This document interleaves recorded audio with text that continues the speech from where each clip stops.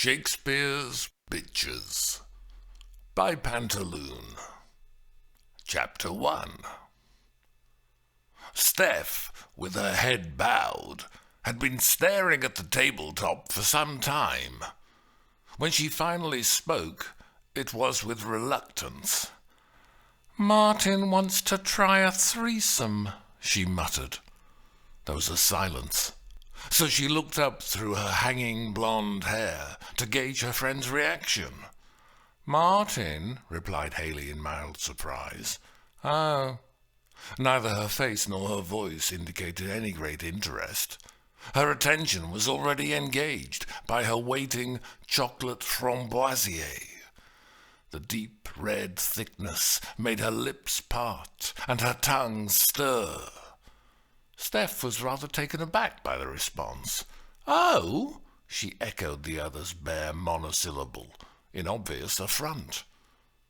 Haley dragged her focus away from the sensual allure lying on her plate and looked at her best friend, raising her eyebrows in query. "Is that all you've got to say?" Steph demanded. "Just, oh?"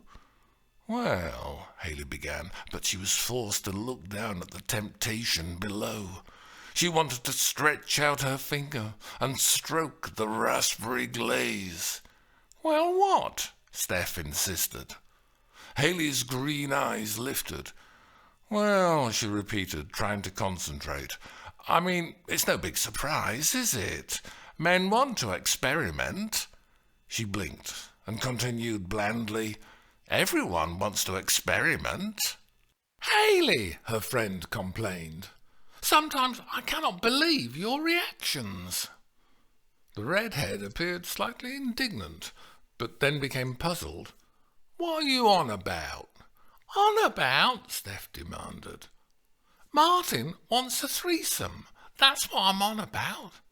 "Yeah," Haley replied, a little confused but not terribly concerned. Then suddenly her brow cleared. "Oh, I see. A threesome. Right. Sorry, I was a bit slow. I didn't get it. I didn't know what you meant." Now it was Steph's turn to look confused. "What I meant?" "Yes," Haley replied, nodding apologetically. "But now I understand. However, I'm afraid I do have to say straight away," holding up her hand to stifle any protest, "and with the greatest respect, not wanting to be rude or anything, it's a no." Steph's blue eyes stared back in incomprehension. Haley gently shook her copper locks. "I just don't fancy Martin." Steph looked slightly put out at this apparent insult. "I know he's your husband and all that, but I'm sorry to say that he's simply not my type. Don't get me wrong, I'm sure that everything is in working order, although he clearly hasn't got anything special, or you'd have said something. But I'm not turning him down just because he wouldn't win the prize for Best Cucumber in Show." "What the hell are you talking about?" asked Steph in annoyance. Haley stared back calmly. "The threesome," she said matter-of-factly. "You, me, and Martin." "What?" "Sorry," Haley said, patting her friend's hand placatingly. "Thanks, but no thanks." Steph gawped. "You, me, and Martin?" she asked incredulously. "Are you mad?" "Well, that's what you just said," Haley stated reasonably. "Us three. But it's all right. There's no need to be embarrassed." "Embarrassed? I'm not bloody embarrassed," Steph practically shouted. Her friend leaned forward. "You might want to keep your voice down," she suggested helpfully. Steph stopped and self-consciously darted glances round the other clientele of the patisserie. "They're all nosy cows," Haley advised her. Steph lowered her head and spoke in a more subdued voice, but it sounded as if it was emerging from between clenched teeth. "I am not suggesting that you should go to bed with Martin," she hissed, "and I certainly don't want to go to bed with you." Haley looked a little piqued. Ah, well, there's no need to be rude. Rude? Yeah. I mean, you said I don't want to go to bed with you, as if I'm the last person anyone would want to undress. But I promise you, Martin wouldn't be so choosy. He fancies me. What? Steph asked in outrage. How can you say that? Oh, I can tell. It's obvious. Most men fancy me. And probably lots of women do as well. Haley, Steph protested. Sometimes I think you're from a different planet. Then she made an effort to control her exasperation. Let's get it clear. Listen carefully. I am not inviting you to a threesome with Martin and me. Oh. Her friend absorbed the information, unmoved. Then she gave her opinion. Good. This verdict was more heartfelt, because it meant that the distraction was over, so she was finally able to devote her energies to her chocolate framboisier. Dipping her head towards the luscious indulgence, she sliced her spoon through the red goo and dug down into the chocolate mousse. Then she lifted a fatty chunk to her open lips and pushed it into her mouth. Mmm! A loud moan of abandoned gratification. Steph tried to look frankly into her friend's eyes and discovered they were shut. Large false eyelashes barricaded their owner from any intimacy with the outside world, while she savoured the sensations churning against her palate. Excluded from these interior delights, Steph gave vent to a frustrated sigh and squirmed in irritation. Then the other's eyelashes fluttered half open, but her green eyes were blank. You know, Haley purred, if a chocolate framboisier were to ask me to marry it, I would have to say yes. Will you listen? Steph insisted impatiently. Don't worry, Haley reassured her. You can be the bridesmaid. Eh? And then I'd be Madame Framboisier. For the first time in her life, French rolled smoothly off Haley's tongue.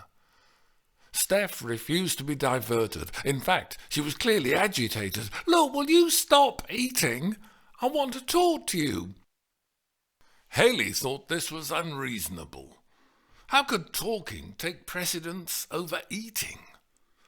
However, emitting a deep breath of exasperation, she prepared to resist her cravings for 2 minutes. She put down her spoon and sat back, feeling that she was exhibiting the noble self-denial of a saint. Pursing her lips, she gestured for Steph to continue. The blonde shot a glance at the people sitting nearby to check that they weren't eavesdropping. He hasn't actually said he wants a threesome, she confided. What? He hasn't said? But he keeps going on about it, dropping hints, making so-called jokes about 3 in a bed. Innuendos. You know. Haley didn't really know about dropping hints. If she wanted something, she asked for it. Or she put on a huge smile and gave the other person a shove. And he's been looking at stuff online, Steph murmured. Yeah, you know, looking at sex stuff. Yeah, Haley repeated. So who doesn't? Who doesn't? Steph retorted. I don't. Don't you? The redhead replied in surprise. Then you're missing a lot. Oh, you would say that? Yes, I would, Haley agreed placidly. So, what's he been looking at? Steph took a breath and then lowered her head a little. Dogging, she said almost inaudibly. Dogging, Haley repeated. Well, what's wrong with that? It's very popular. Bit out of date now. But at least Martin's slowly catching up. And it's good to have a hobby, especially when it gets you out in the fresh air and you meet new people. Steph stared at her in bewilderment. Haley, sometimes I wonder if you're normal. She shook her head, mystified. I'm normal, all right, Haley said nonchalantly. Just a bit more adventurous than you. Because let's face it, you are a tad, to be frank, inhibited. No, I'm not, Steph declared. I'm the one who's normal. She frowned unhappily. Do you know that Martin asked me to look at this video, and it showed these people in the middle of the wood at night, and they're all watching complete strangers having it off. Yeah, that's dogging. Sorry, but are you telling me they're normal? Because I'm not having it. I'm telling you that they are losers and freaks. Sad losers and freaks. Right, Haley replied noncommittedly, although a lot of people do it. No, Steph contradicted her. A lot of monkey brains do it. But I am not a monkey brain. I'm an intelligent human being. Well, fairly intelligent. And I want something else. Right, Haley repeated. And then she looked directly at her friend. Sorry, what is it exactly that you want? I don't know, Steph wailed. I don't know what I want. I just feel I need... She tailed off, struggling to solve the problem. I need to get out. Oh, you mean get out of the marriage? No, Steph insisted. At least I don't think so. Maybe. I don't know. I mean, I feel I've just got to get out of the house and do something. And that doesn't mean that I want to go off to some dirty wood in the dark. She pulled at her blonde hair, trying to understand her feelings. I need another man, Haley supplied helpfully. A bit on the side. Course you do. Everyone does. It's only natural. Steph stared at her in amazement as she blithely continued. No problem. Let's see, who's free? Well, Damien's free, again. He's all right, I've had him. Yeah, he's okay for a one-night stand. I don't want a man. Steph, Haley exclaimed. You mean you want a woman? She didn't sound shocked. She sounded more intrigued. No, you plank. I want something else. Not a man, not a woman, not a dog. A dog? Do you understand? I don't just want sex. I want something else. Steph leant towards her friend, speaking in an undertone. Now, I know there are some women who are perfectly happy just shopping and eating and shagging, but for some reason that isn't enough for me. Okay, Haley said uncertainly. Maybe that means that I'm peculiar, or maybe I simply don't know when I'm well off. But the fact is, I want something else. Haley looked puzzled. Not sex. The video that Martin showed me was horrible, Steph muttered. The woman didn't even have a good body. You could see she'd got cellulite everywhere. I think she even had it in her face. Haley grimaced. And when she spread her legs, it was awful. She'd got lady flaps hanging down like an elephant's ears. Ah, yeah. Well, you can get plastic surgery for that. And I just thought, Steph said wearily, is that really the best that the human race can manage? Here we are in the 21st century. We're supposed to be civilized. There's all these technological advances, all these scientific breakthroughs, and what do we do with the brilliant, sophisticated internet? We use it to look at people shagging in a wood, like baboons. Baboons? Steph sighed. And I'm standing in my back bedroom on that lovely white carpet I bought, with my husband watching this stuff. And I'm thinking, this is pathetic. And it's making me feel sick. And I just want to take a shower to wash it off. I mean, is this all that there is to life? Is this really the best that we can do? Haley frowned. It wasn't a question that she felt equipped to answer. "It makes you want to cry," Steph said in a tone near to despair. She looked into her friend's eyes beseechingly. "I just thought, have I really come to this?" "I just think," Haley replied smartly, "have I really come?" There was a pause as Steph looked blankly at the smirking redhead. "What?" she asked, stunned. Then her desperation was suddenly converted into anger. "What did you say?" she erupted. "You pea-brain! You stupid bleeding cow!" Haley stared in astonishment at the total transformation. The glaring eyes, the cheeks red with fury, the strident voice. "I can't believe you said that," Steph accused her. "Well, guess I can, because it's exactly the sort of dumb thing you would say. And why's that? Because, in fact, you're perfectly happy to be no better than an animal. Always like a bitch in heat." "Hey," Haley objected. "Right, that's it. I'm off." Steph grabbed her bag and started to get up. "Goodbye." "What are you doing?" Haley asked, bewildered. "I'm sodding going," Steph retorted. "I've got a lot of problems, and I'm really upset, so I thought I could talk to my oldest friend about it, and maybe she could help." "Wrong. All she can sodding do is make stupid jokes and talk about sex. Every sodding time it's sex. Well, thanks for the sympathy, Haley, and thanks for all the advice." "No," Haley said, grabbing Steph's arm. "Don't go. But surely you'll want to get off and find someone to have some more sex with." Steph spat out, releasing her arm from Haley's grip. "After all, what else is there?" And she stalked off towards the exit. Haley jumped up and followed her. "Steph!" she called after her. "Steph! Wait on!" The furious blonde stopped at the exit and turned on her friend. "What?" she demanded. "I'm sorry," Haley said urgently. "I'm really sorry. I didn't know you were serious. I thought it was just a laugh." "You think everything's a laugh, Haley," Steph replied angrily. "But it isn't." All right, I apologize," the redhead said earnestly. "I didn't mean it. For God's sake, let's sit down and talk about it." Steph breathed hard through her nostrils in anger.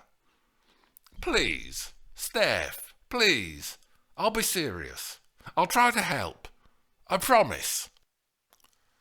Steph glared at her for a moment, still incensed. Then the flame in her eyes began to die down, and she started to breathe more calmly. "Come on, Steph, let's sit down and talk about it." The blonde head was lowered as Steph reconsidered. "Please," Haley begged her. Steph looked up at her for a moment. Then, without a word, she turned and strode back to the table. Their raised voices had attracted several people's attention, and Steph saw curious eyes staring at them. "We're back," she said belligerently to the inquisitive couple at the next table. "All right." The neighbours averted their gaze, pulling faces at each other, as the two women sat down again. Haley was now noticeably repentant. "Can I get you another coffee?" she offered as an apology. "No, Haley," Steph replied uncompromisingly. "I do not want another coffee, thank you." "Look, I'm really sorry. I didn't know it was that serious," Haley pleaded. "And to be honest, I still don't really understand what the problem is. I mean, you've got the kids." "Have I? I hardly see them these days," Steph replied bleakly. "And you say that you want to get out of the house, but you already do, don't you? You go to work." "Work?" Steph snorted impatiently. "Yes, you think I've got a wonderful job, don't you? Just because you like shopping for clothes, you assume that the ideal job is to work in a clothes store. But believe me, it isn't." She looked grimly at her friend. "Some mornings I go in there and it feels like I'm entering the prison gates. Do you know that there are no windows in my department? You don't know what time it is because you can't see the sun moving across the sky. She shook her head sadly. Sometimes I come out at the end of the day and think, oh, look at the sunshine, it must have been a nice afternoon, but I missed it. You've never mentioned any of this before. Well, of course I haven't. I just go home and shove some food in my mouth and collapse in front of the telly and watch the soaps, because their lives are so much more interesting than mine. Oh, don't say that, Steph. Steph stared at her friend with anxious eyes. I mean it. I honestly can't go on like this. Oh, Steph, don't talk like that, Haley cried. There must be something you can do. Steph looked back at her in harsh enquiry. Haley searched her mind, trying to come up with a suggestion. Well, there must be, she insisted. She looked about her for inspiration. She frowned, aware of Steph's glare on her. Well, obviously, I can't come up with the perfect solution just like that. Perhaps some kind of activity, maybe sport. She saw Steph's immediate impatience. No, not sport. What else do people do? Chat rooms, internet chat rooms. This time Steph looked exasperated. No, not the internet. I just want to get out of the house, Steph repeated. I want an interest, preferably with real-life human beings. Pensively and with some of her former diffidence, she began to draw an invisible circle with her fingertip on the tabletop. I don't know. I think I've got a sort of idea. She seemed reluctant to speak. An idea? Good. What is it? It's just, Steph replied slowly, that I was looking at, evening classes. Evening classes? What, you mean like school? Sitting in a classroom? See, I knew you'd say that, Steph said, beginning to flare up again. There you go, jumping to conclusions. I only said, is it sitting in a classroom? What's wrong with that? Look, this is quite difficult for me.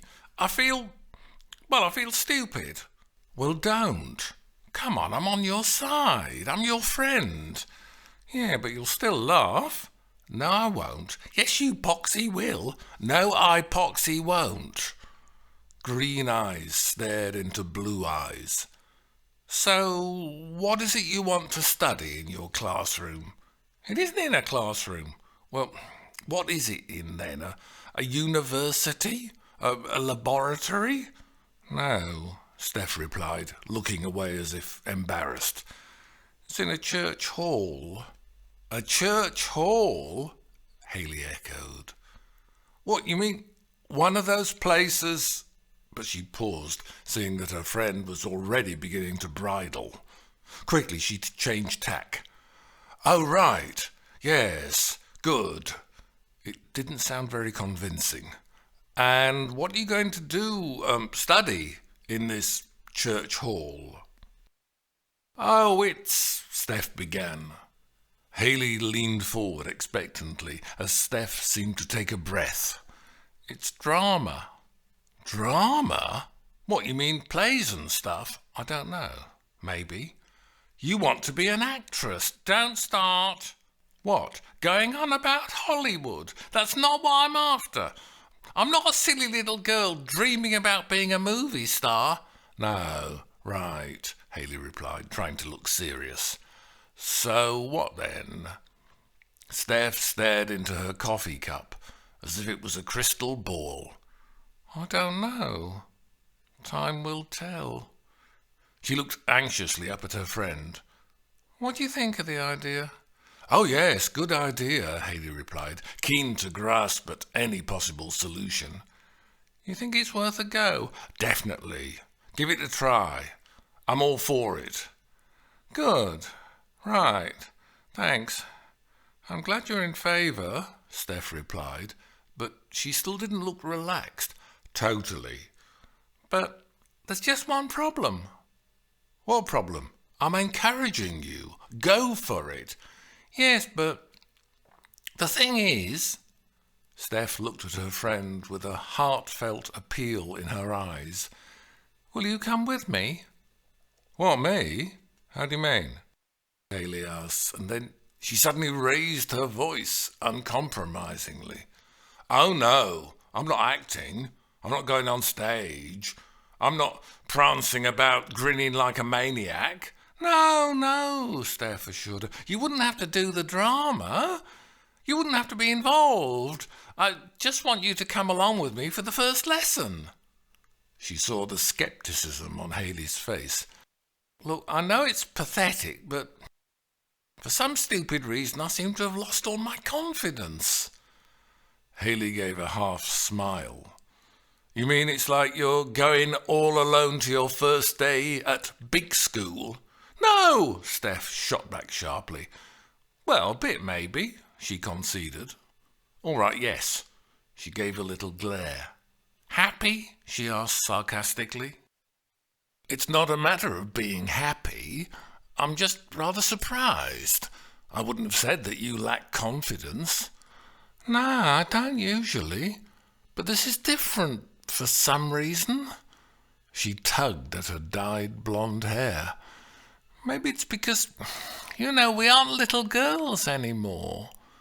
She looked directly at her oldest friend and blinked her blue eyes. So, will you do it? Haley took her hand reassuringly. Of course I'll do it, dopey. Really? Oh, thank God for that, Steph said with a sigh of relief. I was worried you might say no. Don't be a wally. When is it? Next Thursday evening. Is that all right? Thursday, right. Yes, fine, I'll come with you. Oh, thanks, Haley. I really appreciate it. I know it sounds silly, but this means a lot to me. But I'm only going to watch. I'm not joining the class. Absolutely. Just to watch. Right, that's an arrangement then. Good. Thanks, Haley. You're very welcome, Stephanie, her friend replied with mock formality. I shall be pleased to come and hold your hand. Right, Steph answered, looking slightly askance at the other's patronising tone, still sensitive to any possible mockery. And now we've sorted that out, perhaps you'll be good enough to get me that coffee you offered me earlier. What? You've got a nerve. I've just agreed to go to this evening class with you, and now you expect a coffee as well? Oh, Steph objected smoothly. So you're saying that when you offered to buy me a latte, you didn't really mean it? Haley realised that she was being outmanoeuvred. All right then, but you are pushing your luck, babe. She got up reluctantly from the table. Then she stopped, realising that priorities could now be re-established. She could finally grab at the seductive promise calling urgently from her plate. Seizing her spoon, she scooped up a chunk of squashy indulgence and ladled it into her widened mouth. Her eyes closed again as she gorged, making gourmet grunts of ecstasy. Then her eyelashes lifted slightly, and she drifted towards the counter, possessed by pleasure. Steph watched her glide away, and then cast her gaze down towards the wodge of gateau, rich with syrup, heavy with cream, thick with chocolate. Calmly, she picked up Haley's spoon, sliced through the stodgy concoction, and crammed a hefty chunk of sweet, fatty satisfaction between her lips. I'm afraid I've been a bit of a naughty girl. Lynn put the ready meal into the microwave and then continued. You know, I had to go for another checkup on my hearing. Well, they were running late. They're always running late. I felt like giving them a piece of my mind and then stalking out. But I suppose I'd only have to stalk back in again for another appointment. Anyway, it was coming on to rain, so I stayed. She started the microwave and gazed blankly out of the kitchen window, although she was so small that she couldn't see much of the garden, only the sky. Anyway, I'd managed to park just round the corner. It's supposed to be one way, but there was no one about to see me. And then, after they'd finally done the hearing test, and I got back to where I'd left our car, I could see there was a traffic warden, or whatever they call them nowadays, actually standing right by it, about to write a ticket. So I'd got back just in time. Except I wasn't in time, I was 20 minutes late. She turned down her mouth in displeasure. Her aged face, with its many deep wrinkles, looked like an intricate carving. Obviously it wasn't my fault. I was kept waiting for ages in the hearing place. But I knew that the traffic warden, or whatever they call them, wouldn't take pity on me. I think that if you apply for their job, you have to take an exam to prove that you're a heartless brute. They'd probably show you a film of people being tortured to death and ask you what you're feeling. And if you say, I really enjoyed that, can I see it again? Then you get the job. She clicked her tongue disapprovingly, and her heavy facial lines tightened in condemnation. So I thought, there's nothing for it. I'll have to try it on with him. And I did. I'm afraid you're overdue, he says. Pardon, I say? 22 minutes overdue, he says. Pardon, I say again. Sorry, but you'll have to speak up. I'm deaf. Well, you know I am a bit deaf, but it's not that serious. So he raises his voice to me. I'll have to give you a ticket. I'm deaf, I say, trying to look a bit confused. I've got a disability, which is sort of true, but not really. Disability, he says, and starts shouting to make me hear. Have you got a blue badge? What? Have I got a new bag? I say, acting even deafer. No, I've got a disability. Lynn glanced slyly over at Frank for a moment, and then gazed outside again. The parking man looks a bit pained, and I thought, oh, hello, maybe he's falling for it. But he doesn't give up. He tries shouting at the top of his voice, You've got to have a blue badge. Yes, I said, nodding at him. 82 years old. Obviously, I added a few years on because it sounds better, and I thought, well, he's not to know. She gave a shrug to disclaim any moral responsibility, but then her expression changed to a disgruntled frown. Although I was a bit put out when I could see that he believed me. I know I've got quite a few lines on my face, but I don't look 82. Actually, I think it was quite rude of him to believe me. Anyway, he just gawps at me like a lummox, and I can see he's not sure what to do. I'm trying to act a bit doolally, but I'm thinking, what else can I say to get him to let me off the parking ticket? I've told him I'm very old, and I've told him I've got a disability. What more does he want? So then I said, I'm only 4 feet 11, not even 5 foot tall. I'm practically a midget. And that did it. He looked down at me, and I bent my knees a bit to look even smaller, and he just shook his head like he'd given up with me, and he walked away. But the main thing was, he didn't give me a ticket. She smiled, and the wrinkles became a map of satisfaction. As he went, he was swearing under his breath. I could hear every word he said. She gave a contented nod. So, sometimes being a bit deaf and a bit old and a bit small can come in handy. Lynn turned round and looked at Frank's face. Perhaps next time I could try putting on a limp. Frank's eyes gazed directly at her. No, don't look at me like that, she said. All right, I promise I won't put on a limp. I know you don't approve. The microwave pinged. She took out the ready meal, stirred it, and put it back in again. "But at least I do tell you everything," she said. "So I sort of get it off my conscience. My mother would have been very disapproving. She brought us up properly. If she'd have known what I get up to now, she'd have drowned me in the canal. She used to say, 'Even if you can't be posh, at least you can be honest.' She was a very moral woman. Actually, what she said was, 'Even if you can't be posh and you can't be pretty,' which I thought was a bit unnecessary. She was very religious. She used to go to the tabernacle. 'Always think the best of everyone' was another thing she'd say, but never trust them an inch. Very sound advice, I thought. I've always tried to live up to it." She began to lay the table for one. She was rather pleased that she had finally remembered not to set out 2 places. "Oh, and I've signed up for drama.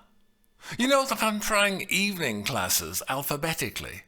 You remember that I started with A for art, and that silly woman who was in charge tried to give us homework.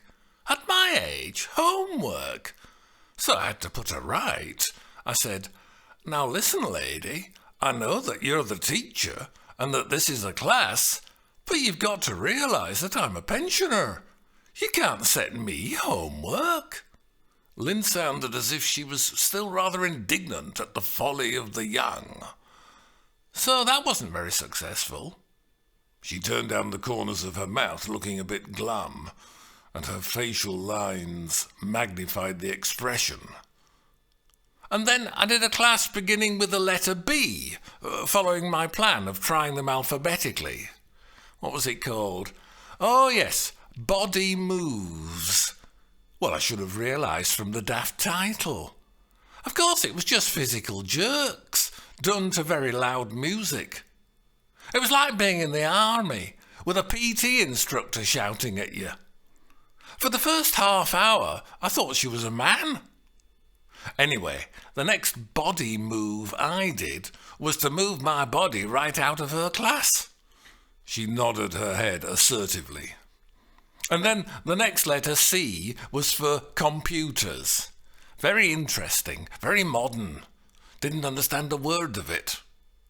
The man who explained it obviously knew a lot about computers, but unfortunately he didn't know a lot about explaining." She gave a little sigh. "So now I'm starting D for drama. But I'm not very hopeful. I don't know whether they'll be doing a play, but if they are, I don't suppose it'll be a part for a little old lady like me. Perhaps if they're putting on a murder mystery, I could play the corpse." The microwave pinged again, but she ignored it.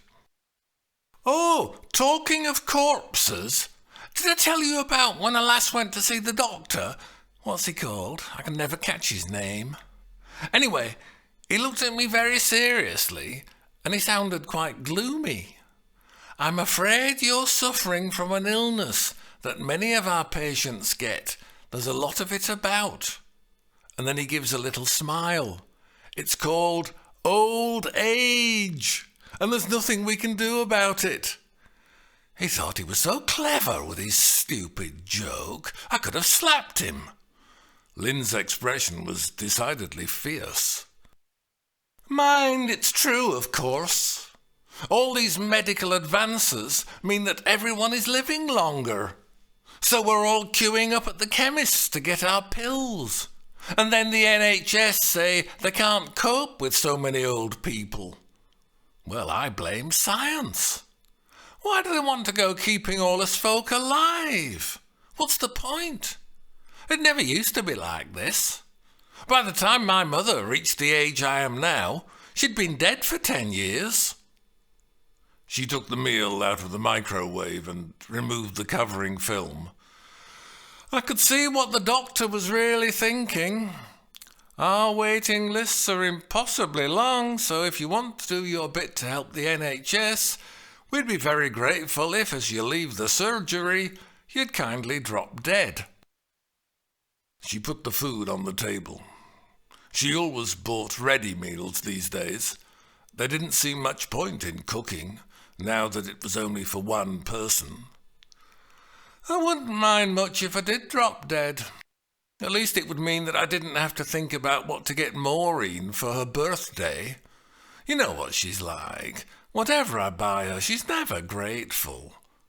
If I did pop my clogs, at least that would be one thing off my mind. She sat at the table and looked at Frank's quiet smile and his candid eyes. And of course, when I do die, it will all be rather nice in a way, because it means we'll be together again. Lynn blew a kiss at the photograph of her late husband. Then she settled down to her meal for one. "What do you want?" Mimi asked suspiciously. "What do you mean, what do I want?" the voice on the phone replied indignantly. "I'm just calling to see how you are." "Jasmine, I love you as much as any mother has ever loved her daughter," Mimi said. "But I can't ignore the fact that you only call me when you're after something. So what do you want?" "Oh, that's horrible," Jasmine complained. "It's really hurtful, and it's not fair." Mimi waited. Then her daughter continued, "Although I suppose, since you ask, there could be something." "Babysitting," Mimi announced. "I bet it's babysitting." "No," Jasmine quickly protested. "Although it could be if you want. I mean, I know you like to see your granddaughter." "Oh, you're just thinking of me, are you?" Mimi asked skeptically. "So whenever I take care of little Dakota for the whole night, while you're out high-stepping round town, you're doing me a favour, are you? She likes to see her grandma. She already sees her grandma every Tuesday when I babysit for you." "Yeah, but the thing is, she'd really like to see you on Thursdays as well." "Oh, that's not true," Mimi exclaimed. "The angels will strike you down for telling lies." "It is true. Dakota loves you." "All my family love me," Mimi stated complacently.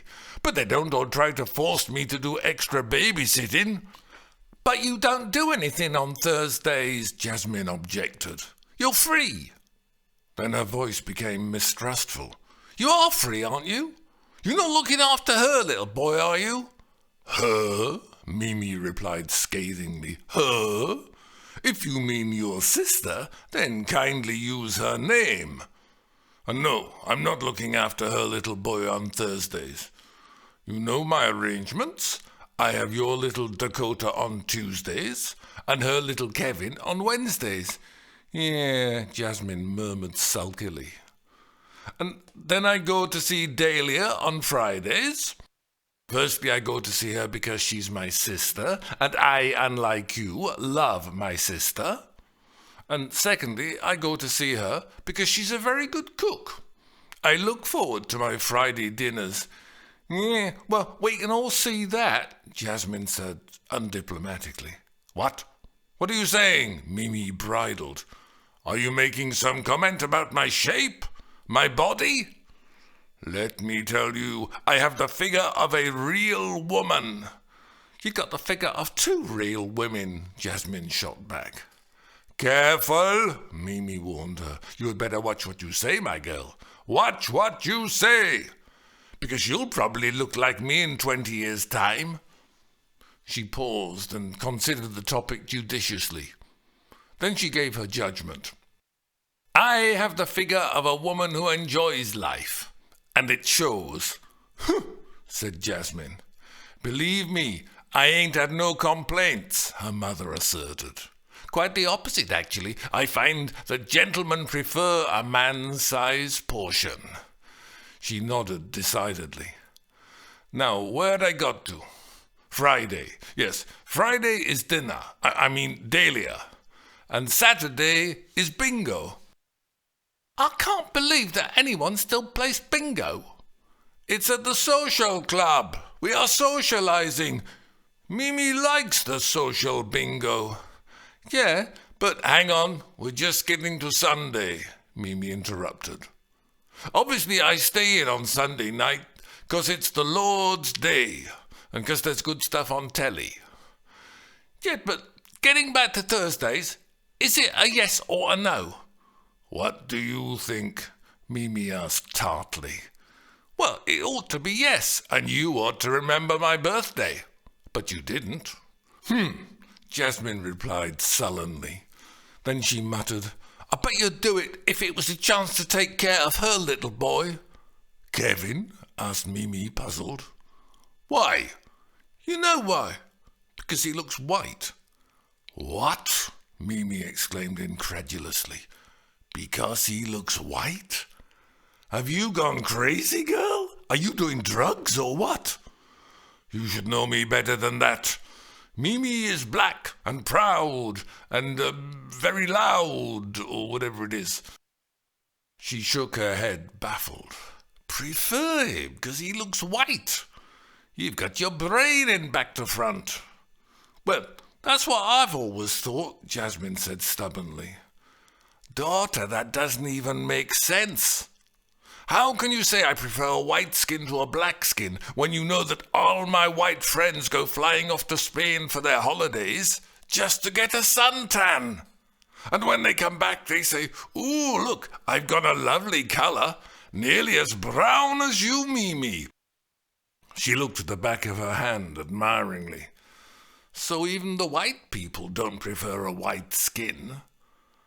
Jasmine, realizing that she was on rather shaky ground, mumbled, Well, there's a lot of racism about. Racism? Mimi's eyes opened wide in outrage. You calling me a racist? Me? Black Mimi? Let me tell you, I fought against racism. I remember all the marches.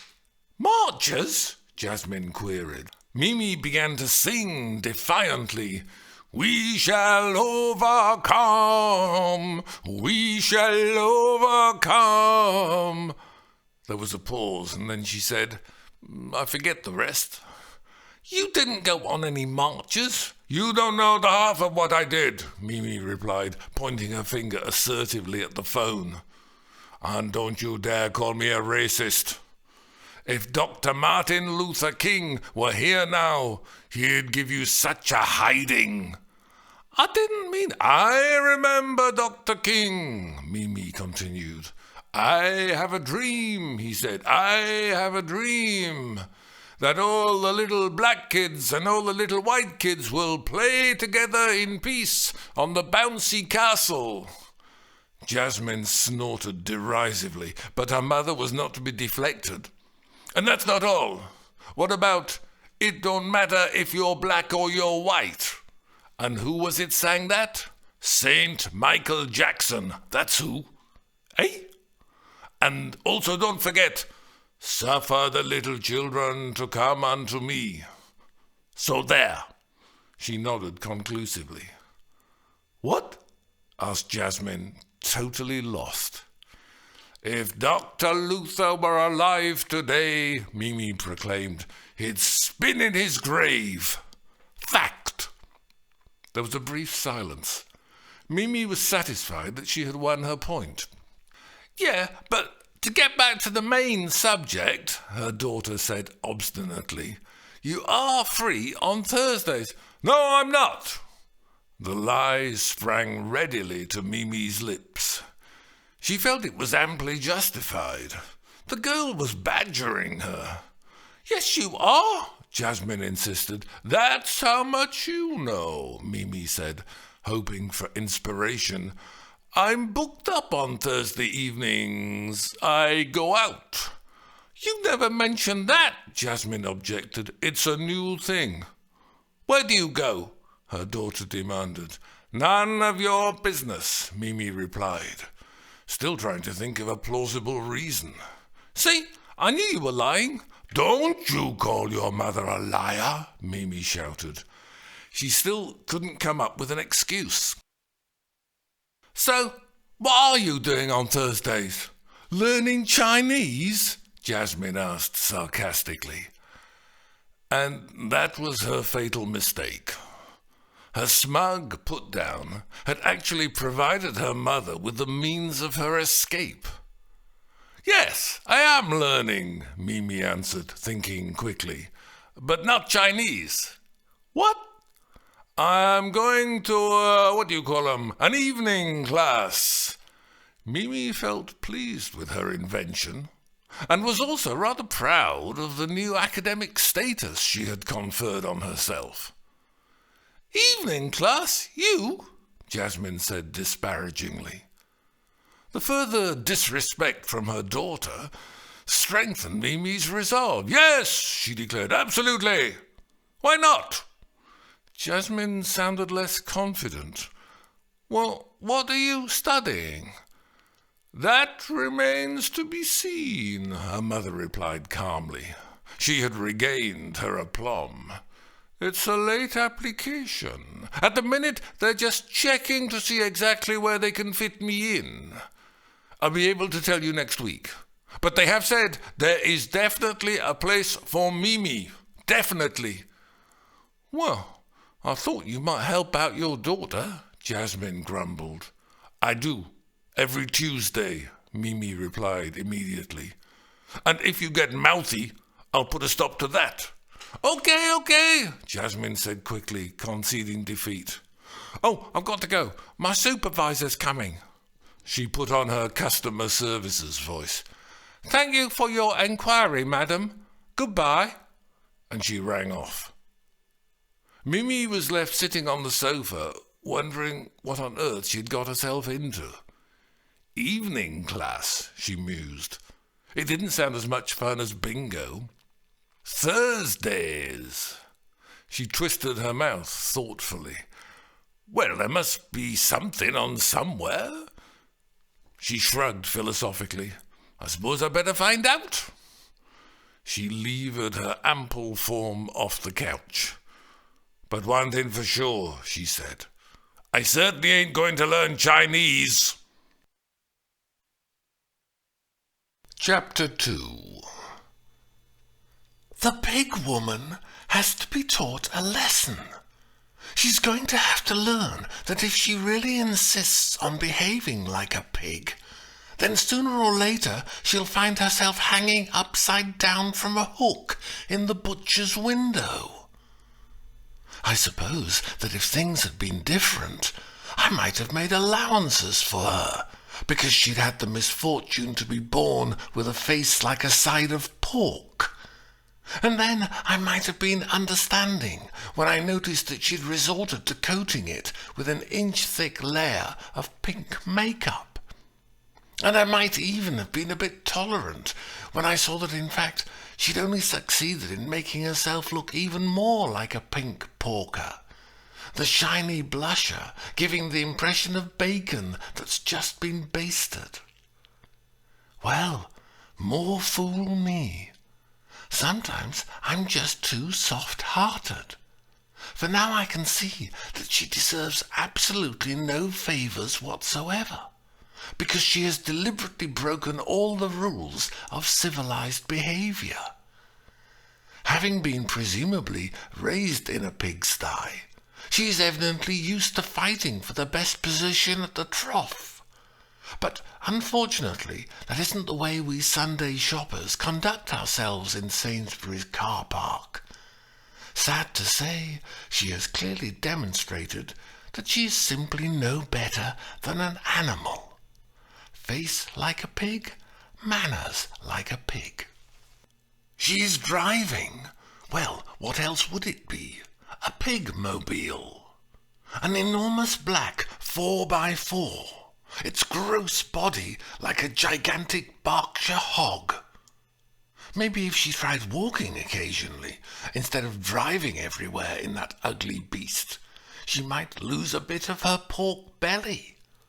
But naturally, she's trundled along to the supermarket, as she always does, no doubt, in this vehicle built for bullies, barging through the traffic and then taking up 2 parking spaces. Other shoppers mutter and glower at the invasion of this metal monster, but they're all too polite or weak to show any real resistance. Of course, no one is in favour of mindless violence. Perish the thought. But I have to admit that if some teenage lowlife had got out his door key and deliberately scratched her car's black paintwork with jagged white gouges from boot to bumper, then I would personally have led the crowd in giving him 3 hearty cheers. Regrettably, that hasn't happened.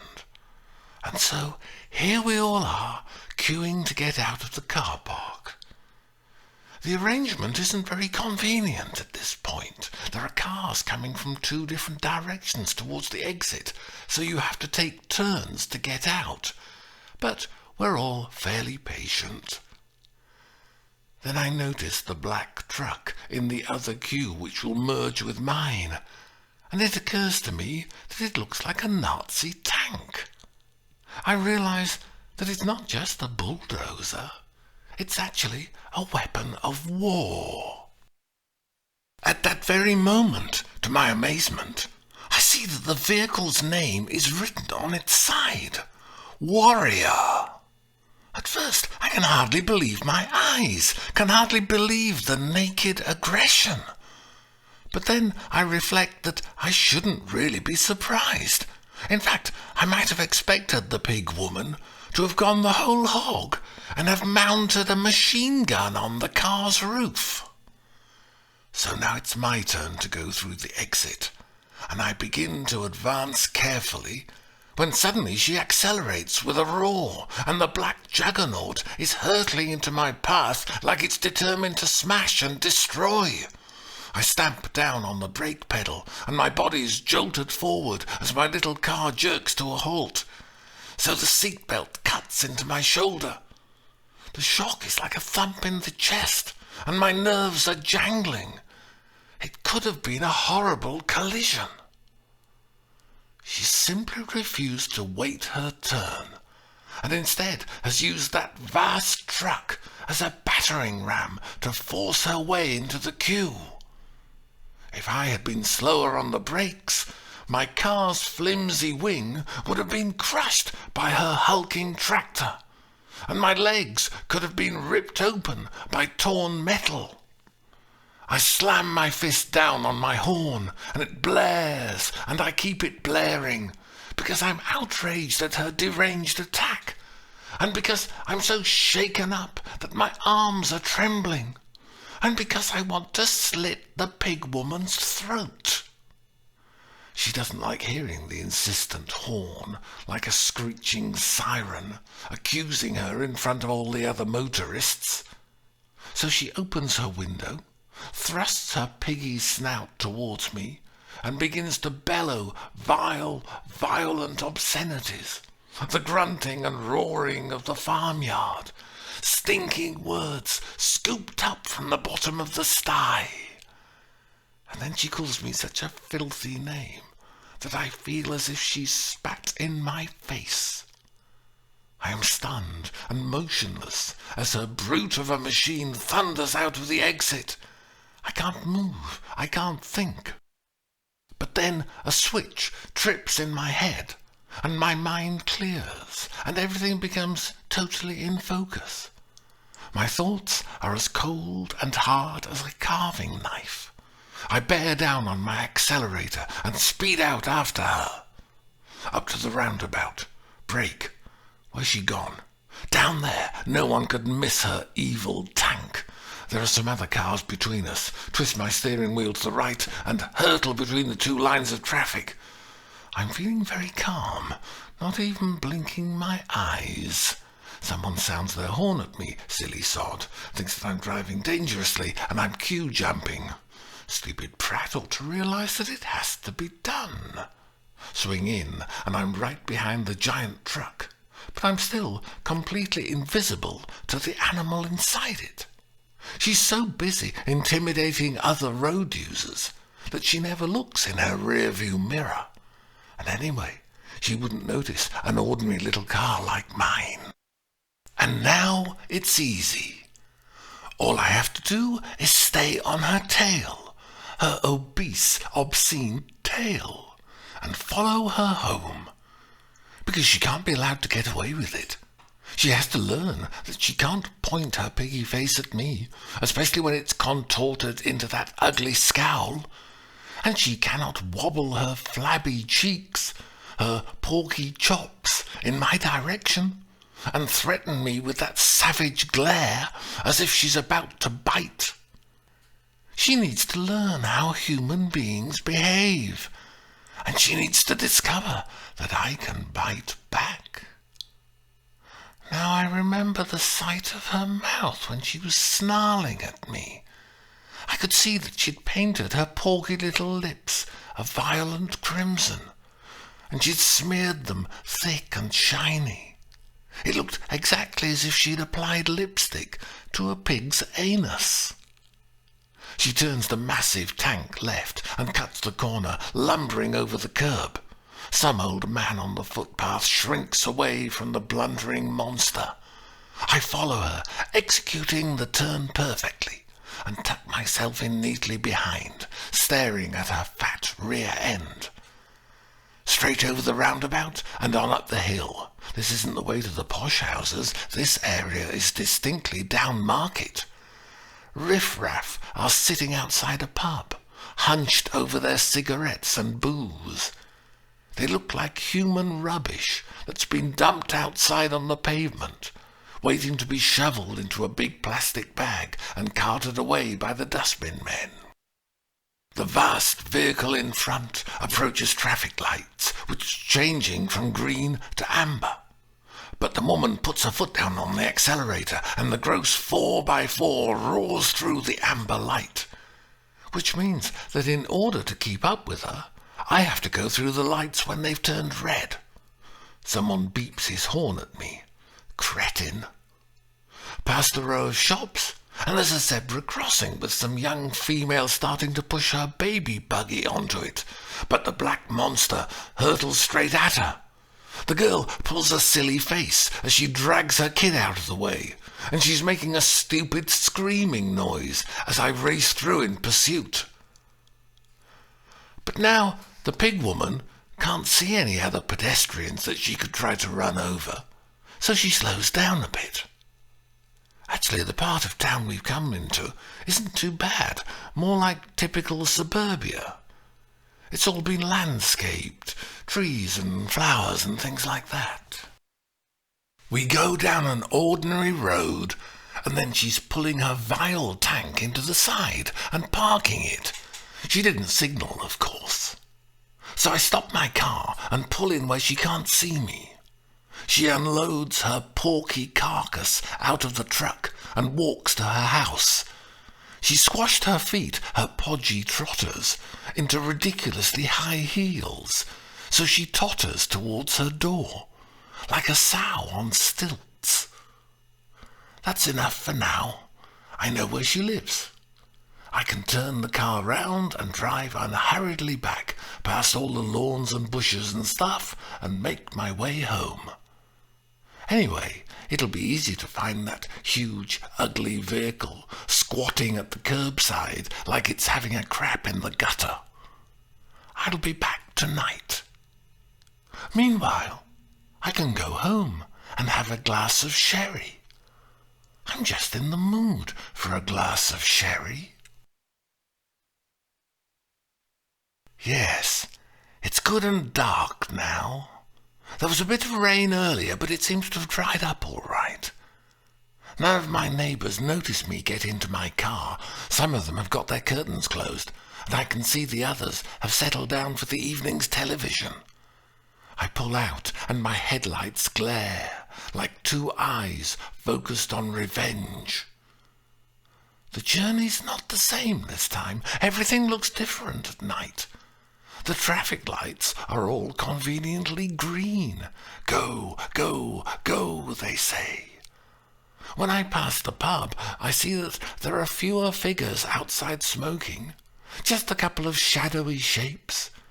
Suck in the nicotine, gulp down the alcohol, wait for death. Further on are the bright lights of an Indian restaurant. I didn't even notice it this afternoon. I wonder if the restaurant has pork on the menu. Where's her house? Oh, yes. Dominating the street is her black armoured truck, like a bloated Darth Vader. I park my civilized, smaller car nearby and get out, pulling my hoodie up over my head, just in case there are any nosy neighbours. The street lighting is quite bright, but the pig woman has helpfully left her vehicle in a darker section, all ready for a makeover. Glance round to make sure no one's out walking their dog or doing anything else pointless and annoying. The houses with their lighted windows look like expressionless faces, as blank as the brain dead's inside. Open my car boot and admire the way I've kept the bottle upright. I put it in a segmented cardboard box, so no petrol can seep out into my car. Lift out bottle, shut boot, stroll casually to monster truck, getting out the cigarette lighter. Hold the bottle at arm's length. Safety tip: never hold the bottle full of petrol near your face, otherwise you might find that you no longer have a face. Flick the lighter, ignite the fuse, roll the bottle under the target vehicle. Retire to a safe distance. Return to my car looking over my shoulder so I don't miss any of the fun. Yes, lovely yellow flames are already flickering up from below the nasty machine. Get in my car, but don't move off yet. I want to watch. Lower the car window to get a better view. I like a good fire. It's taking a bit longer than I thought it would to make a blaze to be proud of, and I hadn't expected so much smoke. Also, I hadn't counted on the car alarm going off. Beep, beep. Still, the fire's getting bigger and brighter, so that's the main thing. Whoosh! A sudden great eruption, and I can feel the wave of heat shove me in the face. Now that's what I call a proper conflagration, like the fires of hell. The dancing flames are reflected in the surrounding window panes, so the houses have bright eyes like witches. The explosion and sudden inferno have made all the street's inhabitants jump. They appear at their doors and windows, looking as shocked as if a bomb had gone off. But I suspect that they're secretly grateful, because I've put a bit of excitement into their dull lives, and provided them with an extra bonfire night. It's a shame that the pig woman isn't strapped in her seatbelt inside the burning car. That would certainly make her squeal. And then her neighbours, who probably hate her, would have been attracted out of their houses by the smell of roasting pork. Maybe they would gather round the fire, tempted by the chance to taste a bit of hot crackling. Still, even if she's not in it, the pigmobile is nicely alight. By dawn, it will just be a stinking, burnt-out skeleton. That'll teach her. Chapter 3. Father Quinn had sinned again. He acknowledged his transgression, and he was truly ashamed of his weakness, and he was bitterly contrite in his heart. But he knew that he would certainly do it again in the future, and then again. The face that confronted him in the bathroom mirror looked like a potato with a migraine. He was being tormented by a grinding headache which had marked a deep furrow in his brow, and his lips were twisted into a sour grimace. His eyes were narrowed between tight lines of pain, and their dark centres were surrounded by sickly whites, flawed by fissures of blood. Time after time, but not every night, he would find himself returning to the whiskey, like a baby making for its mammy's teat. and the darling drink would kiss his lips and slip into his parched throat like a blessing. It would give him sustenance for the day and succour for the night, and he would be refreshed by the water of life. Miserable offender. Sometimes he would manage to confine himself to tiny sips taken throughout the day from his silver hip flask, like a civilized soul. But at other times he would lose all restraint and simply empty a whole glass straight into his gob, as if he was tipping the damned into the mouth of hell. And now this almighty hangover was due punishment for his sin. His brain felt as if it was being relentlessly crushed in some medieval torture. His mouth was fouled by a thick scum. His whole body was little better than a sewer. He stared into the mirror and put out his tongue. It was coated in yellow slime. It looked like a loathsome creature from the deep that had slithered into his mouth. Gripping his toothbrush, he turned on the tap and held the brush under the running water. Then he began scrubbing his tongue ruthlessly, scouring the flesh, desperate to cleanse his body, even if he could not purify his soul. Mercilessly, he scourged the organ of taste and temptation. Then he swilled out his mouth with water and spat into the basin. Swilled again, gargled noisily, spat. Of course, it was the curse of the Irish. That's what everyone said. If you were born in what the dunderheads called the Emerald Isle, you were supposed to have a racial predisposition to like a drink. If you had green blood in your veins, or if you had orange blood, either way, you were doomed to take to the bottle. But that just sounded like an excuse. The whining of the poltroon who wouldn't accept responsibility for his actions.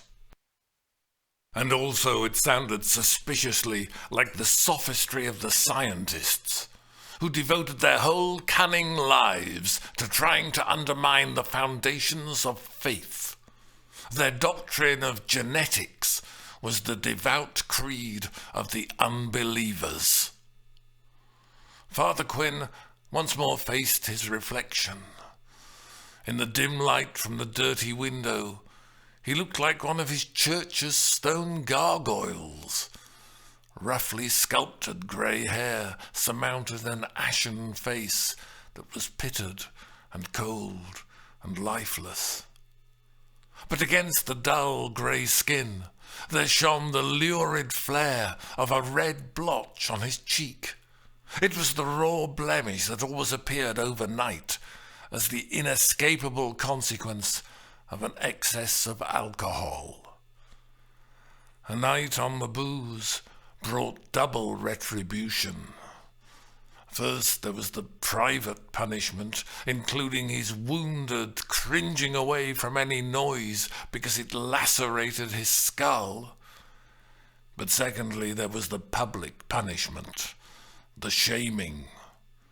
He felt the scarlet patch burning on his cheek, proclaiming to all who saw it, "Behold the badge of the drunkard."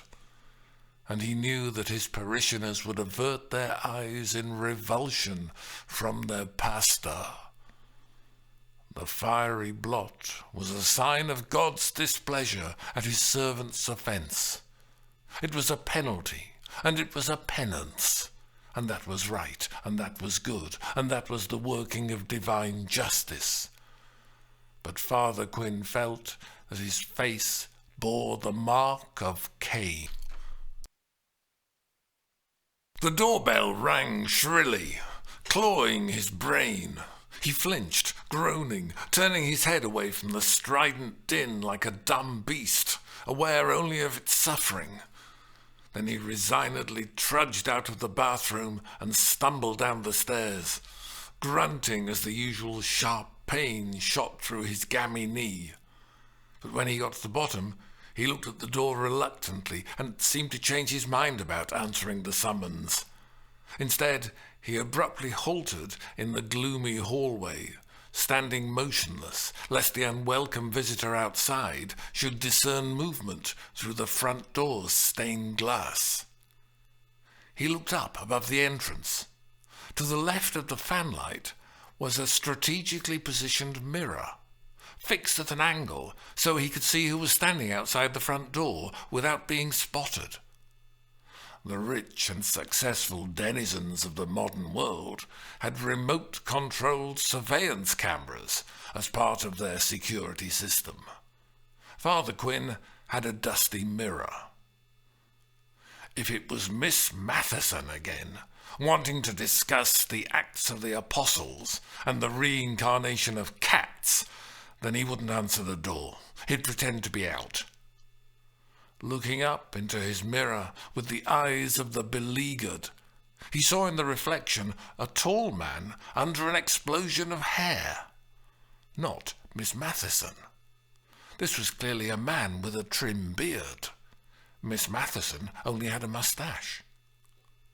Then the vicar glanced down, startled, as the intruder's face materialized in one of the door's coloured glass panels, the features red and green and distorted.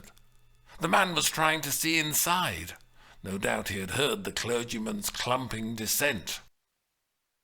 It was essential to stop the invader ringing the doorbell again. At this proximity, the sound would be like spikes driven into the priest's eardrums. For his own protection, Father Quinn gave out a loud grunt to admit to his persecutor that he was indeed present, and began to unlock the door. Daniel had at first wondered if the vicarage was uninhabited. The dirty old door was flanked by absolutely filthy windows. There must be permanent gloom inside the house. Brown paint was peeling off the surrounding frames as if the building had contracted a nasty skin disease. But he heard someone coming, although it sounded more like a dead body was being dragged downstairs. This was followed by a strange silence, as if the inhabitant was holding his breath. Then suddenly a rusty bolt rasped to one side, a heavy key grated in the lock, and the door creaked open. Screwed-up eyes stared out coldly, and the meagre lips were turned down in rancour. Dry grey hair matched the grey face beneath. The man had skin like cold porridge. On one cheek was a patch like a smear of strawberry jam. The head seemed to be hovering in darkness, until Daniel realized that the priest wore a black cassock from neck to floor, which made his face seem to float in mid-air. The grim apparition tilted slightly to one side in mute inquiry.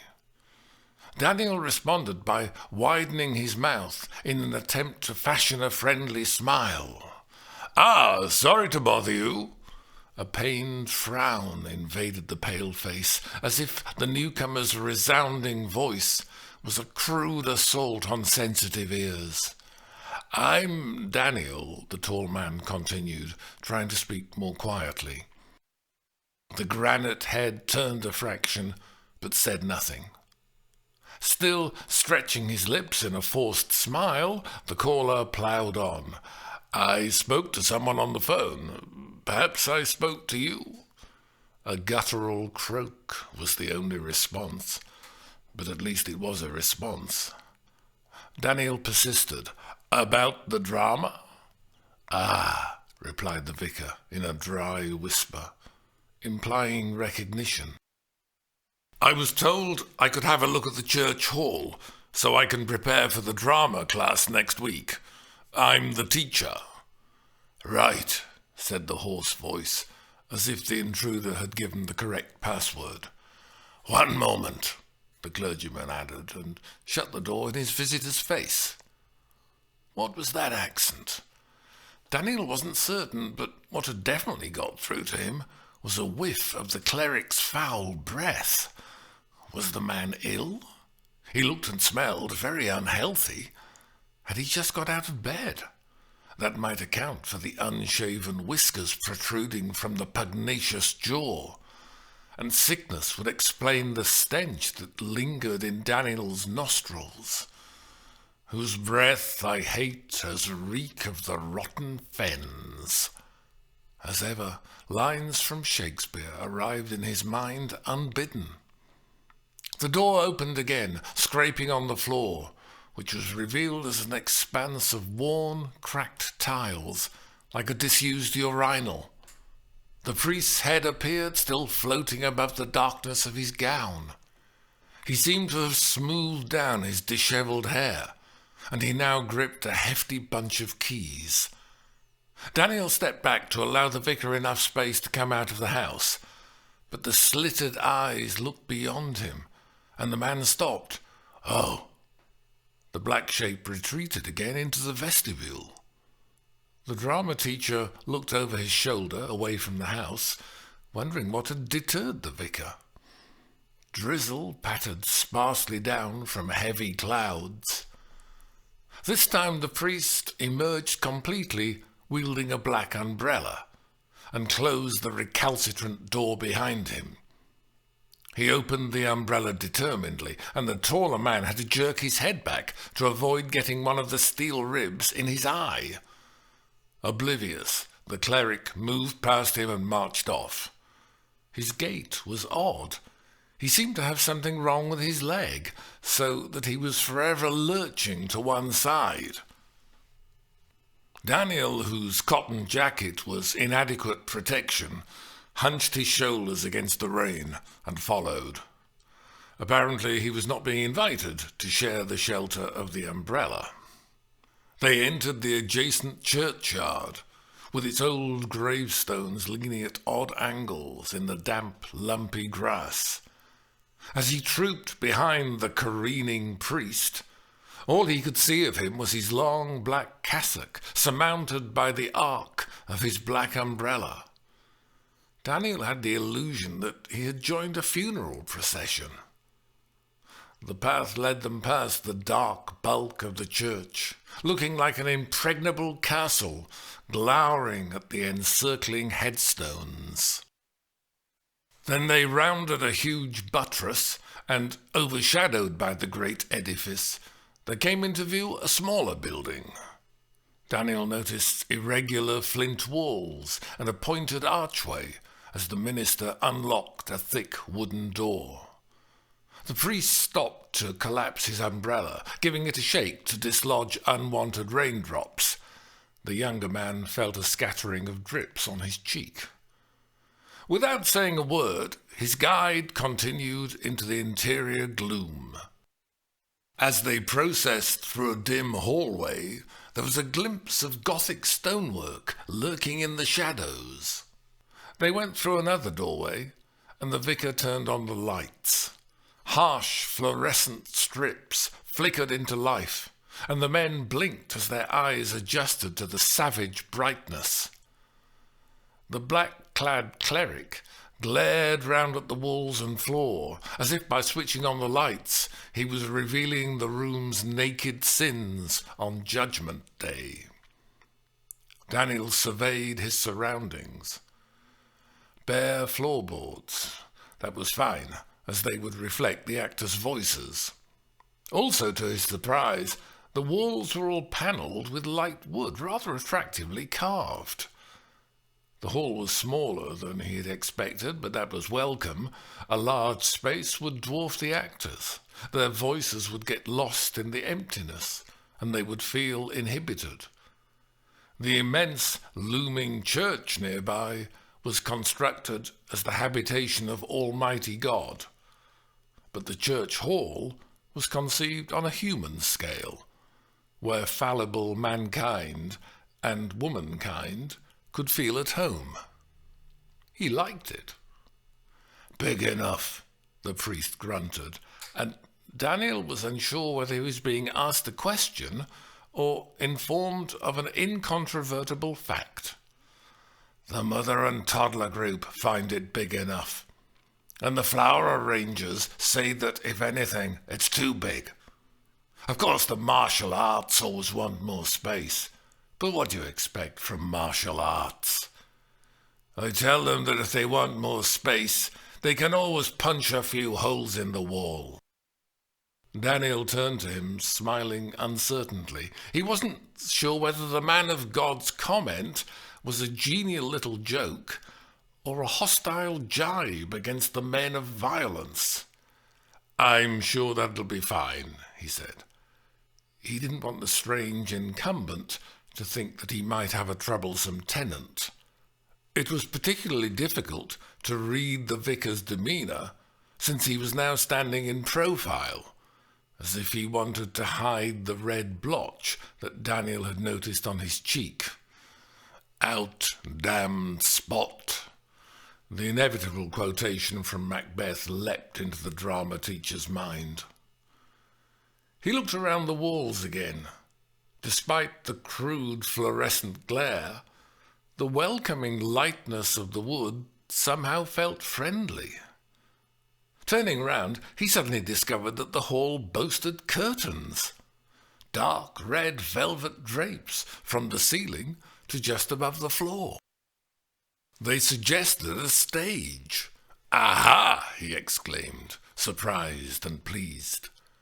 The priest glanced towards the curtains and back towards the drama man, puzzled that the plain hangings could produce such elation.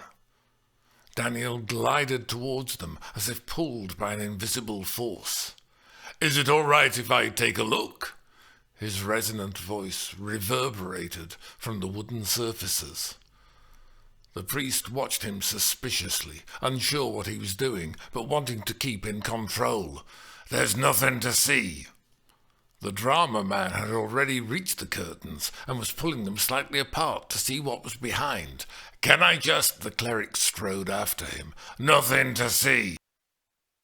Daniel could now confirm that there was, in fact, a little raised stage, just as he thought, but also that the vicar was right. Nothing to see. Behind the curtains there were only a few unruly stacks of old metal-framed chairs. Presumably they would be set out on the main floor when the flower arrangers met, and then piled on the stage to give the martial arts enthusiasts the maximum killing space. The drama specialist continued to look at the construction and dimensions of the little stage. Not much bigger than a raised teacher's dais in an old-fashioned classroom. But, preposterously, the elevated structure quickened his interest. Most people's eyes would widen in anticipation at the sight of a box of chocolates or a bottle of wine. Daniel was particularly aroused by a theatre. An ordinary floor of wooden boards, a simple platform at one end, and perhaps some dangling drapes. A humble, bare room, which could become a chamber of limitless imaginings. The priest intruded on his reverie. "This drama of yours," he warned. "It will not be improper." Again, Daniel was uncertain whether the man was asking a question or whether he was uttering a commandment. "There will be no impure language," continued the cleric, looking into the distance. No. The stone-faced ecclesiast gazed into infinity. "And no impure behavior." "No, definitely not. This is a church hall. We cannot allow anything." Daniel found it difficult to imagine exactly what the vicar might be contemplating. "No," he agreed. "Theatres have been known to stage spectacles which were clearly immoral, and protests have got us absolutely nowhere. Do you give me your word of honour that this holy building will not be desecrated?" This was not a conversation that the teacher had expected. He tried to keep the incredulity out of his eyes, and maintain his voice at its normal pitch. "I give you my absolute assurance that there will be nothing inappropriate, nothing immoral, nothing sacrilegious. Definitely." Was the man about to demand that he swear on the Holy Bible? "No need to worry at all." He began to offer a reassuring smile, but stopped himself in case the vicar thought he was laughing at him. "You can't go wrong," the clergyman instructed him, "if you confine yourself to elocution and deportment." Daniel's mouth opened in astonishment. What century was the cassocked cleric living in? The era when ladies wore crinolines and were accompanied by a chaperone? "Well, I'm not sure that I will be specifically teaching elocution and deportment as such," he replied, running his fingers through his unruly tangle of hair. The vicar turned full face to the teacher and looked him challengingly in the eyes. "Then maybe you should, young man," he said sternly, as if he was giving a much-needed moral lesson. "Maybe you should." There was a pause and a whiff of halitosis. Daniel turned away, pretending to look at the hall. "Thursday evening," the priest announced. "I unlock at 7:15 and lock up again at 9:15. "Oh, you'll be unlocking it?" "Yes. We no longer have a verger, or as today's ignoramuses call it, a church caretaker." He seemed to imply that he suspected that Daniel was among today's ignoramuses. "The verger died. It was most inconvenient. And the way things are, I have to do his job as well as my own." "Ah, tough luck, for the glory of God." The teacher, wrong-footed again, could only murmur, "That's it," the vicar declared, announcing that the visit was over. He hurried out of the hall, turning off the lights.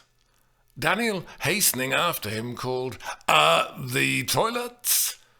The minister halted and turned to gaze at him. "You require to use the facilities?" No thanks, but it would help if I knew where they were, for the class on Thursday." The other considered this and seemed reluctantly persuaded. "The usual officers for the gentlemen are through that door." Daniel pushed open the door and could see white porcelain glowing in the gloom. The priest voiced his disapproval at the teacher's interest in such a place. "And the ladies?" Daniel inquired. "What?" asked the vicar, as if scandalized. "The ladies' facilities are at the other side." Can you what?" "Can I see the ladies?" "See them? You can't go in there." "Just so that I know." "You can't go in the ladies." They looked at each other. The priest's eyes were dark and searching. Clearly he was again unsettled by doubts about his new tenant's moral integrity. "Ah," Daniel conceded, realizing that he had unwisely broached a sensitive subject. "Yes, I see what you mean. Well, I think that's all. Thank you." He felt he was nearly gabbling. "Indeed," proclaimed the priest, pulling open the main door and holding it wide. It seemed less like good manners and more as if he was ejecting a lout. Daniel walked through, trying to maintain his dignity and not conform to his designated role of malefactor. "Well, thank you for showing me round. Very helpful." The minister locked the door behind them with the air of a prison warder, and dourly accompanied his charge away from the hall. Daniel stopped. "Oh, I'm sorry, I didn't catch your name."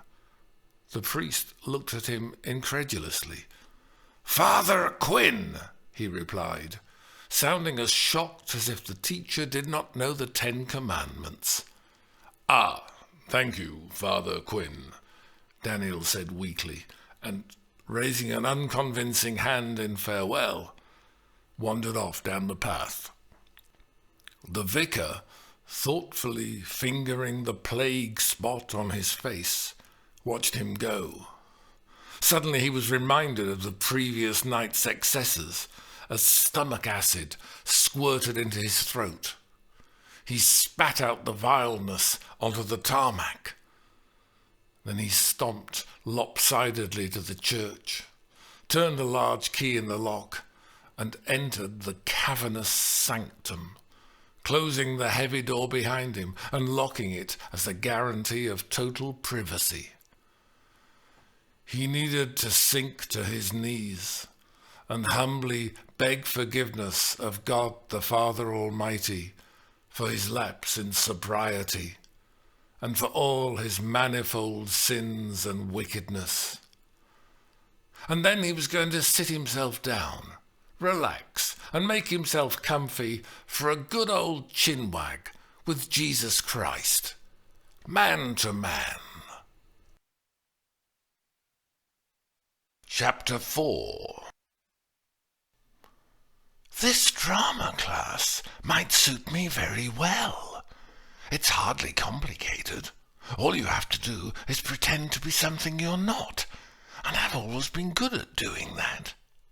In fact, it seems to me to be incredibly simple. Or perhaps I've just got a talent for it.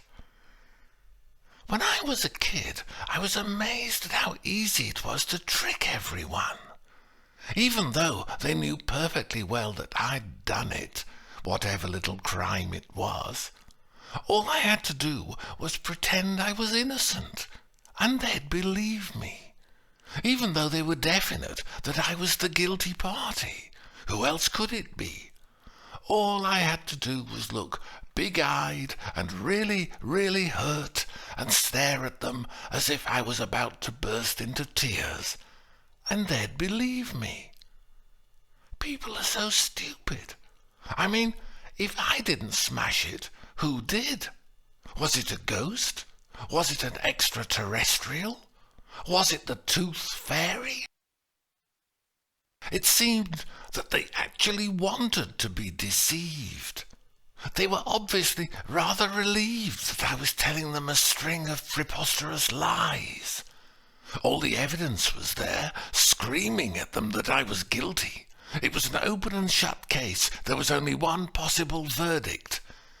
But they simply didn't want to believe that such a sweet child could possibly be an evil little liar. So they were absurdly grateful to me, because by convincing them that I was innocent, I had restored their faith in human nature.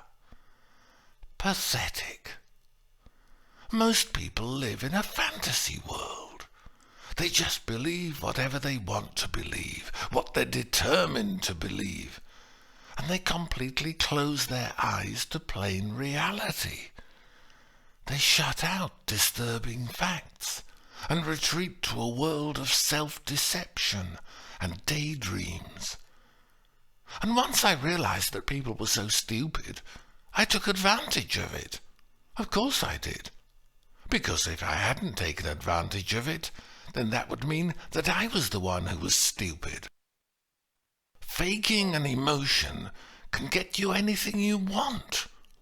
All you have to do is squeeze out the drippy tears, or turn on that big cheerful smile, or gaze adoringly at them, and they'll give you their hearts, or whatever it is that you're after. The average human being has a brain about as sophisticated as that of a goldfish. If you chuck some flattery into their bowl at regular intervals, then they're happy just swimming round in circles, while I'm standing outside, watching, looking down. I suppose that the ordinary people in the drama group, the ordinary, boring, stupid people, will say that they've joined an evening class to make new friends. So that's what I'll say, if that's what makes them happy. But the truth is, of course, that I haven't got any friends. I've never had any friends. I've only ever had idiot companions who thought they were my friends because I fed them flattery or whatever it was they wanted, and they gawped at me with their mouths wide open. But how could I possibly be friends with a lot of goldfish? Now I think it might be fun to try a different kind of deception. When you perform a part in a play, the idiots know that it's all a lie, and yet you can still manage to convince them it's true. I can do that. I suppose I'll be the star of the show. It'll be easy. All I have to do is what I always do. Put on an act. Chapter 5. "Is this," asked a voice from the church hall doorway, "flower arranging?" Daniel approached the large woman with her voluminous yellow top and her startling orange hair, vivid against her rich brown skin. She was the earliest arrival at the first week's class. "Flower arranging," he repeated sympathetically. "Sorry, no, I think that's on another night." "Oh," she responded, somewhat surprised, but not necessarily disappointed. "So what's this then?" "This is drama." "Drama?" She sounded intrigued. "What do you mean, plays and that sort of thing?" "Yes," he agreed, smiling, "that sort of thing. Instead of flower arranging." Daniel realized that he might have a potential customer. "Well, you definitely could do drama if you like." He tried to look encouraging. "You'll be very welcome." She considered the proposition, looking about the empty hall. "Good," she declared. "I didn't want to do flower arranging. I'll do drama instead." "Excellent," he said, hoping that an increase in the number of his class would ensure its survival. "But it is on Thursdays." She wagged a finger at him. "It has to be on Thursdays, for reasons which I shall not go into." She wiggled her eyebrows up and down significantly. "Definitely on Thursdays," he replied solemnly. "Always tonight." "Then we have a deal." She offered him her hand. "Wonderful," he said, shaking the proffered hand. "I'm Daniel." "Daniel," she considered. "You the teacher?" "Yes, that's the idea. But we don't have to call you sir." No, just Daniel." "Long time since I've been at school." "Oh, I'm not sure that this is a school exactly, although I'm afraid that I do have to take a register. May I write your name down?" "My name?" she queried. "Well, officially it's Marguerite." She spoke confidentially out of the corner of her mouth. "But I keep quiet about that." "Marguerite," he pondered, checking his register. "There is a Marguerite on the list. Is that you?" he asked, pointing to the printout. "What?" she replied, examining the names. "That's me. How did you do that?" "Your name appears to be already on the list." "Already on the list? Creepy," she said, widening her eyes. "The computer knew that I was doing drama when I didn't know it myself." "Well, I'm delighted to say that you are. But the name is Mimi," she informed him. "It was Marguerite, but I changed it." She gave an affirmative nod, and then, raising her head proudly, she proclaimed, "Mimi!" "Then welcome to the class, Mimi. The others will be here shortly. Do take a seat." She looked suspiciously at the nearest chair, as if it might not be man enough to cope with her generous size. However, she decided to take the risk and plonked herself down. The chair emitted a slight groan, but proved equal to the challenge. Mimi surveyed the hall calmly, as if she were an 18th century aristocrat, patiently awaiting the attendees at her salon. Are you drama? Asked the little old lady in the hoodie and jeans, entering the hall. Yes, he replied, smiling, although my other name is Daniel. He offered her his hand. I'm Lynn, she informed him, shaking his hand in a surprisingly firm grip. You're very tall, aren't you? She observed critically. Yes, quite tall, he admitted, looking down at her. Sorry about that. I'm only small, she informed him. Well, let's say petite, he suggested diplomatically. Then he added, good things come in small packages. Ooh, she groaned witheringly. That's what everybody says. I thought you might manage to be more original. Ah, he responded, biting back a comment that indeed might be more original. It had occurred to him that her small stature and hoodie, combined with her heavily lined face, made her look like a child wearing a Halloween mask. Is this the best I can do? She asked disparagingly. For a moment he thought she was talking about him, but then he realized that she was examining the hall. Haven't they heard of carpets and wallpaper? I'm not exactly sure it was built as a living room, Daniel replied. No, she agreed. It looks more like they kept the horses in here. Oh, he mildly objected. I quite like the decor. Really? She said with a mixture of surprise and distaste. Then I suppose you must be a horse lover. Daniel stared back at the little woman, feeling a strong desire to inform her that he was certainly not a lover of tactless garden gnomes. He suppressed the urge. Insulting the clients would only reduce the class numbers. And also he felt himself responding to some vestiges of chivalry in his heart. Do sit down and meet Mimi, he said, smiling fixedly. The blonde introduced herself and then pointed at the redhead. She's not here. I'm not here, the other confirmed.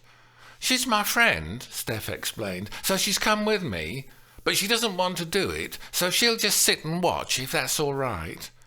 Just watch, Daniel replied hesitantly. I'm afraid that might be a bit of a problem. A problem? Steph queried, frowning. Why's that then? Well, unfortunately, some people find doing drama rather intimidating, especially at the start. And I'm afraid you really just have to take the plunge, even if you feel a little uncertain or a bit shy. You see, it can be quite difficult for some of the class to risk making a fool of themselves. So, to help them, we all do it at the same time. That way, we're all making fools of ourselves together, and no one's sitting there judging us. Yeah? Steph asked. So, you see, I'm afraid that if someone is sitting there watching, it can make people feel very self-conscious and rather inhibited. That's the problem. Daniel looked at the two women apologetically. Unfortunately, it means that we can't really have spectators. I'm sorry about that. You don't want anyone watching, Steph acknowledged.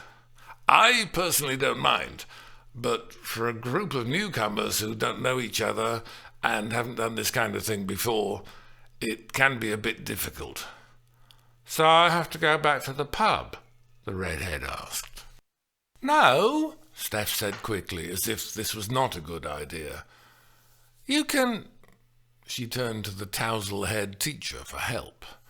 What can Haley do? He said, considering the dilemma. Then he gave the other his friendly look. Hi, Haley. Sorry about this. I'm not quite sure what to suggest.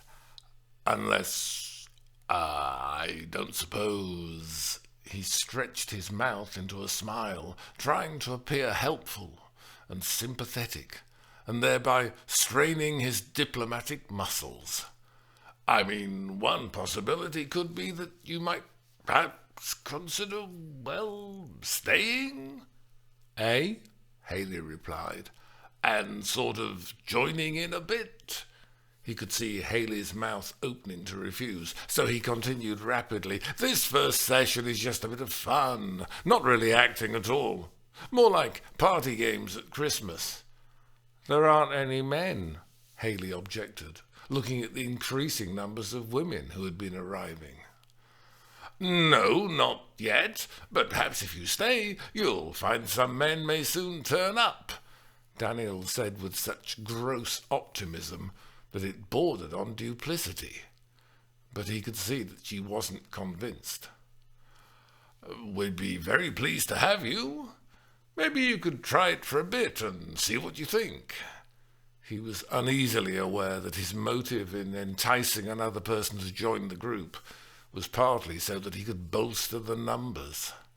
He felt like a second-hand car salesman, unclean. "There'd be no commitment at all, and you'd be very welcome."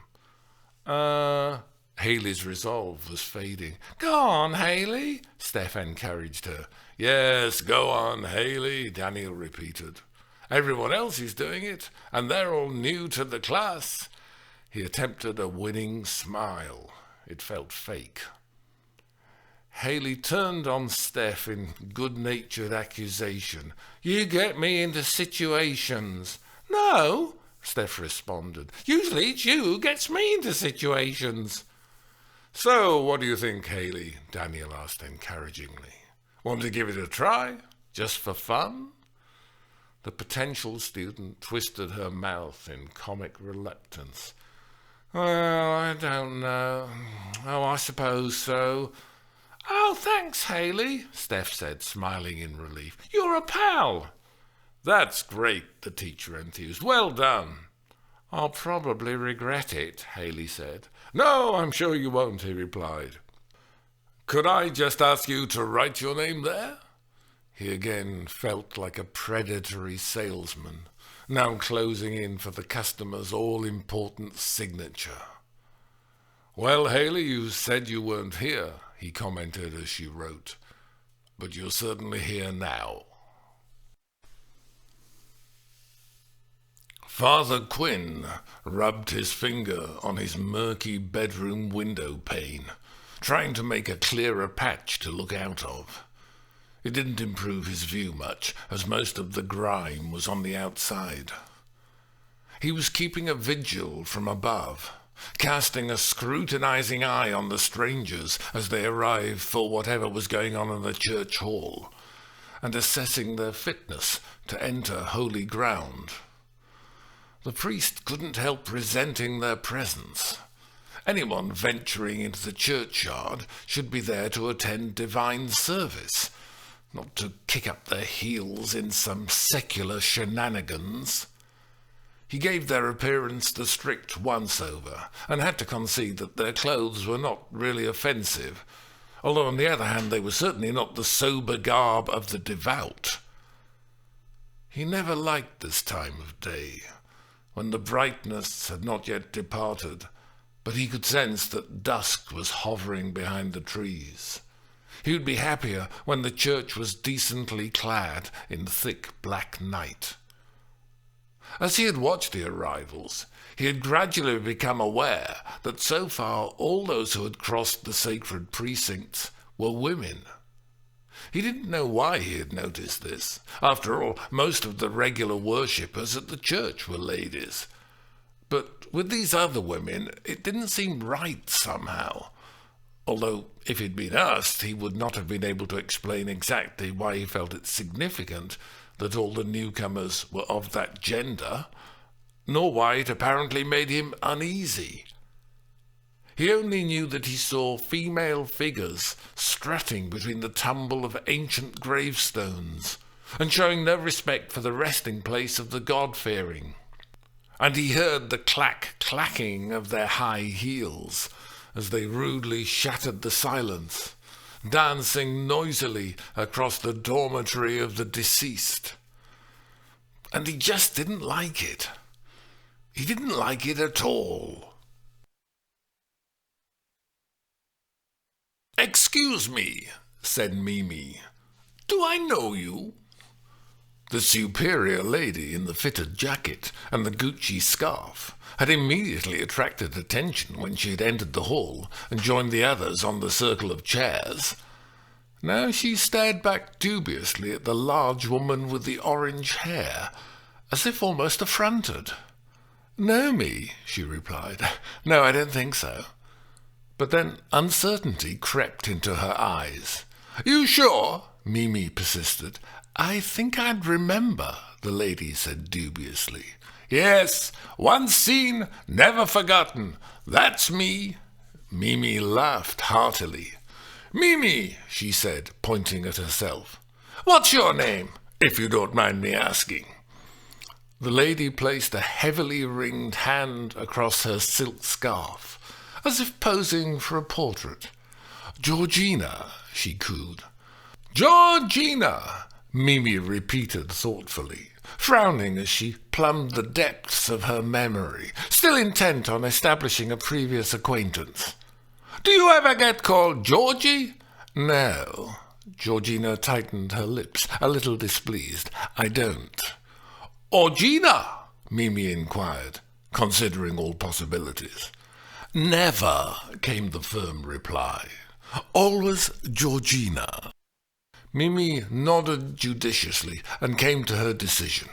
"No," she said with finality, "I don't know any Georginas." "I said you didn't know me." "I don't." "No, that's what I said." Georgina seemed keen to emphasize that she had been right. Mimi stared back at her, pondering. "You're not off the telly?" she asked. "You're not an actress?" "An actress," Georgina replied, looking a little flattered. "This being drama."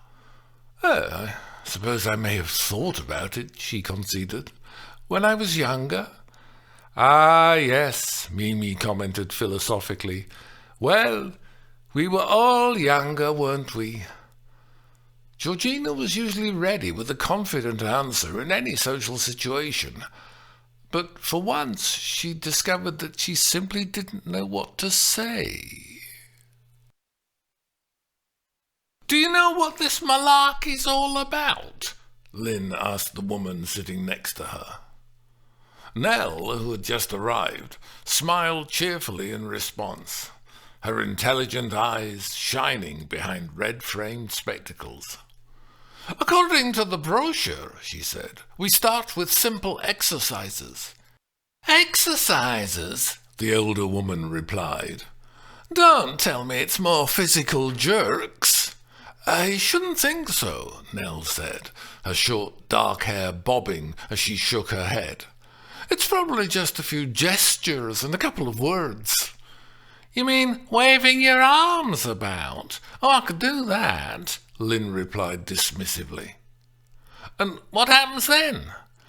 "According to the brochure," Nell continued good-humouredly, "we play party games." "Party games?" Lynn responded disparagingly. "What, with funny hats?" "I suspect not," the newcomer answered with a mischievous smile. "I think the funny hats are optional. And then, eventually, we may be allowed to have a go at performing extracts from plays." "Plays?" Lynn considered. I wonder if there'll be a part for me. I'm only little." "Oh, I'm sure they'll be able to find you a small part," Nell replied brightly. Lynn studied her impassively. "Sorry," Nell said. "Poor joke." "Actually," the little woman said, "it wasn't bad. I've heard worse." "No, but I shouldn't make jokes about your height." "Why not?" Lynn asked. "What happened to free speech?" Her voice was scornful. "Why is it that these days folk get themselves in such a tizzy? You're not allowed to make jokes about anything. There's always some daft madam on the telly trying to lay down the law about what you can laugh at and what you can't. But surely, since I'm the one who's little, I should be the one who decides if you can make a joke about it. I'll make up my own mind whether I'm offended when someone says that come December I could get a job as the fairy on top of the Christmas tree." Nell smiled in sympathy and amusement. "To be honest, I suppose I was getting my own back," she admitted. "You see, I'm a dentist, so I have to put up with people always saying, 'You're looking down in the mouth, ha ha.'" "And what do you say to that?" "Nothing. I just turn my dentist drill up to a terrifying screech, and somehow that seems to make them shut their trap." Lynn nodded her approval. Then she added, "Actually, I'm a bit deaf as well." "Deaf?" Nell responded.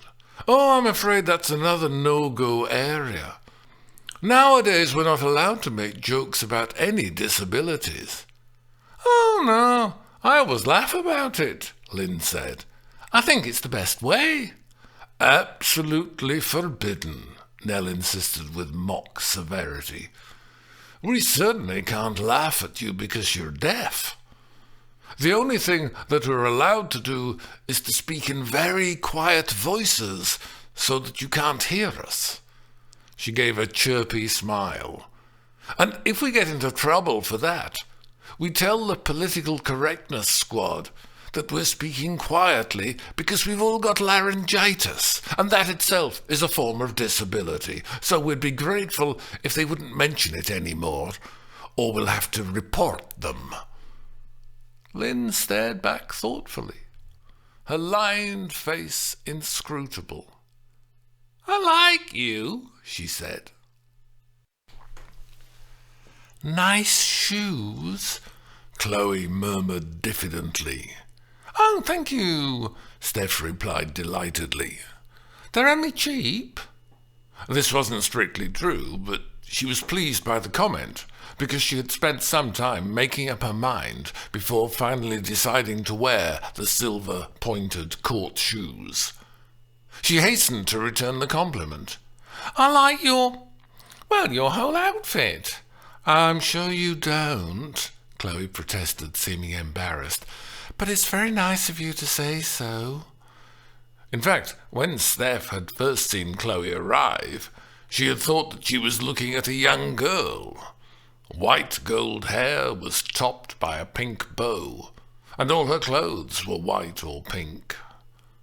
When Steph examined her more closely, she saw that there was actually a mature woman hidden inside this carefully chosen ensemble.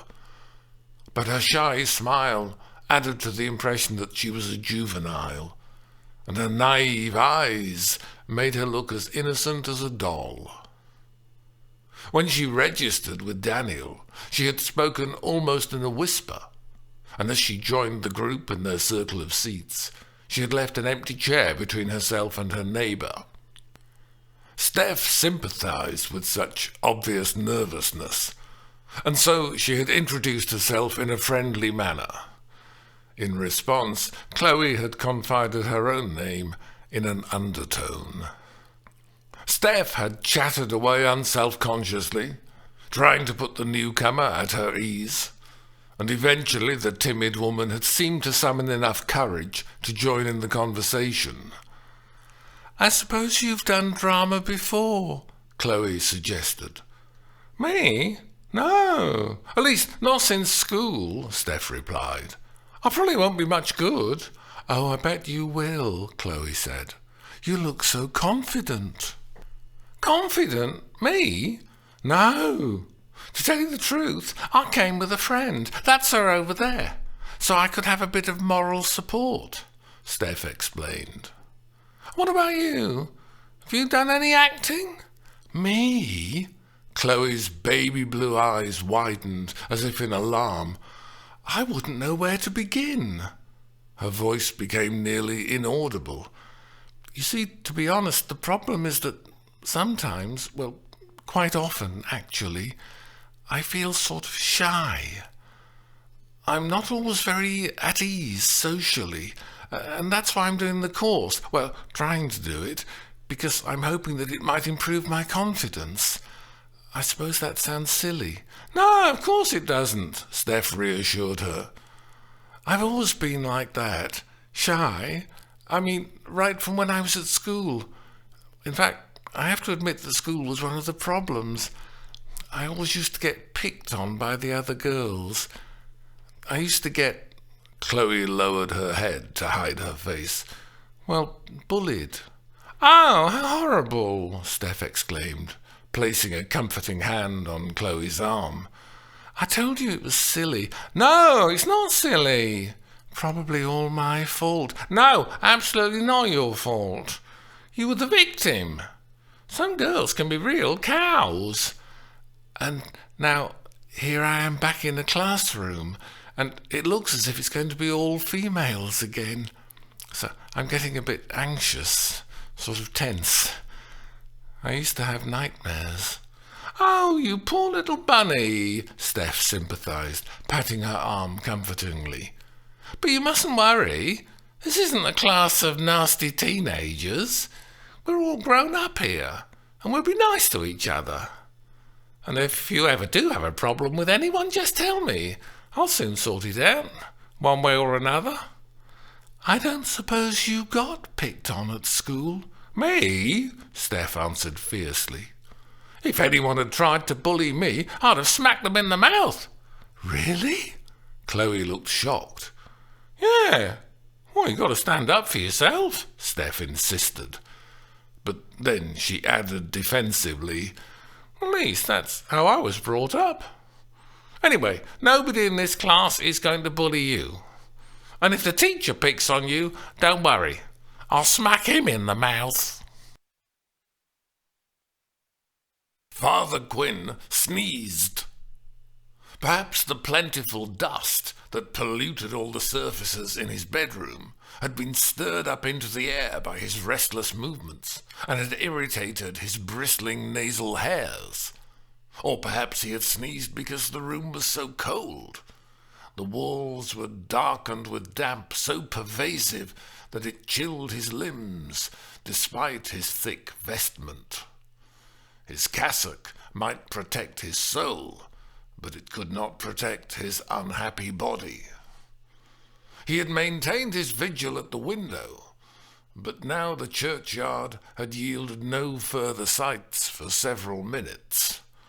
Apparently all the females intent on trespassing in his domain had by this time arrived.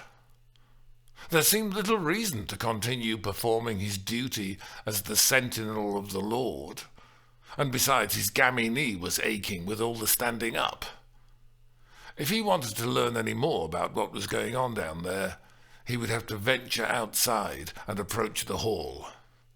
At least, unlike the noisy women, he would creep through the cemetery in silent respect, which would mean that they wouldn't hear him coming. Who knew what sights, what sounds, what strange behaviour might await the watcher? What dark transgressions might be revealed to the righteous man? The black-clad figure grunted his way down his creaking staircase and sidled out into the night. I can do that. No problem. Piece of cake, Mimi announced. Then she added, Sorry, what do I have to do? The lesson had begun with the class members being asked to introduce themselves in turn and to accompany their name with a little mime suggesting an occupation. You repeat this lady's name, Daniel prompted, indicating the little old lady. Right, Mimi said. Her name is... There was a pause as she stared up at the ceiling, furrowing her brow. Perhaps if you look at her, it might help you to remember her name, he suggested. Mimi turned her gaze onto the woman with the lined face. Your name is... she mused, as if awaiting inspiration from the beyond. Then light dawned, and she proclaimed triumphantly, Lynn! It is, Lynn confirmed neutrally. Well done, Mimi, said Daniel. And now can you repeat the mime that Lynn did? Oh, Mimi replied, as if the request was a bit unfair. repeat her mime. Perhaps you could just remind us, Lynn, he asked. Lynn cooperatively stood up and extended her arms in opposite directions. "Oh, the dogs, Mimi exclaimed. "I remember now. Yes, you did it well. You were pretending to be a dog walker." "So now you repeat Lynn's mime," Daniel reminded her. Yes, the big lady responded, bounding to her feet, ready to walk her imaginary dogs. She held her arms out wide with her fists clenched, as if determined that no unruly animals were going to escape from her grip. Then suddenly she began lurching from side to side, with her arms still extended. Presumably, she was indicating that a couple of muscular Rottweilers were dragging her in different directions. "Very good," the teacher enthused. "Thank you," she replied, ending her performance and plonking herself down into her chair, conscious of a job well done. Sorry, he apologized. "Perhaps I didn't explain it properly. Now comes the bit where you tell the next person your name." Mimi looked back at him, as if, in view of all her efforts so far, further demands on her would seem suspiciously like trying to take advantage of her good nature. Georgina stretched her neck out of her designer scarf. "Actually, I already know what her name is," she said, looking rather pleased with herself. "Yes, sorry," Daniel intervened, "but I think it might work better if each person says their own name." "Oh," Georgina replied, as if mildly piqued. "I was only trying to be helpful." "Thank you very much," the teacher swiftly reassured her.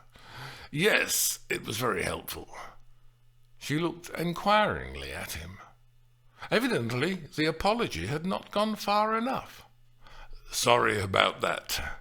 My fault," he said, forcing himself to give her an appeasing little smile. He couldn't afford to offend the punters. Georgina's face softened, and she inclined her head regally, demonstrating that, as he was placing the blame unequivocally and publicly in the right quarters, she was graciously prepared to be mollified.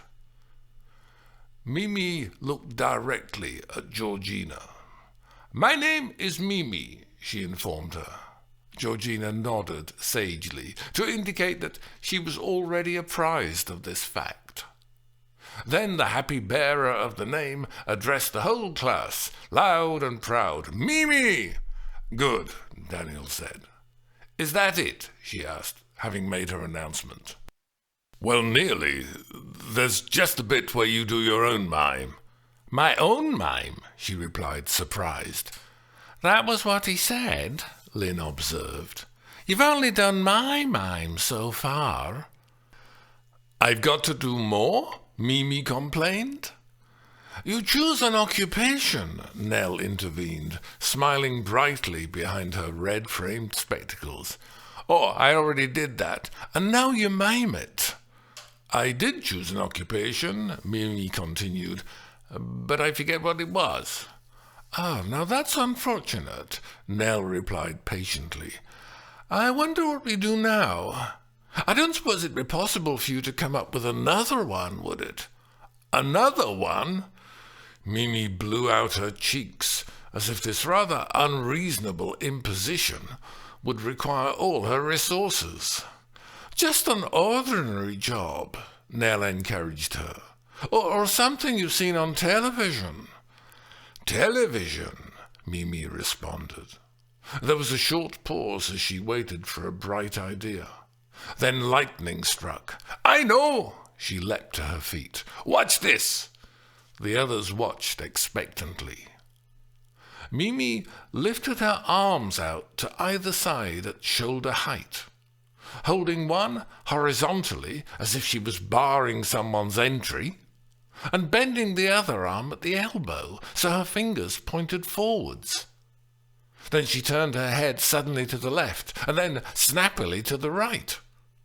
Next, she began to march forwards, keeping her arms in the same horizontal position. It was an arresting sight, although somewhat mysterious. She halted abruptly, spun round with her capacious blouse swaying about her, and strode back to her starting place. Finally, she leant her substantial body over sideways, with her arms still extended. Daniel's eyes widened in fear of an imminent health and safety disaster. But the heavy woman managed to hold the pose. It was an impressive achievement. Nell began to clap her hands delightedly. Daniel, relieved to see that the endangered performer was safely returning to the vertical, joined in the applause. Mimi's eyebrows rose in surprise at this response, and her lips twitched in pleasure. She sailed towards her seat and lowered herself into it with the dignity of an empress. "Excellent," Daniel called out. Then he looked round at the others. "Now, can we guess what the occupation was?" Lynn's face remained an inscrutable mask, but her voice emerged clearly. "Are you a robot?" "A what?" Mimi responded, opening her eyes incredulously. "A robot," the little woman repeated, quite impervious to any offence she might cause. "It was the way you were moving." "No," Mimi replied firmly. "Definitely not," she added, frowning. "Robot," she muttered to herself scornfully. "Good guess, Lynn," Daniel offered, trying to smooth any ruffled feathers, although perhaps not quite 100% correct. "Sounds more like 0% correct," Lynn observed dryly. No, he assured her unconvincingly. "I think I can help," Georgina announced, with a little smile of self-congratulation. She was, of course, being a dancer. "Dancer! That is it!" Mimi exclaimed. "A dancer! Thank you!" "I thought it was obvious," Georgina continued, stroking her Gucci scarf absently. "I could tell immediately." "Well, I couldn't," Lynn replied equably, her lined face impassive. "Oh, it was clear enough," Georgina asserted. "Not to me," the older woman insisted calmly. "Not the way she was moving." "Excuse me?" Mimi inquired, as if sensing an affront. "Did you say the way I was moving?" "Yes," Lynn confirmed blithely. "I didn't think it was like a dancer. More like a robot." "I beg your pardon? Not like a dancer?" Mimi replied. "Am I hearing right? Or am I in the middle of a weird dream? Did you actually say that I can't dance?" No, the teacher interposed. "Mimi can't dance?" the imposing figure cried incredulously. "You may not have noticed, people, but I am a black lady." She looked round the circle of faces as if someone might try to contradict her. "And it is a scientific fact that a black lady is born with natural rhythm. It is in the genes." "I didn't say it isn't," Lynn said dispassionately. "So, pardon me if I'm a little bit surprised. Indeed, pardon me if my jaw hits the floor when I am being told by a white lady that I can't dance." "I didn't say that," Lynn repeated. "I ain't no ballerina, you may have noticed that as well. But I can definitely show you how to shake it. Everyone knows that black people invented dancing. It's in the history books." "I didn't say you can't dance," Lynn persisted patiently. "I was born dancing. I swear I came out of my mother's womb wiggling my hips. And I'll still be dancing when I'm dead. What's that noise? Someone'll ask at my funeral. What's that rhythm? Don't worry, they'll reply. That's just Mimi in her coffin, still shaking her booty." "Didn't say it," said Lynn. "If they had Olympic gold medals for dancing, they would all be won by black people," the ballroom champion asserted. "Except that the white people wouldn't let us compete. And why wouldn't they let us compete? Because we'd be too sexy.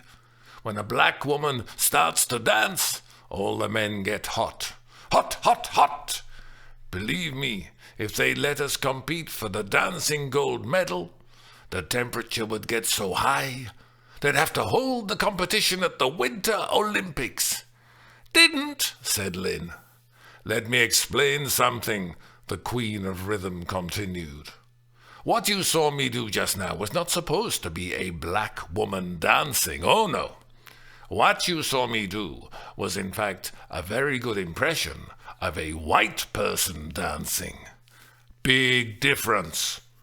I was showing you a white person trying to dance, like on the telly, and not being very good at it.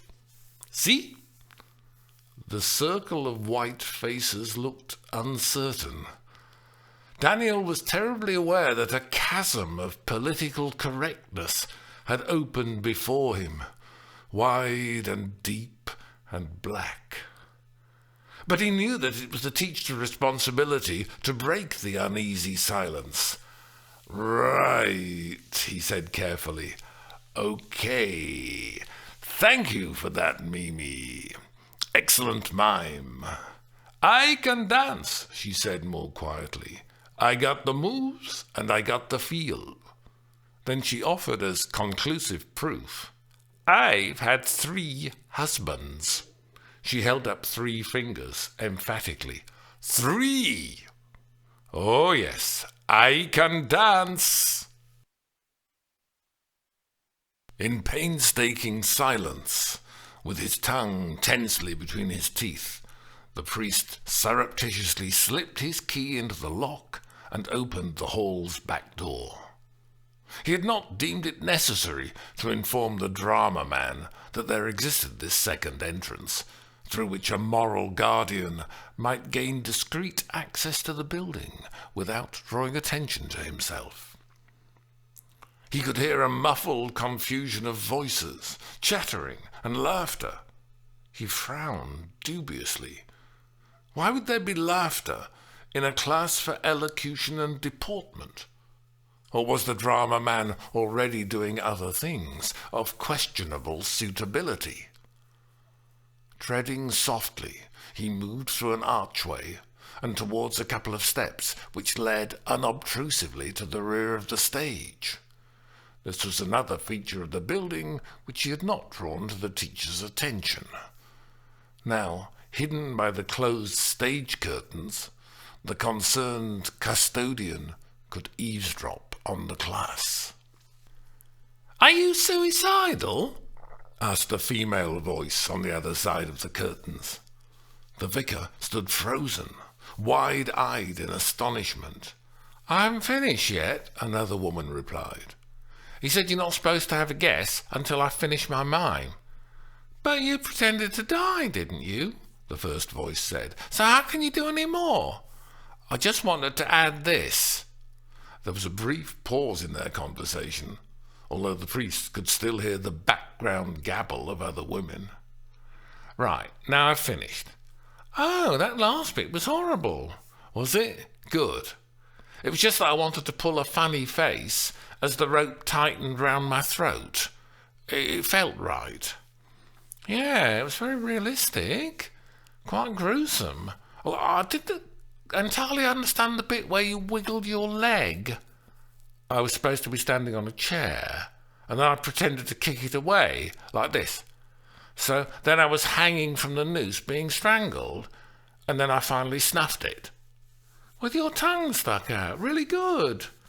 So you were miming being suicidal?" "Sort of. The card he gave us actually said depressed, but I thought I'd make it a bit more dramatic. After all, this is a drama class." Behind the dusty curtains, Father Quinn's mouth was wide open in incredulity. This woman seemed to be playing at committing suicide, which he had been brought up to believe was a sin, although nowadays his mitred superiors who ran the modern church didn't seem to believe it anything at all, and would excuse any wrongdoing with their simpering, wishy-washy flim-flam. Right, now it's your turn to take a card, one woman said. I only hope I get a more cheerful subject for mine. Something a bit more fun. Maybe you'll get sexy, or randy as a rabbit. Father Quinn sneezed again. He felt as if his head had exploded. What was that? The first woman said. What was what? Asked the second. The guilty man froze, terrified of discovery. Then he retreated urgently, tiptoeing rapidly backwards off the stage. Unfortunately, in his anxious and flurried state, he failed to negotiate the couple of stairs successfully. Attempting to descend them rearwards, he slipped and stumbled, twisting his foot under him. Agony shot up from his ankle, corkscrewing his body and wrenching his mouth apart. "Christ!" he moaned, leaning against the wall for support. Then he immediately raised his eyes to heaven. "Oh, forgive me, Father," he whispered, "for I have taken thy name in vain." Desperate to avoid accusing eyes, he hobbled to his private entrance and went out into the night, grimacing and gasping in pain.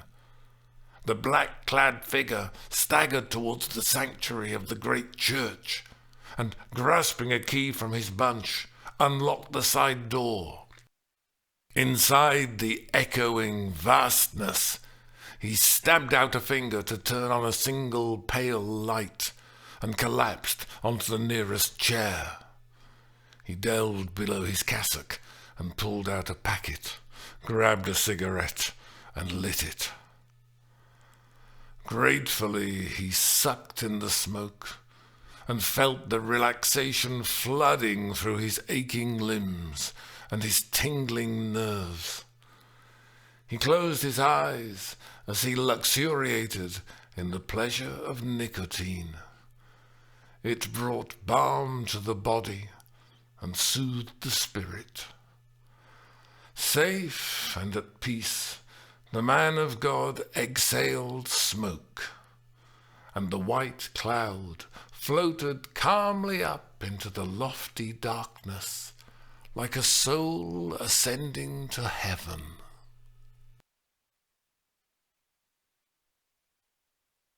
Chapter 6.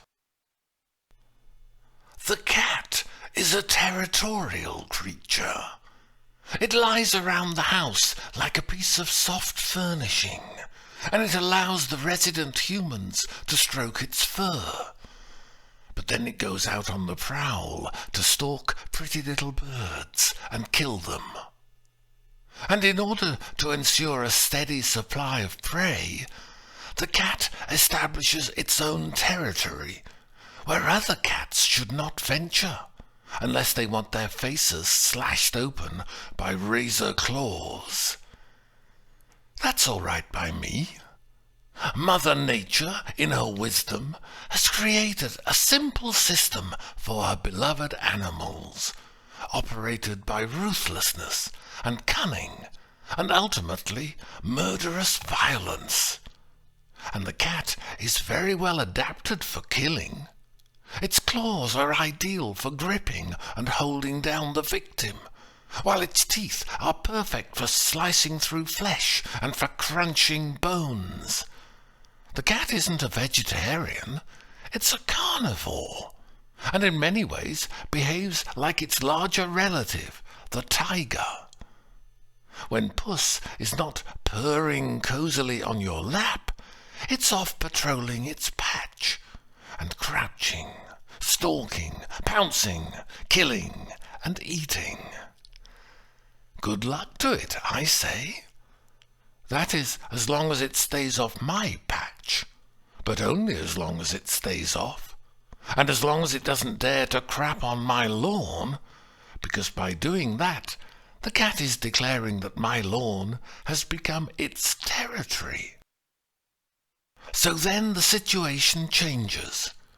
We are now engaged in open warfare, a brutal and merciless fight for territory. My territory. The cat has many advantages. It's got speed and strength and astonishing agility. It's extremely stealthy, and when it comes to a fight, it can be absolutely ferocious. And what have poor domesticated human beings like me got to protect themselves against this primitive savagery? Nothing more than a cheap little tin of cat food. Just an ordinary can from the supermarket. And, of course, access to the internet, where you can learn what you have to put into the cat food in order to poison poor pussy. The canned food looked quite appetizing. Fish flakes in jelly. I almost tried some. And it mixed easily with my toxic garnish. What's more, it sat well on a simple white saucer, which always serves to make a meal look more appetizing. The only problem that might have occurred was if the cat, whose sense of smell is far more sensitive than humans, sniffed something odd about the free banquet. Unfortunately, I didn't get to see Kitty sitting down to dinner. I wasn't prepared to hang around all day until my guests showed up, so I didn't witness the sniffing and the licking and the gulping down. But later I was pleased to see the empty plate, which is all the proof you need that the chef's special definitely hit the spot. The cat is a territorial creature, but so am I. Chapter 7. Dan? The female voice sounded uncertain. Daniel had arrived for the second session a week later and discovered that the church hall was still locked, so he was standing outside the door waiting. He turned towards the speaker, but found that the setting sun was directly behind her, so that she appeared as a silhouette against the blazing light. Putting up a hand to shade his eyes, he peered into the dazzling orange brilliance, but still couldn't identify the woman's dark shape. He moved a couple of paces to one side in order to get a better look at her without being blinded by the brightness. There were still residual flashes in his sight as his eyes adjusted to the change, but he could now discern her long black hair and her clear grey eyes and her rich red lips, and they all seemed familiar, overwhelmingly familiar. His muscles suddenly weakened and his strength dissolved as his whole body seemed to be melting. The hand that was shading his eyes slowly dropped to his side, and the smile faded from his mouth. He stared blankly at her, and a chill shiver scampered down his spine. Felicity? His usually strong voice sounded hoarse and surprisingly faint. Now he recognized her. She had changed, of course, over the years. When long ago he had known her well, he had always thought of her as being still a girl, although she had obviously qualified as an adult even then. But now she was clearly grown up, a mature woman wrapped in the colours of summer, and wearing, as ever, minimal makeup on her lightly tanned skin. She seemed so familiar, and yet distinctly different. He found himself unable to move, unable to think. But then he realized that the grey eyes were hard as she stared at him, and the red lips were tight as she spoke. "What are you doing here?" It sounded like an accusation. She appeared to be amazed and displeased by his very presence. His brain was enveloped in a fog. For a moment he had no idea of the answer to her question. What was he doing there? He began, gesturing vaguely towards the hall. He didn't seem to know anything. The simplest facts had become hidden in a mist, What was happening to him? "Are you here for the drama?" she asked sharply. Her voice, like her face, was hard with hostility. He recognized the word drama, and he felt the clouds in his brain disperse. "Yes, for the drama," he managed to reply. She pulled her head away from him, and her whole body tensed, as if she felt that he was a beast that might bite. He saw her wary withdrawal, and felt a shock leap up into his chest. She was treating him as if he was some kind of threat. He wanted to raise his empty hands to show his innocence and protest that he was entirely harmless, but he found that he couldn't move.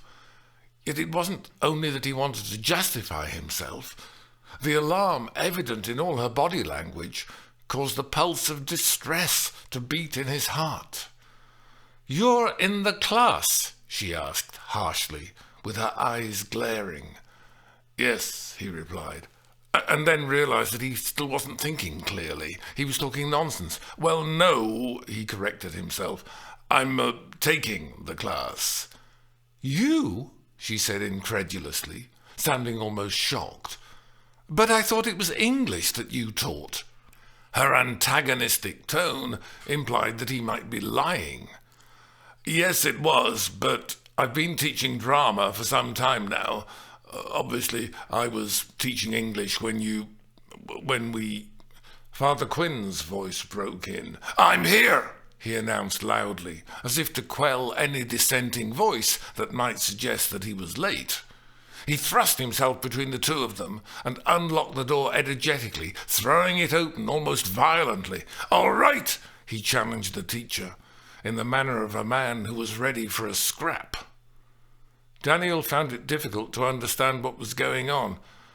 "Thank you," he said automatically. "Right!" the priest replied brusquely, apparently satisfied that he had outfaced his foe, and marched off. Daniel turned towards the hostile woman. After you," he said politely, indicating the hall entrance, and lowering his eyes. "No," she said curtly. He looked up at her in surprise and felt anxiety rise in his throat. "No, she began, looking away from him. "I'm just going to the car. I have to..." She started to walk away quickly. But you're coming back," he called after her, and it sounded like a plea. She stopped abruptly, span round and stared back at him, her eyes stabbing. Such naked animosity baffled him, and it disturbed him deeply. His insides churned. What sin could he have committed to arouse such apparent hatred? He gazed into her wide-open eyes, looking for a clue, and then he became suddenly unsure. Was that indeed a glare of hatred, or could it be perhaps a stare of accusation? Or, he wondered, was it even possible that he was looking into the eyes of fear? Then she suddenly turned away from him and hurried off. As she strode back towards the dazzling light, she was transformed once more into a black silhouette, and then she disappeared into the setting sun. Daniel screwed up his eyes, but was blinded by the fierce brightness, and had to look down. He felt his whole body sagging in disappointment, and his heart was suddenly heavy with dismay.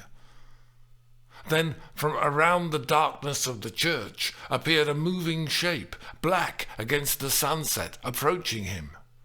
He started to smile in relief and pleasure. She had come back. "Evening!" called out Nell's voice. Daniel was confused for a moment, but as the figure emerged from the radiance, he saw that it was indeed Nell. Spectacles, bouncy short hair, and chirpy smile, and he slowly realized that Felicity had gone, and in her place there was Nell. "Wonderful sunset!" she said cheerfully. He tried to adjust to the new situation. He still felt rather disorientated. Felicity had appeared without warning out of the distant past, looking like a fury, and then, before he could understand what was going on, and how and why, she seemed to have disappeared into a sky that was on fire. "Who was that? A new recruit?" Nell asked. Daniel gazed blankly at her for a second. Yes," he said. "Well, maybe. I'm not sure." "She didn't look very happy." "No," he agreed, prevaricating. She'd forgotten something in her car." "Ah," Nell replied, looking closely at him. "Are you all right?" "All right," he repeated. "You haven't seen a ghost?" Seen a ghost, he thought. Yes, that was the expression. He felt like he had seen a ghost. "Do you need some help?" she asked solicitously. "No, I'm fine," he answered. Then, realizing that an excuse was needed, he added, "I've just got a bit of a headache. I'll be okay." "I can probably get you a paracetamol." And for a moment he wasn't sure what that strange word meant, or why she was offering him one. Then his thoughts clarified. "No thanks, not necessary. Shall we go in?" He ushered her into the hall. Georgina had brought Noel Coward. She had arrived in an elegant fur-trimmed coat, although the weather was still mild, with an ornate gold pendant gleaming beneath, and intriguingly, she carried a red leather document case. It looked new. Daniel was rather taken aback when, once the class had all assembled, he was just beginning to address them and discovered that she was interrupting him. "Sorry, everybody, but may I just say before we get started," she announced as if she was chairing a committee, "that I would like to make a suggestion." She gave Daniel a polite and entirely false smile. "That is, if our teacher will permit it." He was unsure how to respond at first, but then, with an equally polite and equally false smile, he gestured for her to continue. "I'm sure I speak for all of us when I say that what we did in the class last week was very interesting, very new and very interesting. So thank you, Daniel." The teacher didn't like the sound of this. "And I'm sure that you prepared something even more fascinating for us this week. However, just a thought. I did wonder, it crossed my mind, whether anyone might possibly be interested in doing some proper acting, because I know that I certainly would." "Proper acting," Daniel echoed, striving to remain even-tempered. "If you mean performing extracts from plays, then that is what I suggested in the course resume. I am, as it says, hoping to do exactly that." "Are you?" she replied with the mild interest of one who has not actually read the resume. "That's excellent, Daniel," she continued patronizingly. "But I think that some of us might be keen to start sooner rather than later. Acting from professional scripts." Clearly she regarded his carefully structured introductory work as a waste of time. "I happen to have brought something with me," she continued, producing a sheaf of printed paper from her document holder. "Just a suggestion, just a possibility, to make it clear to everyone." She was passing the sheets of paper round the circle of women. "If you'd like to take one each." "Pardon me, lady," came Lynn's uncompromising voice, "but I'm totally lost. You'll have to take me with you. Perhaps my old brain isn't up to doing somersaults and cartwheels. I haven't got the foggiest idea what's happening. I thought he was the teacher."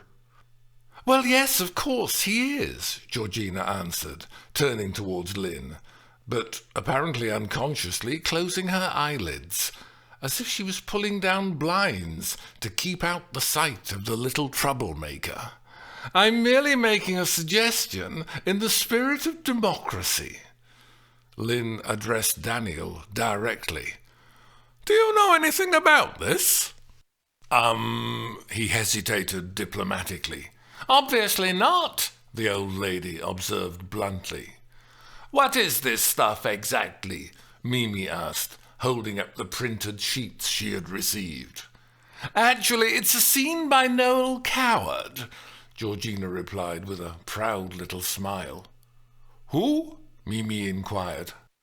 "Oh, come," Georgina remonstrated, looking very much the grande dame in her fur-edged coat. "You must have heard of Noel Coward." "No," the big lady replied simply. "Who is she?" "It's a man," Georgina exclaimed in exasperation. "The greatest playwright of the 20th century. Everyone knows Noel Coward." "So you're saying that you know this Noel personally?" Mimi asked, puzzling it out. "As a friend?" "No, of course not. He's dead." "Oh," Mimi replied regretfully. "Sorry to hear that. My condolences." "Hasn't anyone seen Design for Living?" Georgina asked the group in amazement. "Design for Living?" Haley queried. "Is that one of those TV shows where they do a makeover on your house, and when they're finished, it looks worse than it did before?" "No," Georgina objected. "It's a classic play by a classic playwright." She looked at the other women, appealing for support. "Surely someone has heard of it?" "Yes, I must admit that I have," Nell replied, her eyes twinkling behind her spectacles.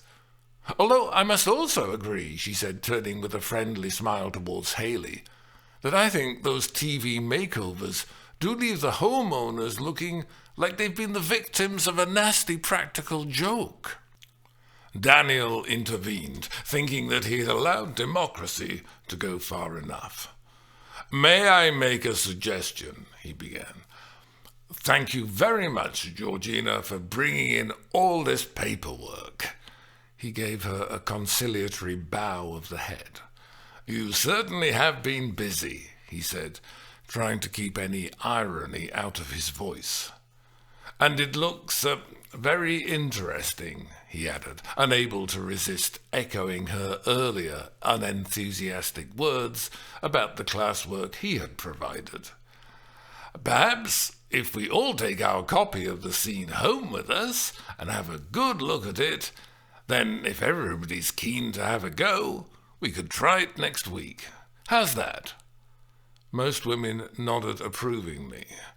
Lynn looked inscrutable. Georgina predictably appeared somewhat piqued at finding herself temporarily balked. "And now," Daniel said lightly, "I suppose we'd better start tonight's exercises." The first exercise proved to be mirrors. In order to perform this, the class were asked to split into pairs, and so Lynn and Nell agreed to form one of the pairs and stood facing each other, as Daniel had suggested. Then they experimented with the idea that one of them was looking in a mirror and the other one was her reflection. To create the illusion, they made a variety of synchronized movements, with Lynn's left arm being mirrored by Nell's right arm, and so on. Intrigued by the theatrical convention, they explored its possibilities, swaying from side to side, with Lynn leaning to her left and Nell reflecting her by leaning to her right, waving at themselves simultaneously in the imaginary mirror, and even blowing a synchronized kiss at each other. It became rather absorbing and was surprisingly good fun. Nell even discovered that Lynn was actually a real sport, being perfectly prepared to join the younger woman in sticking out their tongues at each other with identically grotesque vulgarity. Meanwhile, all around them, the other women, in pairs facing each other, performed their synchronized mimes, as if they too were looking in a mirror, pretending to put on makeup, try on clothes, or practice dance steps. And by performing these identical actions simultaneously, they noticed minor idiosyncrasies. You fold your arms like this, but I fold my arms like that. They became aware of singular tricks of individual behaviour, little things which they habitually did and seemed normal in their bedrooms, but which now appeared quirky and even odd. I don't know why I put my dressing gown on as soon as I get out of bed. Maybe it makes me feel safe. Sometimes they found themselves laughing in frank pleasure as they compared personal routines and mannerisms which had always been private but were now being shared. And then at other times their faces became serious and still as they watched each other carefully, enacting their slow, controlled movements in tandem. There settled upon them an atmosphere of rapt concentration, almost as if they were in a trance, while together they transformed everyday activities into a silent ballet. The spectacle was hypnotic and seemed even eerie, their simple, smooth mimes creating in the empty air a picture of the invisible. When they paused for a minute, Nell broached a subject that had been on her mind. "I was thinking," she said. Lynn cocked her head like a sparrow on the alert. She knew that Nell wasn't daft. "You know, you said last week that maybe if we did a play like this Noel Coward piece we've been given, there might not be any acting roles for smaller women like yourself." Lynn inquired, still watchful. "So I was wondering, it just crossed my mind, whether there were any well-known short actresses. Because obviously if there are successful short actresses, then that means there must be parts for them." Lynn repeated neutrally. "And I was thinking, surely there must be some female stars who aren't very big. And then, of course, I remembered. Stupid of me not to have thought of it before. The most famous of them all, Judi Dench." "Judi Dench," Lynn replied. "I didn't know she was a ditch." "Oh, yes, famous for not being very tall," Nell assured her. "Haven't you seen her in those James Bond films? She can practically walk between his legs." "Really? Well, I'm jiggered." Although, to be accurate, she didn't actually start her career by performing in sex and violence blockbusters. No, she first made her name in the legitimate theatre. Little Miss Dench became famous by acting in Shakespeare. "Shakespeare?" Lynn repeated with heavy scepticism. "Oh, I couldn't do that." "Why not?" Nell asked cheerfully. "Or do you think it's over your head?" Lynn's creased face stared back impassively, and Nell wondered if her pun had been a joke too far.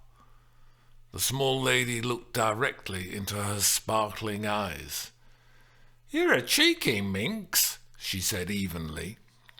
"Sorry," Nell replied, hanging her head in mock contrition. "No offence meant." "None taken," Lynn said with a shrug. And totally unfazed, she returned to the subject. "Shakespeare, do you say?" she mused sceptically. "No, I think I'm a bit old to be playing Juliet." "Yes, but there are some great Shakespeare parts for older women. Queens, for example. I'm sure there are plenty of strong queens and queen mothers. Gutsy women who really put the men in their place. Wonderful roles for the older actress." "Do you reckon so?" Nell nodded confidently. "And big parts for small women," she assured her. "Big parts?" Nell said dubiously. "Oh, I don't think I could manage that.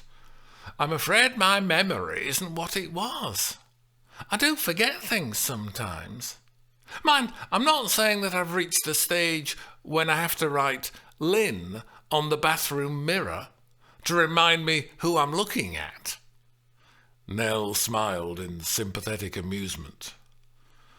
"But I do know I couldn't learn pages and pages of dialogue," the old lady admitted. "You wouldn't have to," Nell reassured her. "We could just try acting out a short scene in class. We'd be moving around, acting properly, but holding the scripts in our hands and reading aloud from them. That's how the professionals start rehearsals, before they've learned their lines." "Oh, I could do that," Lynn replied dismissively. "But I still think Shakespeare might be beyond us."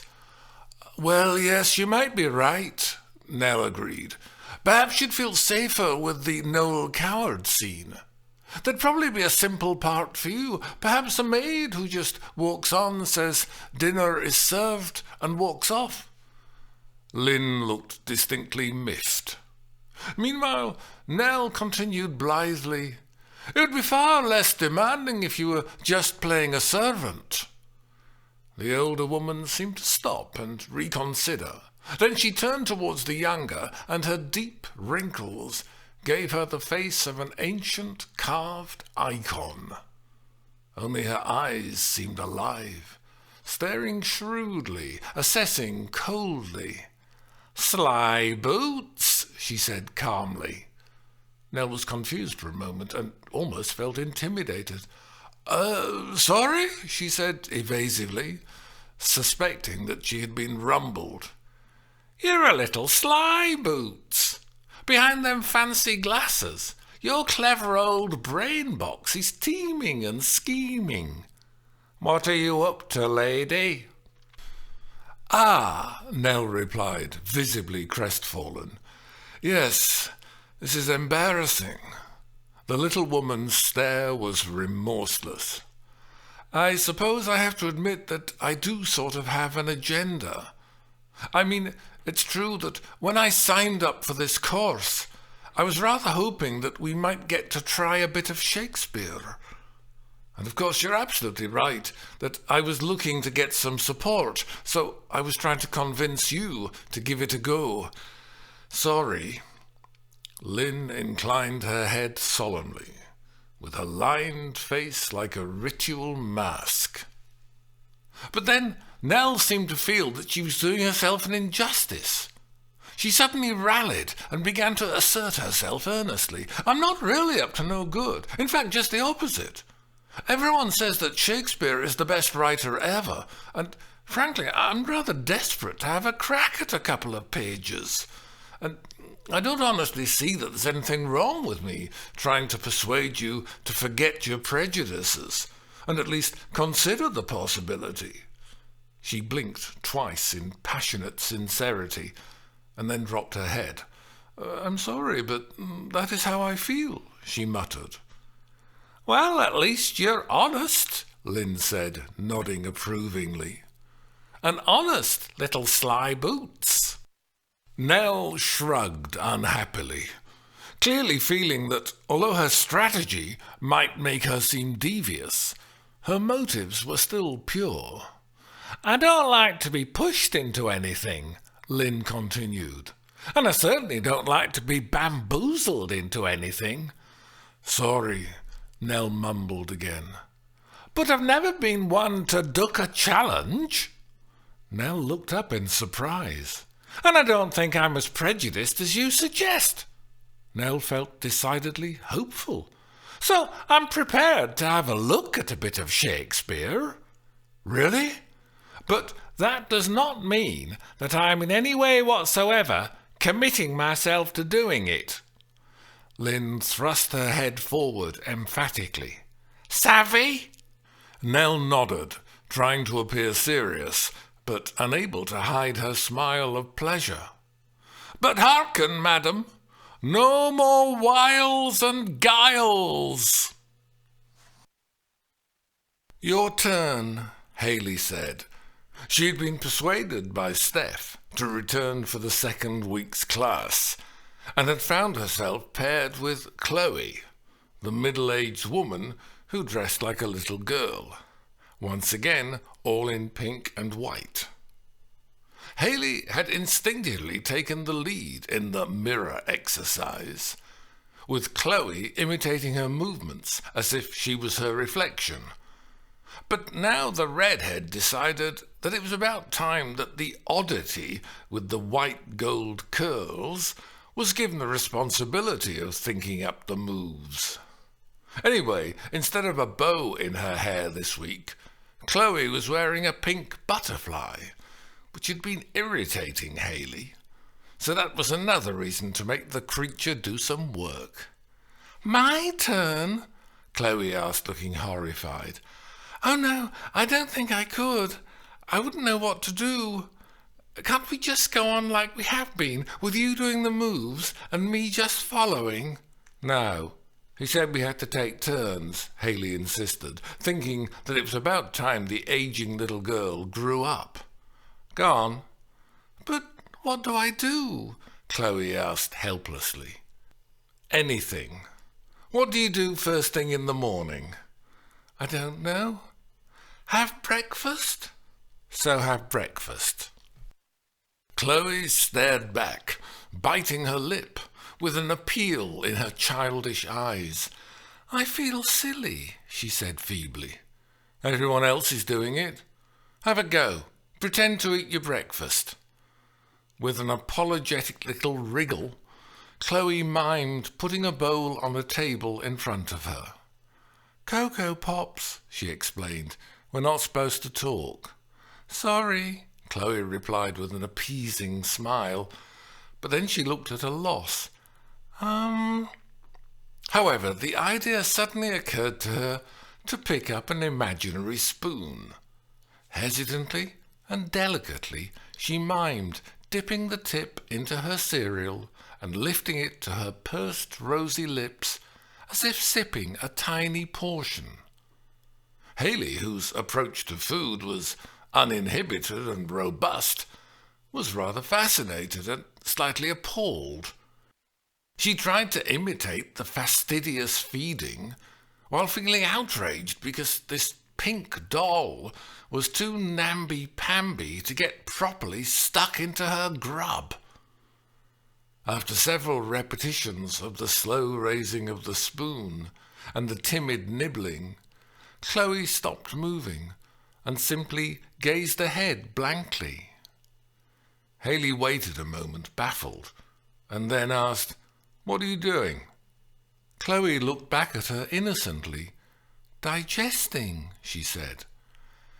Haley wished she had a real bowl of Cocoa Pops, with the milk turned all chocolatey, so that she could empty it over Chloe's golden curls.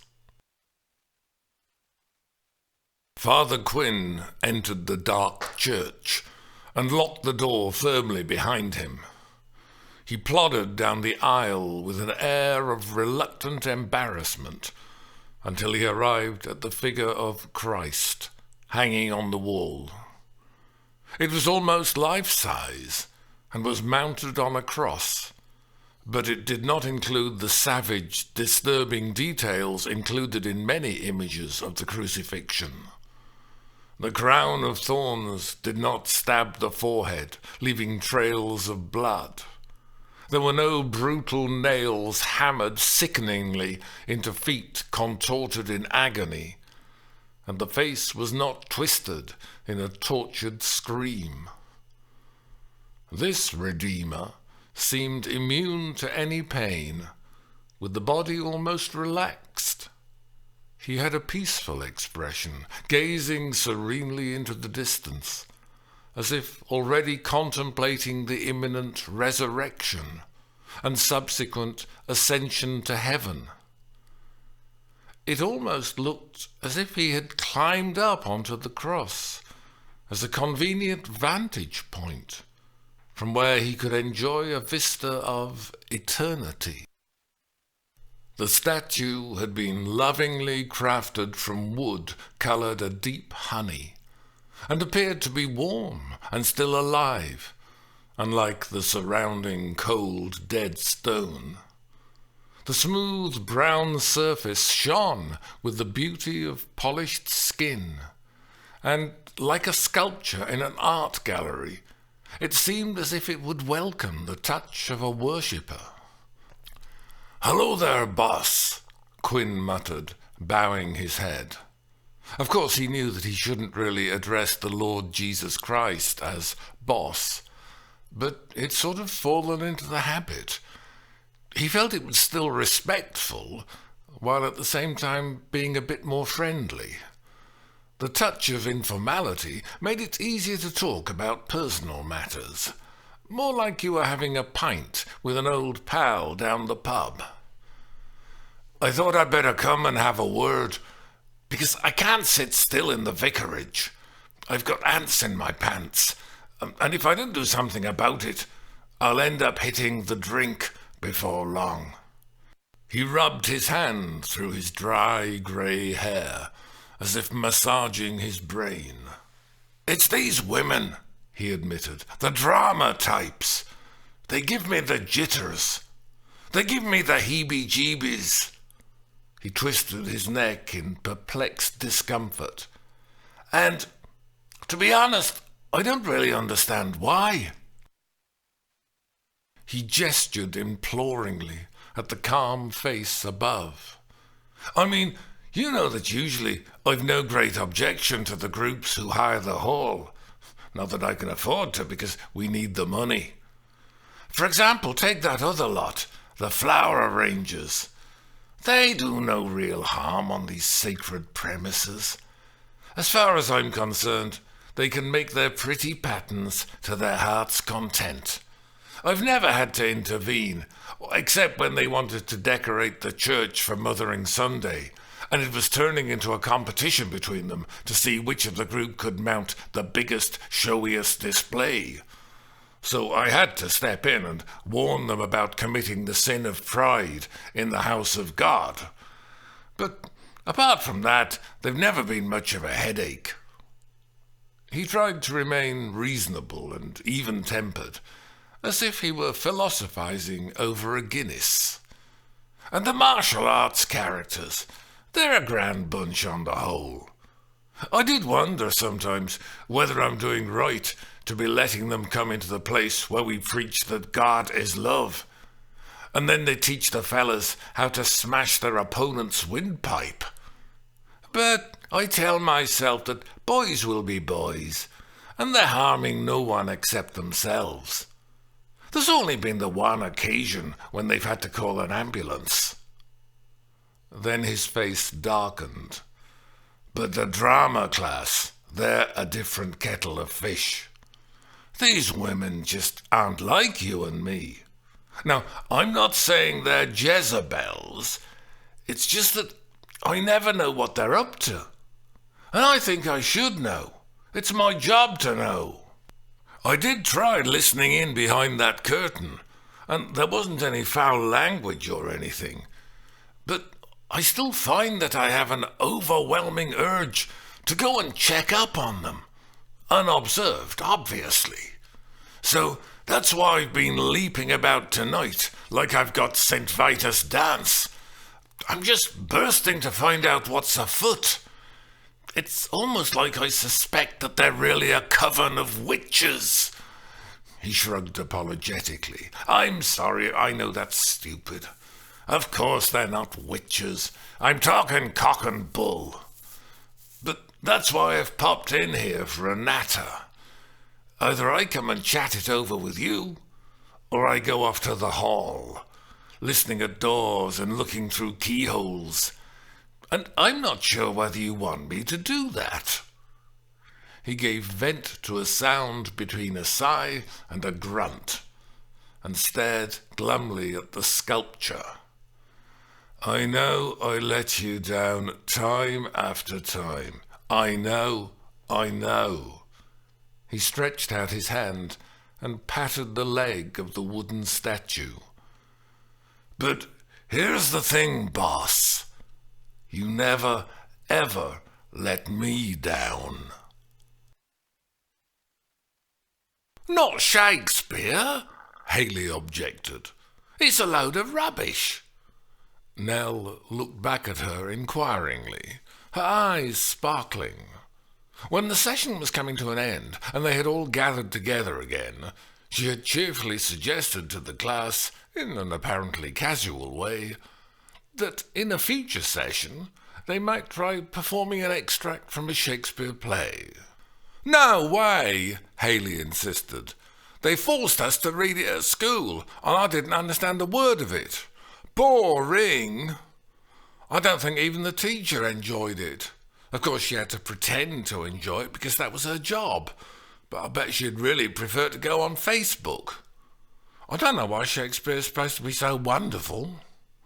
"Just a short extract, a bit where the language is fairly simple," Nell persisted, smiling persuasively.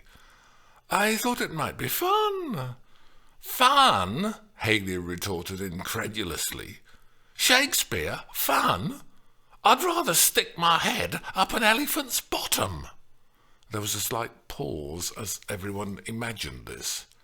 "Excuse me," Georgina intervened, straightening up and looking frostily into Nell's intelligent eyes. "I thought we had decided on doing Noel Coward." Her gold pendant shone like a mayor's chain of office. "Oh, yes, we're all going to take the scene you've given us home and read it very carefully," Nell reassured her blithely. "But I thought maybe we could have a quick look at a bit of Shakespeare as well. And then if nobody likes it, we can just chuck it in the bin." She looked round at the others, shrugging cheerfully, as if it was of no consequence. "Daniel?" Georgina turned to him, implying that it was his responsibility to quash this rebellion. "Yes, I would love to do some Shakespeare," he replied. "Actually, I have got some extracts ready." He could see Georgina looking as if she had expected to taste a good wine, but had found instead she had a mouthful of vinegar. "But I must admit that tackling them this early in the course might perhaps be a little too ambitious." "Ah," Georgina commented forcefully, feeling that he had come to heel. "Precisely. Too ambitious." She looked round at the others with a smirk of victory. "You're right, Georgina," Nell replied diplomatically. "It would be ambitious. Although, I suppose I still feel that sometimes it's actually a good idea to be ambitious. You never know what you can do until you give it a try." Nell, sweetly reasonable and ever cheerful, was determined to get her own way. "Are you saying we aren't good enough for Shakespeare?" Steph asked Daniel challengingly. "Oh no, I'm certainly not suggesting that," he replied appeasingly. "After all, some of the original actors were only young boys." "They were young boys," Mimi objected. "Excuse me, but I ain't a boy. And looking round the class, I notice that everyone else here has got boobies." "No, sorry," he said. "I simply meant that, like you, not everyone in Shakespeare's acting company was perhaps very experienced." "Well, if you are saying you have to be young," Mimi continued, "then I'm afraid to tell you I've also noticed that everyone here is no longer a teenager. We are mature women. Some of us are very mature." "Well, speaking as the most mature," came Lynn's voice, "I would say that if we aren't good enough to do Shakespeare, then I'd like to know who is." She stared defiantly round the circle of women. Some looked unsure, but others nodded in indignant agreement. "Or do you have to be a professor in a university to understand this stuff?" Daniel again tried to placate them. "Of course you're good enough," he said reassuringly. "It's just that a lot of people do find difficulty with the language." "But you're a professor," Steph objected. "So you could explain it to us." "No, I'm not actually a professor," he corrected her. "But you've been to university?" she asked. "Yes," he admitted. "Well, that's the same thing," she insisted. "As far as I'm concerned, you're a professor. So you could explain it to us." "We could try a little bit of one of these plays," Mimi said sagely. Then she frowned. It is plays, isn't it? She turned to him for confirmation, and he gave a nod. Yes, well then we might surprise you, she asserted. That's all I'm saying. We might surprise you. Daniel decided to resort to democracy. Shall we take a vote? He asked. Hang on, Haley interrupted, feeling that the tide of opinion was turning against her. I don't want to do something that needs explaining. It'd be like going back to school. Shakespeare's stupid. Why, it's obviously not, Steph replied sharply, so we'd be stupid to say it is. Are you saying I'm stupid? Haley demanded aggressively. No, of course not. I'm saying you're intelligent, Steph responded. You're not the kind of idiot who's so prejudiced that they refuse to try anything new. She adopted a more conciliatory tone as she appealed to her friend to be reasonable. It's like when a tourist goes on holiday to Greece or somewhere, and the waiter asks her if she'd like to try, say, calamari, and she says, "What's that?" And he says, "It's a local delicacy and lots of people love it." And then the tourist says, "I'm not eating that foreign muck. Bring me fish and chips." Now that is what I call stupid. When you're abroad, try something new. Or what's the point of going? Only a stupid tourist refuses to taste it. If you don't like this new food, you can just spit it out. And then you can demand fish and chips. But you've got to taste it first. You've got to suck it and see. Her voice became more intimate. Come on, Haley. You were never afraid to suck it and see. And she looked directly into her friend's green eyes, smiling roguishly. Haley tried to purse her lips to stop herself smirking in response, but found she couldn't help grinning. Well? Asked Steph, inclining her head enquiringly. Haley gave a sigh, rolling her eyes in exasperation. You get me into situations, she moaned. Steph continued to gaze remorselessly.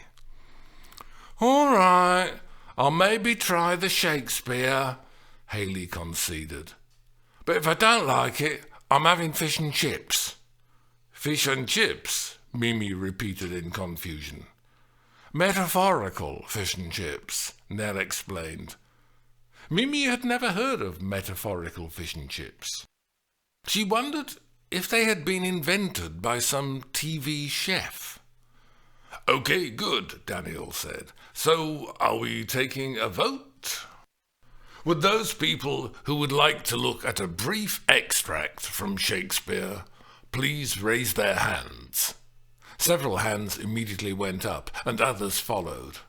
Chloe turned her butterfly-adorned head to see which way the majority was voting, and joined them by timidly raising a single finger. Georgina looked coldly at the others, as if she was mentally adding them to a list of dissidents who would face reprisals. Of course, we are still considering the Noel Coward, Daniel said hastily. That is our first priority. Georgina compressed her lips and narrowed her eyes. The threat was still there against any troublesome insurgents. I'm afraid we've run out of time, Daniel announced, standing up. We shall all have to go or we'll be thrown out.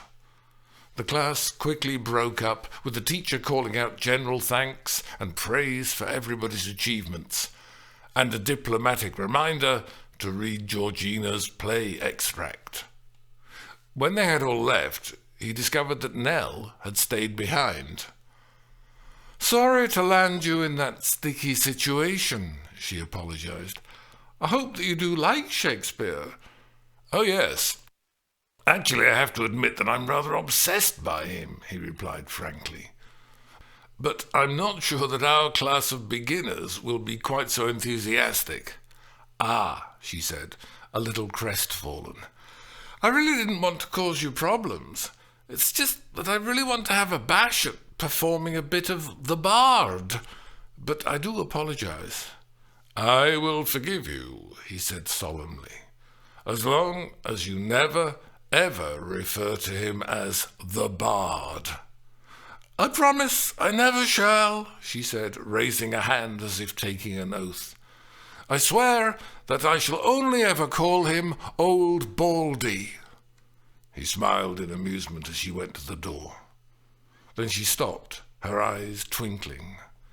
"See you next week, Professor." Chapter 8. I wonder how long it will be before that pushy cow notices that her nice red document case is missing. She was so busy getting stroppy because everyone hadn't fallen in love with her la-di-da Noel Coward that she forgot all about her new leather accessory. Of course, I took a chance when I walked out with it hidden under my coat, but that's why stealing other people's possessions is really fun. If there's never any danger of getting caught, then there's simply no thrill in doing it. And anyway, if someone saw me, I'd just plead innocence. I'm good at innocence. And now her lovely new case is in pride of place on the shelf in my lounge. I'd like to come into the room and see it on display, all red and shiny. I wonder how much she paid for it. You can see it's expensive. Maybe I should get a big glass cabinet to exhibit my latest acquisitions. Maybe I could get one with spotlights.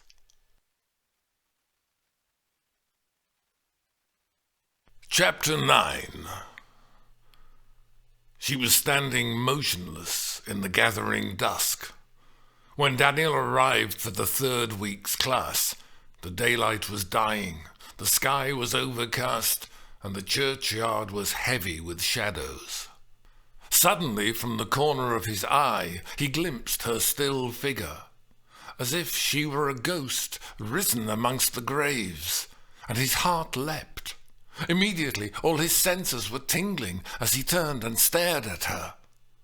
Long hair fell black as midnight, shrouding her shoulders, while her face seemed to glow in the deepening gloom, and her eyes were shining like jewels in the darkness. "Felicity," he said, and at once felt that by announcing her name he sounded as witless as on their previous meeting. "You've come back," he added. "Evidently," she replied bluntly. "But nobody calls me Felicity. My name's Flick."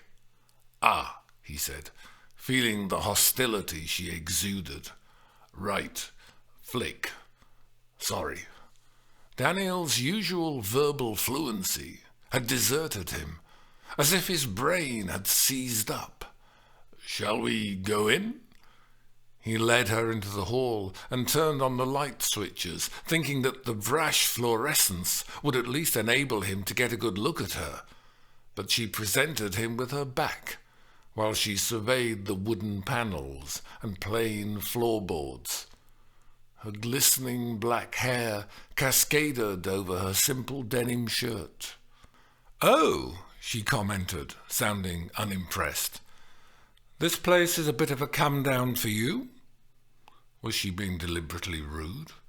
"Actually, I rather like it," he countered. "I know it's very basic, but I think it's got a bit of character." "Basic, yes. Character, no," she insisted. "Do I have to sign something?" "Sign? Oh, yes, please. If you'd like to sit down and fill this in." He gave her the official form and a pen. She glanced unenthusiastically at the uncomfortable chair, sat down and wrote. Now he could finally see her face. The features were so familiar, the clear grey eyes with their dark lashes, the smooth skin unadorned except for a hint of natural suntan, and the rich red lips. And yet she seemed different, partly because the innocent girl had matured into an experienced woman, but especially because she now bore a hard, implacable look. which was accentuated by the harsh overhead lighting. Sensing his gaze upon her, she lifted her head and looked up at him challengingly, her eyebrows raised in cold enquiry. He quickly looked away, with the feeling that he had been crudely intrusive. Needing something to occupy himself, he riffled through the sheets of paper that he had brought, but his eyes were unseeing, and his mind made no sense of them. "What ho!" Nell's cheery voice interrupted, seeming very loud in the uneasy silence. Daniel turned towards the bespectacled, grinning face in the doorway, and found he was glad of the distraction. Surprisingly, Nell's arrival was a tremendous relief. He hadn't realized that he had been so very tense. "I ain't going to be a slave," Mimi announced. "What?" Georgina replied sharply. She was still smarting from the class's lukewarm reaction to her Noel Coward extract.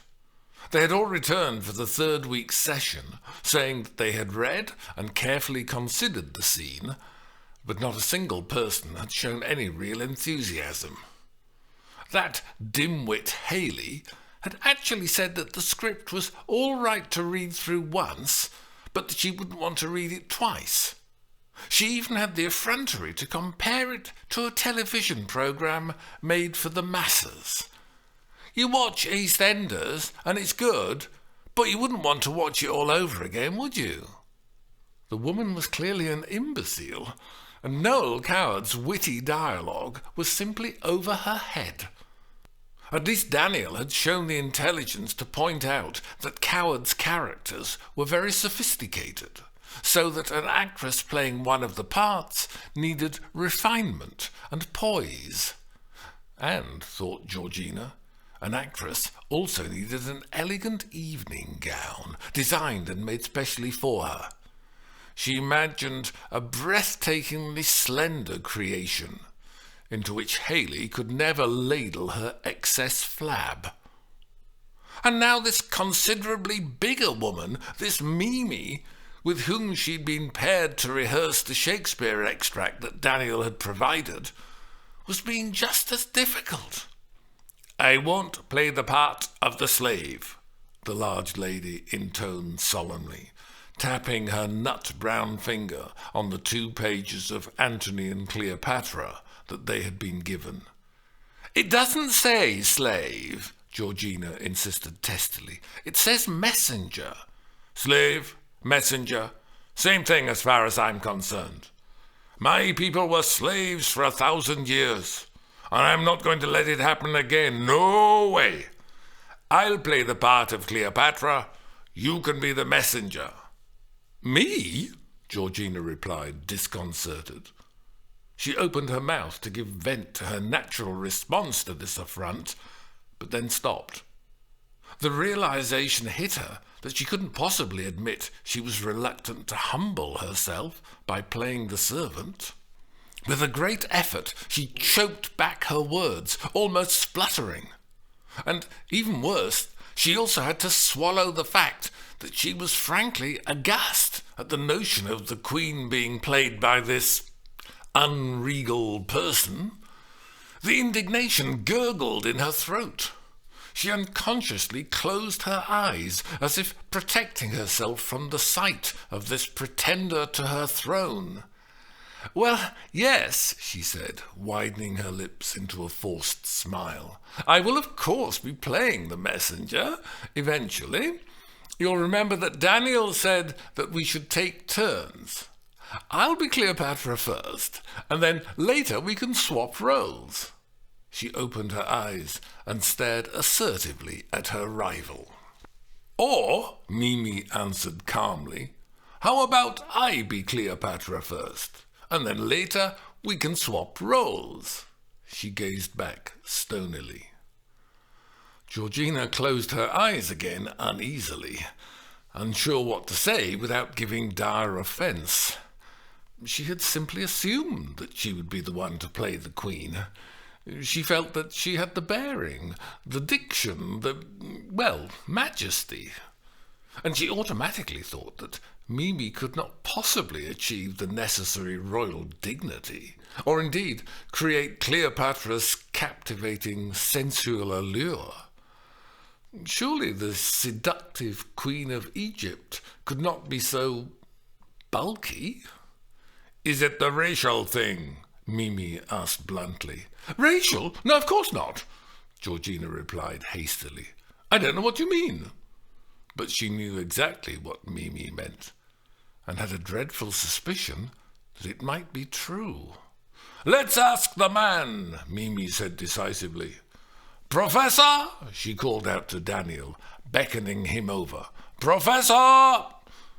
"Now, there's no need for this," Georgina urged. Mimi ignored her and addressed her question to Daniel. "Sorry to bother you, but can you settle an argument?" "There isn't an argument," Georgina protested desperately. "I'm not a professor," he said. "What colour is Cleopatra?" Mimi asked him directly. "What colour?" Daniel repeated. "Well, of course, she's got dark skin." "Dark skin," Mimi echoed. "Aha!" She nodded magisterially. "She's described as tawny," he explained. "Tawny?" Mimi seized on the new evidence. "Tawny," she repeated, wagging a finger to emphasize its significance.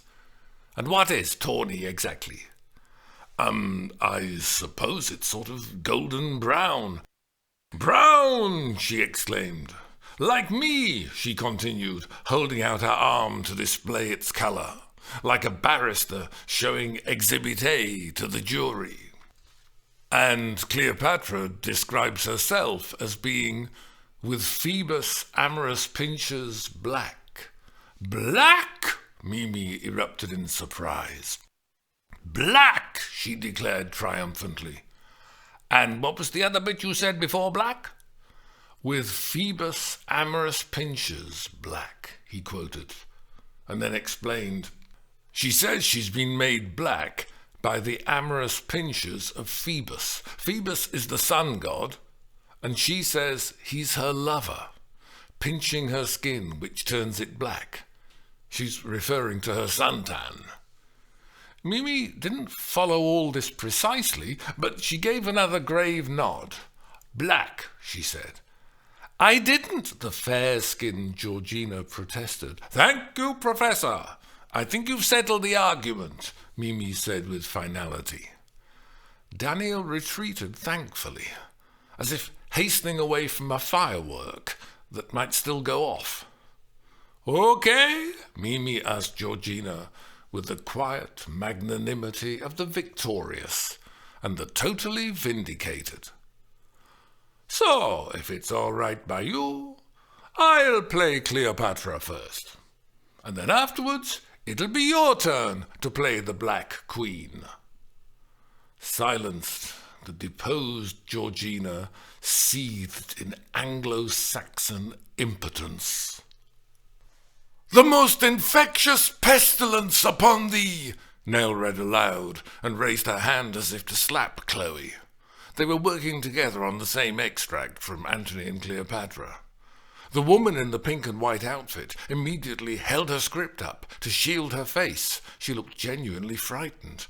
"Don't worry, I'm not going to really hit you," Nell said, her eyes reassuring behind her red-framed spectacles. "Sorry," Chloe replied.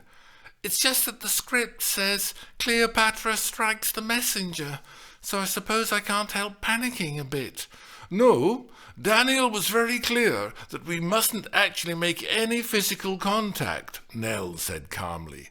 "I'm only going to hit the air." "Yes, I know," Chloe answered with a tense smile. "I'm just a bit nervous." "There's absolutely no need to be. I take very seriously what he said about safety. I'm not going to touch you, honestly." "I know you don't mean to, but I suppose I'm afraid there might be an accident," Chloe said weakly. "Sorry, you must think I'm being really stupid." "Not at all. It's perfectly normal. I absolutely understand," Nell reassured her. Daniel, watching them from the other side of the room, thought that Nell seemed to have appointed herself class prefect, the good sport who was taking the new kiddie under her wing. Chloe did look rather like a timid first year, and Nell, in her jacket that was similar to a school blazer, did look like the head girl, or perhaps, in view of her short hair and slim figure, the head boy. Meanwhile, Nell had thought of an idea. "Tell you what, Chloe, why don't we swap roles? I'll be the messenger and you be the queen. Then you can pretend to hit me." "Oh no, I couldn't ever hit anyone. And I couldn't be the queen. I couldn't. I'm happier as just the messenger. I don't like hitting." Nell stopped and looked at the anxious woman shrewdly. "Have you ever been hit? Has anyone in real life actually hit you?" Chloe blinked as if she'd received a shock, and her eyes opened wide as if in fear. "Sorry," Nell quickly added. "I shouldn't have asked that. I suppose it's very personal." "No, it's all right," Chloe replied, looking down. "It was all a long time ago, and I should have forgotten it by now. I'm just being silly. I suppose I'm always rather silly." She looked up at Nell helplessly. "No, Chloe," Nell said seriously, gazing sympathetically into the big blue eyes. "If you've suffered a trauma when you were younger, if you've been the victim of physical abuse by some nutcase, then you can't just forget it like that. And it's definitely not your fault. Don't say you're silly. You're not. You're absolutely normal. You're simply very sensitive." Chloe nodded uncertainly and ran her little fingers through her white gold curls. "It's just when you raised your hand, which will go nowhere near your beautiful face. Don't worry, your lovely skin is perfectly safe." Nell couldn't help noticing that the skin now benefited from cosmetics to revive its youthful loveliness. Chloe smiled apologetically. "I know really that you don't want to hurt me. I try to be sensible. Look, I actually make my living as a dentist, so that does guarantee that I've got very good physical control of my hands," Nell assured her. "A dentist?" Chloe sounded slightly bewildered. "And I deal with nervous people all day long. Everyone's nervous at the dentist's, so there's no need for you to feel the slightest bit embarrassed. To me it's all perfectly normal." "Oh!" Chloe's pink lips remained apart in wonder. "And I promise that I never hurt my patients," Nell said quietly, gazing into Chloe's baby blue eyes. "I'm very, very gentle." "Oh, right," Chloe breathed. "Thanks." She smiled shyly. Nell rested a reassuring hand on the other's shoulder, feeling the baby softness of her white jumper. "You're in safe hands." Hidden behind the stage curtains, he had slipped into the hall unseen again by the back door. Father Quinn was finding it deuced difficult to know exactly what was going on. Several women were talking at the same time and saying very different things. "There is gold," one said, "and here my bluest veins to kiss." "Hence, horrible villain," shouted another, "or I'll spurn thine eyes like balls before me. I'll unhair thy head." "I'll set thee in a shower of gold," one promised, "and hail rich pearls upon thee." "The gold I give thee will I melt," snarled another, "and pour down thy ill-uttering throat." The priest was imbued with a theology which offered two opposing choices to mankind. Either enjoy the rewards of heavenly bliss, or suffer the agonies of hell's eternal tortures. But even to his practiced ear, this cacophony of promises of great riches, which then suddenly switched to threats of savage violence, sounded like the ravings of the deranged. He felt that he ought to throw apart the concealing curtains, and perform an exorcism. "Thou shalt be whipped with wire," a woman yelled stridently, so close to the dividing drapes that it seemed she might burst through and discover him. He instinctively leapt backwards away from her and collided sharply with something. He heard a clang, a harsh scraping, and then a deafening crash, as if iron girders had smashed down into the floorboards. Spinning round in panic, he saw that he had overturned a tall stack of metal-framed chairs. They had fallen as thunderously as Goliath, and some had scattered about the stage and were now lying like dead bodies struck down by the wrath of God. The stage curtains were urgently dragged open from the other side, and women's faces appeared, in caricatures of shock and astonishment. They gawped at the devastation and stared accusingly at the black-clad invader who had wreaked such havoc. "Father Quinn!" the drama man exclaimed.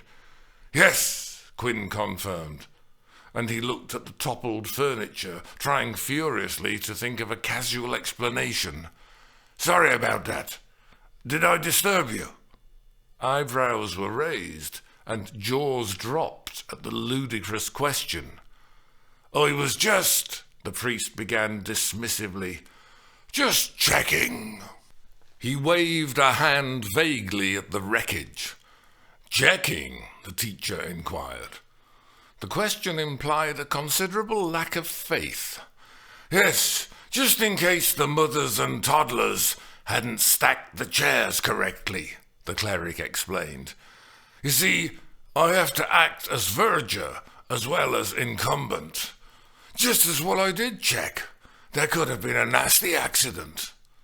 The drama man looked at the tumble of chairs and seemed to think that there had been a nasty accident.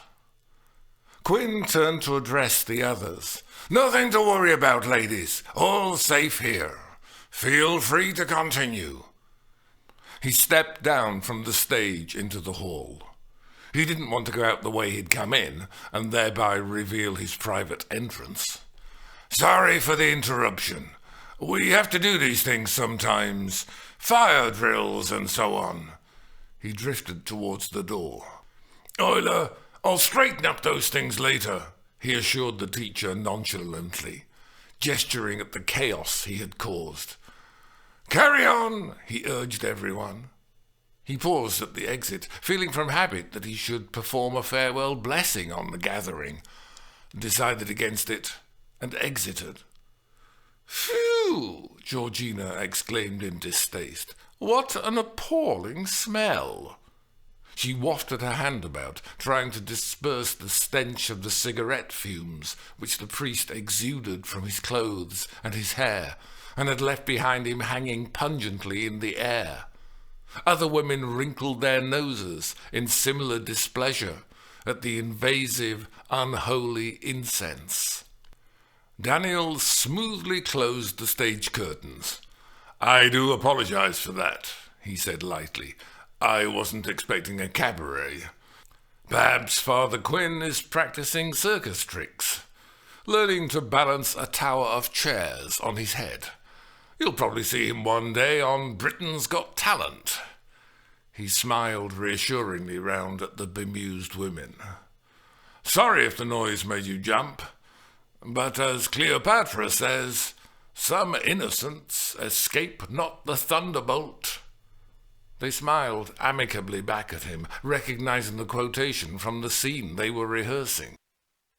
Lynn was still looking in the direction that the turbulent priest had taken. "You'd not want him baptizing your baby," she observed censoriously. "He'd drop it into the font."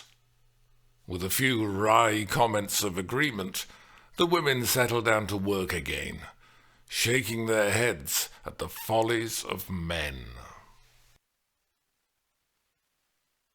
"So Cleopatra gets the news that Antony has gone off and married another woman?" Haley asked, wanting to make sure that she understood the scene that all the pairs were simultaneously rehearsing. "Married another woman," Steph confirmed. "The bastard! And Cleopatra is so furious that she beats up the messenger. She does, her friend said, which isn't exactly fair. No, maybe not, but you can see why she does it. It's not the messenger's fault. No, but if I got the news straight out of the blue that my boyfriend had suddenly gone off and got hitched to another woman, I'd probably want to clock someone. I mean, you would, wouldn't you? Speak for yourself, Steph contradicted her. I wouldn't. Oh, it's easy to say that now. But when it actually happens to you, it's different. You don't really know how you'd react if you ever discovered that Martin was cheating on you. Hey, Steph objected. Martin wouldn't cheat on me. And she frowned unhappily. No, I'm not saying he would, although Cleopatra thought Antony wouldn't cheat on her either. That's different. She wasn't married to him. I'm married to Martin. Yes, Hayley agreed, looking at her sadly. You are, aren't you? What? Steph said blankly. Mind you, Hayley continued, some women might actually be relieved that the old man's finally buggered off. They might even be glad to see the back of him. I suppose it all depends on how you feel about having to have sex with the same bloke night after night, or week after week. For some women, it probably becomes a bit of a chore. Last thing in the evening, you have to go through the same old routine. Set out the things for breakfast, take the meat out of the freezer to defrost, put the rubbish into the dustbin, go upstairs and service your fella, and then at last you can get off to sleep. Steph was frowning unhappily at her friend, but Hayley pursued her line of thought.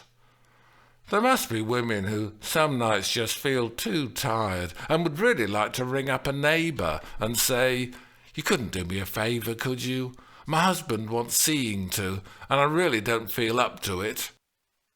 You couldn't possibly take care of him, could you? Just this once.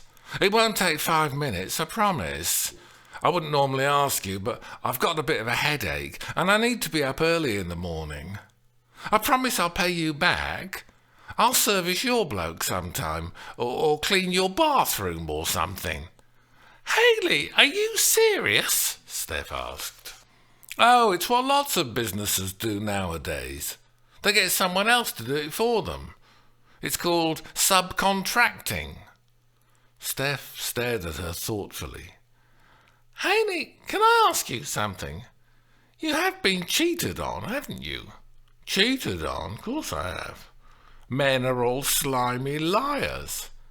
I mean, no offence, but I thought it was usually you that cheated on them." "Me? No, never. Well, nearly never." "What about that business with Jason?" "Oh, obviously that was different. I could tell the moment I started going out with him that sooner or later he'd have a bit on the side." "But how did you know?" "Men are all slimy liars. It was inevitable. So, of course, I took out a bit of insurance." "Insurance?" "Yeah, I made sure that I started seeing another bloke on the side. In advance. Obviously, I didn't want to leave it too late and end up like Cleopatra, getting the shock news one day and then punching the postman. And, of course, if you suddenly get dumped in favour of another woman, you look such a fool. So I took care to get my revenge in first. I was already having my bit of extra well before it came out that he had finally started cheating on me. That way I didn't look such a fool, because him being unfaithful to me was absolutely no surprise. He was the one who looked a fool, because he didn't know that I was actually at it ages before he was. Hang on, as I remember it, you still got really annoyed at Jason for cheating." "Ah, yeah, of course I did. But that was because of who he was having it off with. Don't you know who it was? It was only that Gemma, and she's an old minger. Now, I call that totally bloody insulting. I mean, I wouldn't mind him knocking off some pretty young nympho as a change from me, but not that old boiler. She looks like my grandad in drag. So you did behave like Cleopatra, getting really annoyed? No, I didn't beat up the messenger. I hit back directly at the slimy liar. What do you mean? What did you do? I thought, OK, you reckon you're Mr. Hot Balls? Well, you soon will be. So I went to the pharmacist's and bought some of that deep heat ointment. If you're in pain, you rub it on, and it really makes you tingle. Your skin gets amazingly hot, and I bought the strongest ointment they stocked. And then I rubbed some into Jason's underpants before he went to work. Into his underpants? You're kidding. No, I had to get my own back. And I must say it was very successful. That ointment really warms you up. Mr. Hotballs was leaping around in agony all day. But didn't he guess that it was caused by something in his underpants? Oh, he suspected. So I just told him that I'd used some new washing powder, and it had given me a rash too. And I said that unfortunately it meant that I couldn't possibly have sex with him for a while. It would be too painful. But actually he didn't really mind, because he couldn't manage it either. He was red raw. I bet he was. Yeah. I thought it was sort of like he had Christmas in his underpants. Pardon? Christmas in his underpants? Yeah. You know that old Christmas song? Chestnuts roasting on an open fire.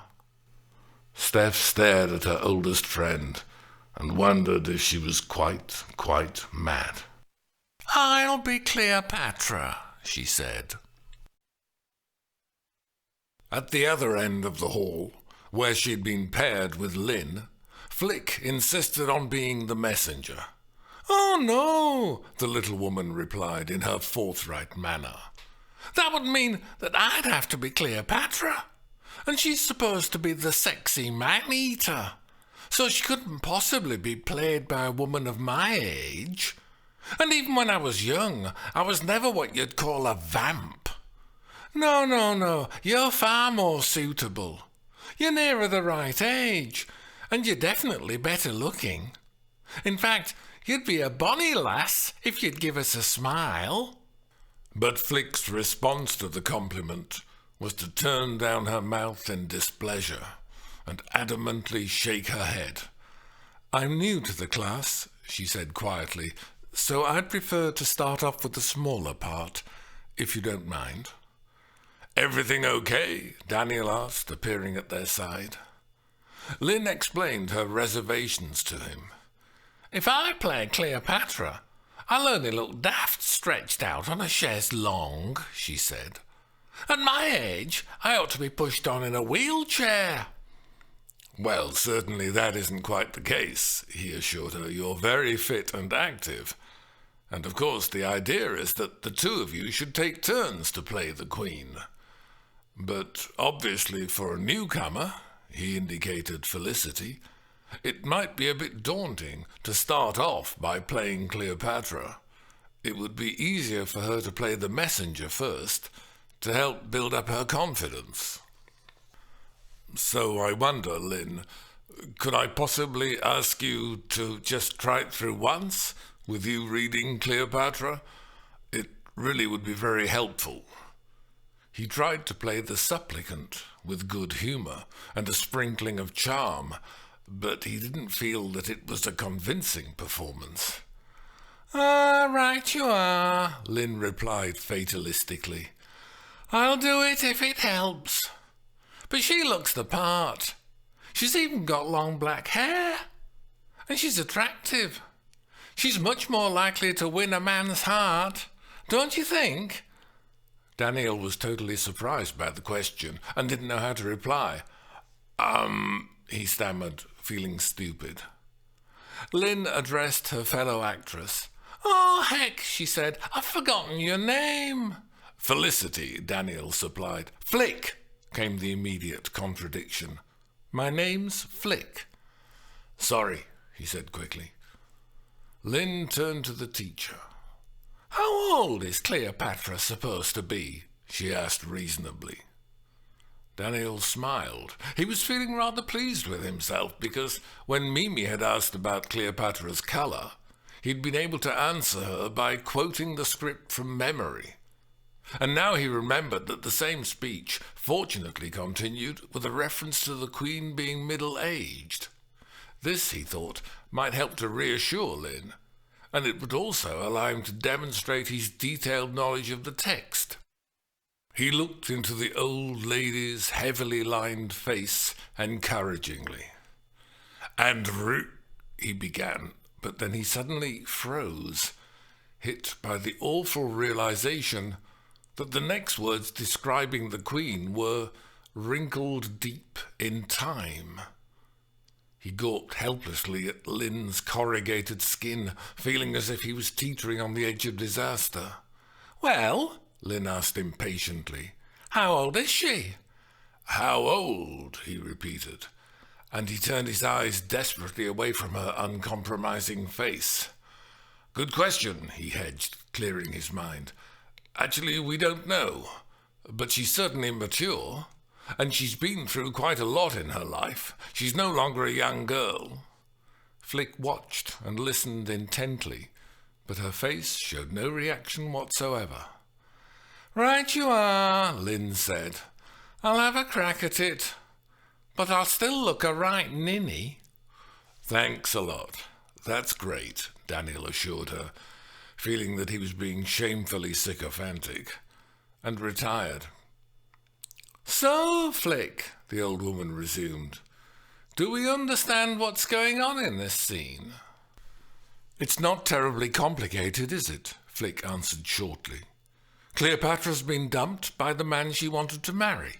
Happens every day." "Oh, don't say that, Flower," Lynn responded. "Let's not be too pessimistic.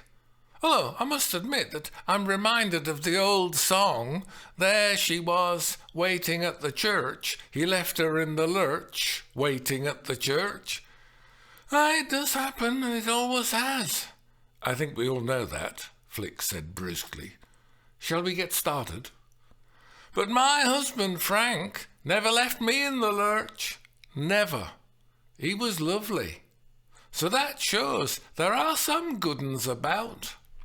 "Why don't you sit there?" Flick said determinedly, indicating a chair, "and I'll come in over here." "Are you sure I can't persuade you to be Cleopatra?" asked Lynn, and added temptingly, "You'd get to knock me about." "I'm all right as I am, thank you," Flick said curtly. You say you are, but you don't look it. You haven't exactly got your happy face on this evening. I thought perhaps you might enjoy giving someone a good walloping." Flick looked back at her coldly.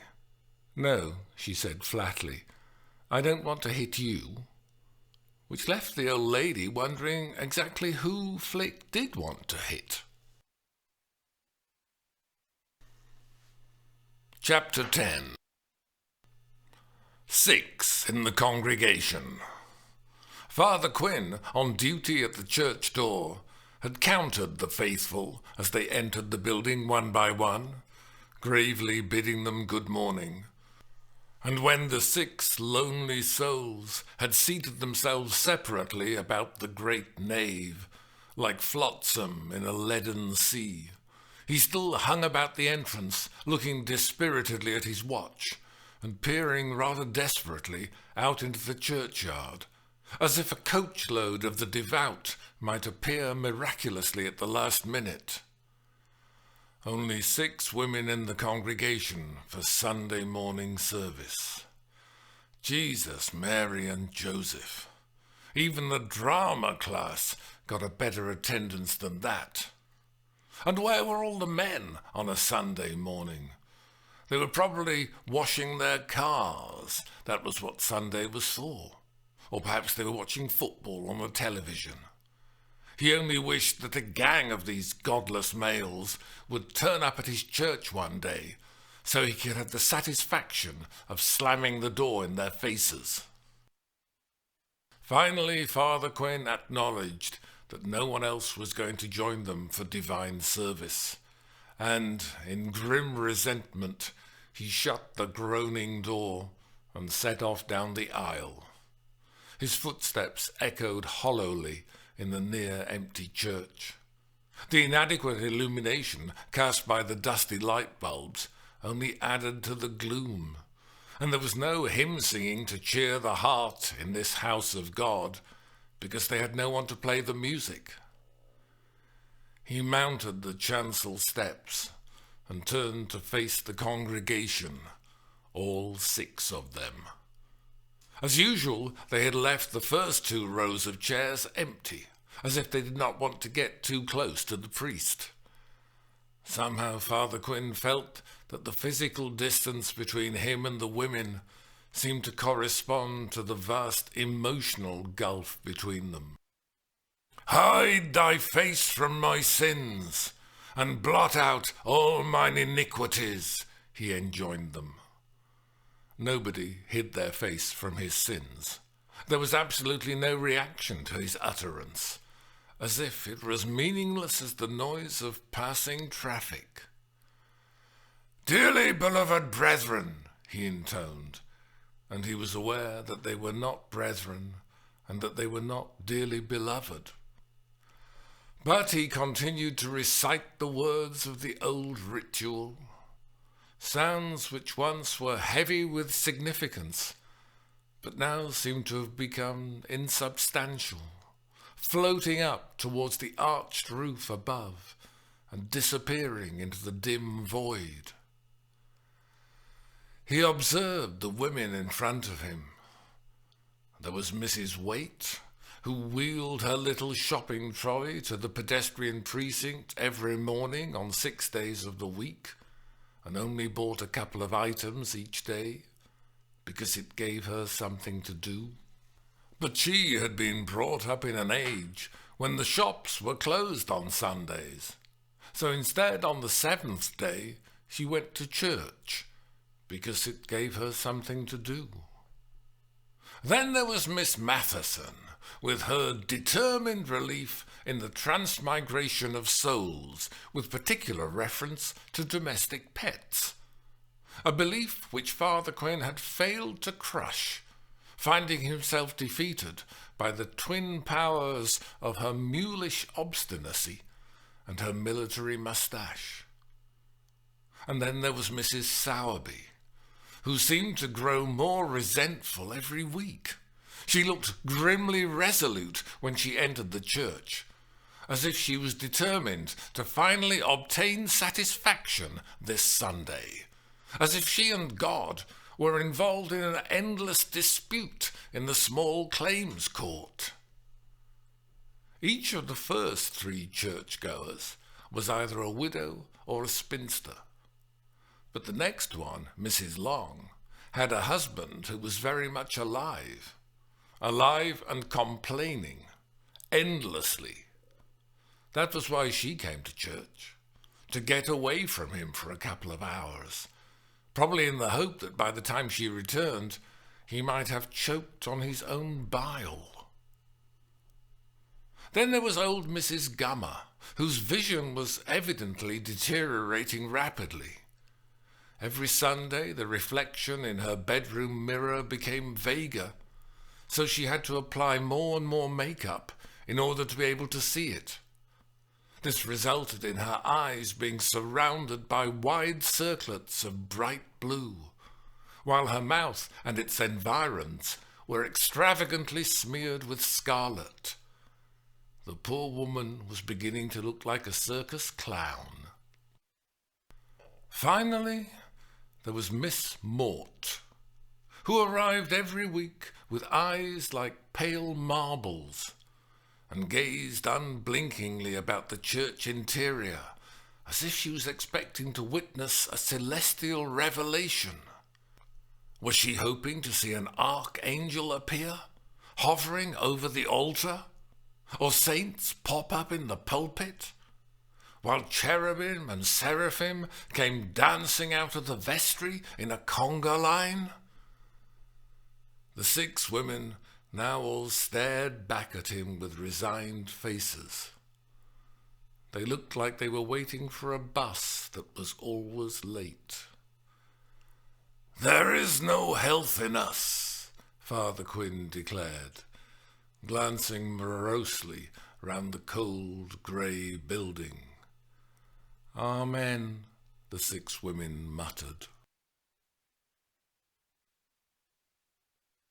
Chapter 11. Flick was standing alone in the darkening cemetery when it happened. She had arrived early for the following week's class, but while she was waiting in the gathering dusk, she found that she was experiencing a faint unease. She was beginning to wonder why exactly she felt this strange determination to get to the hall well in advance of anybody else. It unsettled her, but she preferred to avoid the question lurking inside her. Why was it so important that she should already be there before Daniel? This compulsion seemed especially illogical, since it would mean that she would probably be alone with him for a few minutes before the next woman turned up, which she certainly didn't want. In fact, it would be better if she stayed silently in the shadows cast by the feeble light from the old lamp-posts until a couple of the group arrived, and then she could slip into the class, give him a curt acknowledgement, and turn her back on him as she engaged in conversation with the others. That would definitely be better. In which case, why had she felt it essential to get there so ridiculously early? To distract herself from this disquieting question, she was listening on her earphones to a performance of Romeo and Juliet. Because the class had enjoyed their first attempt to act a Shakespeare extract, Daniel had said that this week they would try a scene from the famous love story, so she had obtained a recording. Now Flick stood amongst the gloomy graves, as motionless as a tombstone, hearing the words of the ancient tragedy. She had reached the part where Juliet's father was trying to force her to marry a relative. So in order to escape the crisis, the girl was planning to fake her own suicide. She had been secretly given a sleeping draught that would make her appear dead, and then her grieving family would place her body in the family tomb. But she was afraid that she might wake up in the vault and be asphyxiated before Romeo could arrive to release her. "How if, when I am laid into the tomb, I wake before the time that Romeo come to redeem me? There's a fearful point. Shall I not then be stifled in the vault, to whose foul mouth no healthsome air breathes in, and there die strangled ere my Romeo comes?" Suddenly everything went completely black. Something scraped down both Flick's shoulders, and then she was bumped on the head. Not severely, but the impact was a shock. The total darkness was frighteningly disorientating, and she had no idea of what was going on. She tried to struggle, but her arms seemed to be pinioned to her sides. What was happening to her? She could hear herself crying out incoherently, and the noises sounded shrill with panic. She couldn't see, and she couldn't move. It was terrifying. "Help!" she called out, and her voice seemed strangely dulled within whatever had enveloped her. "Help!" It was as if she had been attacked and plunged into an abyss of horror. She twisted her body to get free, but it only made her stagger sideways, and then she had to lurch in the opposite direction to stop from falling. Pain stabbed through her ankle. "Oh God!" she moaned. "Help!" The only response she received was Juliet's voice in her earphones. "What with loathsome smells and shrieks like mandrakes torn out of the earth, that living mortals hearing them run mad." She heaved her shoulders about desperately, trying to escape, but it was hopeless. She was held tight. She even felt it was hard to breathe within whatever was confining her, and she had to make a real effort to control the rising tide of hysteria within. And then the thing that was around her body and over her head began to move.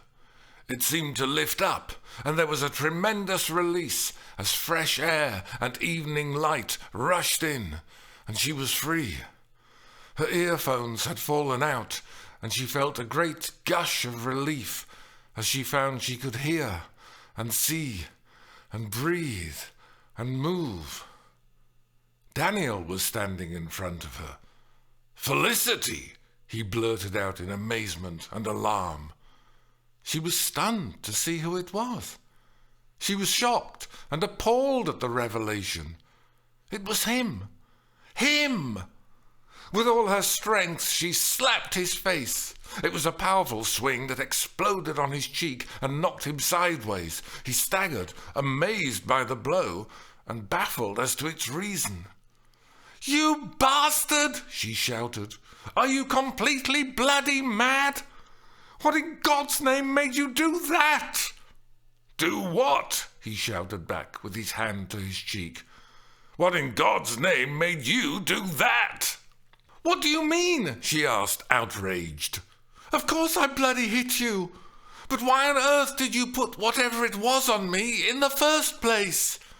"I didn't put it on you," he asserted. "I took it off you." "Oh, yes? Oh, really? Well, you would say that, wouldn't you?" "Of course I would, since I don't go round putting dustbins on people's heads." "Dustbins?" He pointed to one side, and she turned to see an indistinct bulk lying on the ground. "It's an old plastic dustbin. That's what I just pulled off you." She stared uncomprehendingly at the object, obscured by the darkness. "Someone must have attacked you," he said. She turned her gaze on him, still trying to make sense of it all, and still feeling alarm. "Are you all right, Felicity?" he asked, with anxiety in his eyes. "Flick!" she shouted in exasperation. "My name is Flick!"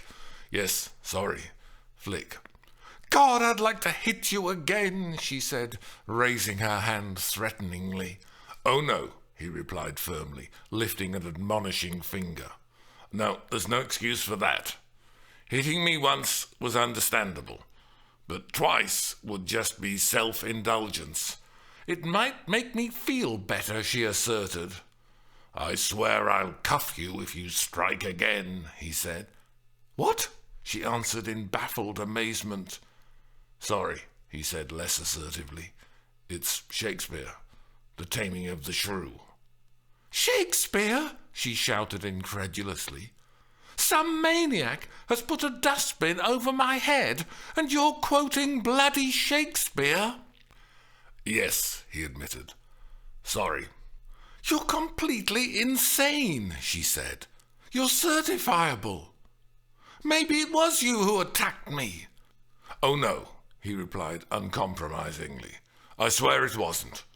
I realize it's a long time since we knew each other, but if you cast your mind back, you'll have to agree that I'm simply not a violent person."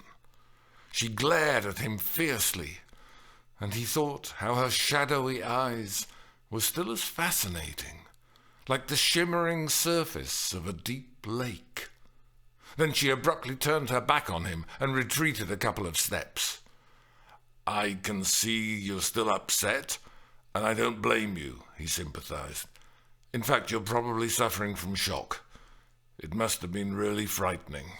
"Well, of course it was bloody frightening," she answered scathingly, spinning back towards him. "Look at my hands!" She held out trembling fingers. With a little moan of concern, he reached out and took her hands, pressing them together and then folding them within his larger masculine hands. She immediately pulled away, freeing herself from his hold. "What do you think you're doing?" she yelled. "Sorry," he replied in surprise. "I was trying to stop your hands from trembling." "I don't need your help." He stepped back, holding up his palms submissively. "What's going on here?" Father Quinn's voice intruded. Daniel turned to see the priest standing nearby and said, "Something awful and rather disturbing has happened. You see that dustbin?" The vicar glanced at the old bin lurking in the darkness. "That one," he said, as if there might possibly be several bins lying around. "The ladies had a horrible experience," Daniel informed him. "The ladies had an accident," Flick intervenes. "Rather unpleasant, but just an accident." She stared hard at Daniel, demanding compliance. "Wasn't it?" He looked back at her in complete surprise. "Well, it's not our fault," Father Quinn asserted. "The church can't be held liable." "What?" Daniel replied in amazement. "I don't recognise that bin. It's not one of ours. So if you've tripped over it, I'm very sorry. But you shouldn't go cavorting among the gravestones at night." "Cavorting?" Flick queried incredulously. "If you've had an accident, it was nobody's fault," the minister persisted. "Oh, no?" Daniel replied, suddenly angry that the man showed absolutely no concern for Felicity. "What was it then? An act of God?" The vicar looked back coldly. "Well, I wouldn't be surprised if it was," he said, "the way things are. And now I'll unlock the hall door so you can get on with your business." He strode away. Daniel glared after him, quietly reciting knave, beggar, coward, pander, and the son and heir of a mongrel bitch. "I beg your pardon?" Flick inquired disapprovingly. "King Lear," he said. "Sorry." "More Shakespeare?" she inquired resignedly. "You're deranged." "I suppose we'd better go into the hall. Can I give you a hand?" he asked, offering to support her arm. "I'm all right," she answered testily, pulling away from him. "Perfectly all right." "If you say so," he conceded, and gestured to her to precede him. "After you." Holding her head high, she walked ahead of him. Then over her shoulder she asked ungraciously, "Are you all right?" "Me?" "Yes, I did hit you," she pointed out. "Or didn't you notice?" "Oh, I definitely noticed. But I'm fine," he replied, putting a hand to his smarting cheek. "Although I did try to warn you last week that when you're playing Cleopatra, you shouldn't really clobber the messenger. You just pretend." As she passed through the arched doorway, she answered grimly, "Yes, well, you're the first person I've ever clobbered in my whole life." "The clock struck 9 when I did send the nurse," Steph complained, reading aloud from the script. "In half an hour she promised to return." Her head jerked from side to side, reflecting her emotional agitation. "Perchance she cannot meet him." The horrified exclamation was reinforced by her fingers leaping to her lips. "That's not so," she immediately contradicted herself, pulling her hands down. "Oh, she's lame," she wailed, stamping her foot. Steph knew the kind of thing to do, because Daniel had started the class by asking the women to quickly improvise a mime in which they were waiting nervously, fidgeting, pacing, looking out of the window. This week's extract seemed simple enough. Juliet had met Romeo for the first time on the previous evening, and they had fallen madly in love.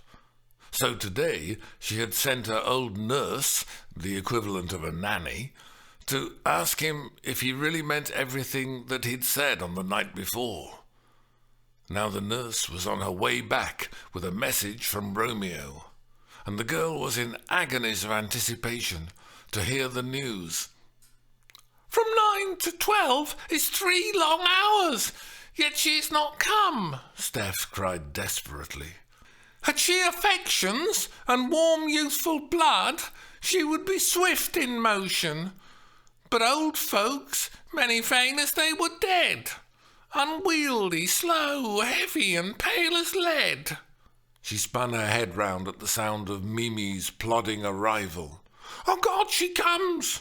Steph clasped her hands together beseechingly. "Oh, honey nurse, what news? Hast thou met with him?" Mimi came to a halt and heaved a great sigh. "Oh, Lord, why look'st thou sad?" Steph read out in panic, suggesting that Juliet was leaping to the worst conclusion. "Though news be sad, yet tell it merrily. If good, thou shamest the music of sweet news by playing it to me with so sour a face." All of Mimi's limbs sagged as if she might collapse, and her face was a caricature of misery. "I am a-weary," she moaned, to clarify the situation. Steph emitted a little yelp of frustration. "Give me leave a while," Mimi demanded, while Steph fluttered nervously. "Fie, how my bones ache," the large lady groaned, and her knees seemed to be giving beneath her, although she still managed to hold on to her script and read from it. "What a jaunce have I," she complained, with such heartfelt commitment that she made the unfamiliar Elizabethan word sound as convincing as modern slang. With a loud grunt, she sat down heavily, and the chair groaned beneath her, as if in sympathy. "I wouldst thou hadst my bones, and I thy news," Steph replied, and grabbed Mimi by the shoulders. "Nay, come, I pray thee, speak. Good nurse, speak." "Jesu, what haste!" Mimi exclaimed in some annoyance. "Can you not stay a while? Do you not see that I am out of breath?" "How art thou out of breath, when thou hast breath to say to me that thou art out of breath?" Steph demanded. "Hang on a sec," Mimi told her. "Sorry to interrupt and all that, but how old is Juliet? I mean, she's jumping up and down like a little girl. She's only just met the boy the night before the dance, and now she's sent me to ask him if he really fancies her, because she really fancies him. They're like a couple of school kids. How old is she?" "I don't know," Steph answered blankly. "Professor!" Mimi called, as if summoning a taxi. "Coming," Daniel replied, approaching. "Although I'm not actually a professor," he pointed out. "Sorry to bother you and all that," the big woman said, ignoring his protest. "But exactly how old is Juliet?" "She's 13, he replied. 13, Mimi repeated incredulously. 13, she objected, appalled. These are supposed to be the greatest lovers in history, but she's only just bought her first bra. Nearly 14, he amended, in 2 weeks. She should still be playing with her Barbie doll, not letting some teenage lout leave his dirty fingerprints all over her. I know what you mean, he replied, although it does actually say in the play that in that society some girls of her age had already become mothers. Yeah, some 14-year-olds grow up fast, Steph pointed out. There are girls living in my area who are pregnant at 14. Well, they get the state benefits, don't they? Put in Haley, who had joined them. If you ask some of those girls what they want to do for a living, they say, either I want a career as a beautician, or a career as a model, or a career having babies. Oh, Haley, that's not fair, Steph objected. They're not all like that. Anyway, you wanted a career as a beautician? Yeah, her friend agreed blandly. Or a model. I don't think single parents are given so much these days, Nell interposed. I couldn't believe it when I had my first baby, Mimi said, and someone told me that I would qualify for a handout. They actually gave me money just for getting pregnant. Yes, well, that's socialism for you, Georgina observed with asperity. More women had stopped work and were joining in the conversation. My mother, who was from Barbados, Mimi continued, said to me, Mimi, you are a bad girl. You have brought shame on the whole family. Fornication is a sin. That's what she said. Fornication is a sin. No, not in this country, I said. They pay you to do it. Sorry, Daniel intervened. I wonder if we're getting off the subject. He was concerned that he, as the teacher, shouldn't be encouraging discussions which lurched towards the political. And he was also worried that everyone had halted rehearsals. Did Shakespeare get married? Lynn asked him in her forthright manner. Oh, yes, Daniel replied. And he had 3 children. And how old was he when he got wed? The old lady inquired thoughtfully. He was 18, the teacher answered. 18, Mimi exclaimed. He was just a boy. And how old was his wife? Steph asked. 12, Haley suggested. No, Daniel answered firmly. She was 26. 26! She was a grown-up woman, Mimi complained. And he was just a school kid. Well, not quite, Daniel amended. Her toy boy, Haley said. Oh, little Shakespeare, Mimi wailed. Why did you do it? To be honest, one reason might have been that she was 3 months pregnant, Daniel suggested. She was up the spout, Haley announced. It was a shotgun wedding. Maybe she just did it to get the child benefits, Steph suggested facetiously. Actually, there weren't any child benefits in Elizabethan society, Georgina contradicted her. I happen to know because I studied history. The statement was made with a certain amount of pride. And anyway, what Shakespeare did may not have been classed as premarital sex. Fornication, Mimi supplied. They had different marriage customs at that time, Georgina insisted. The couple may have already been through some sort of betrothal ceremony first, so they might have been allowed to consummate the marriage before it actually happened. Ah, yes, Steph replied sceptically. And you believe that, do you? Well, I think I probably know more about Elizabethan history than you do, Georgina asserted condescendingly. Ah, yes, Steph agreed casually. But I probably know more about men. Georgina looked frostily back at her.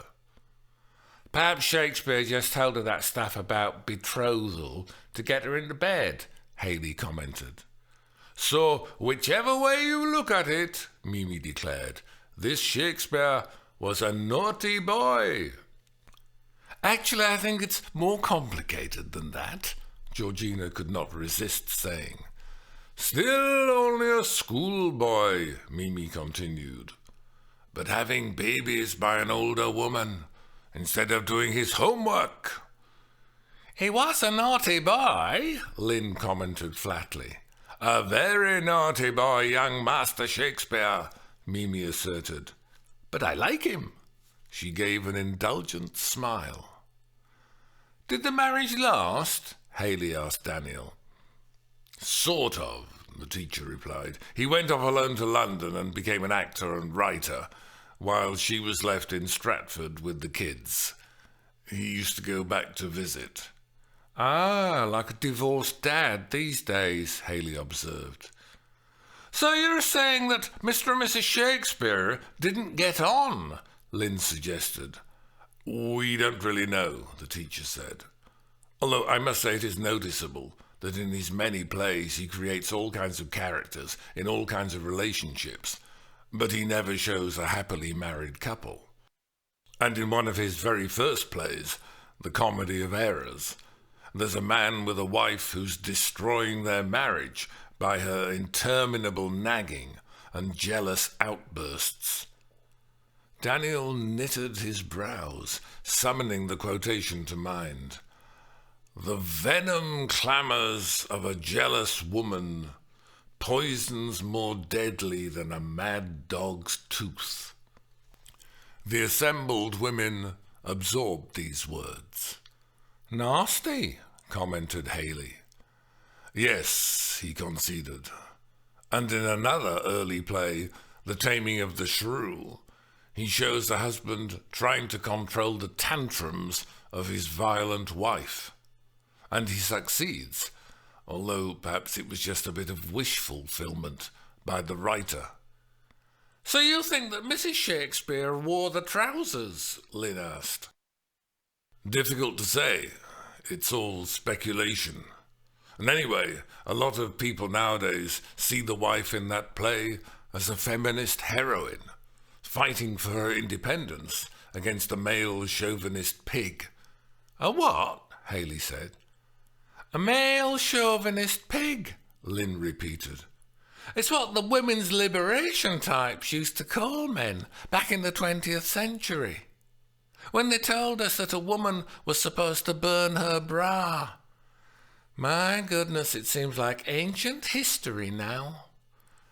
"Shall we get back to work?" Daniel invited them.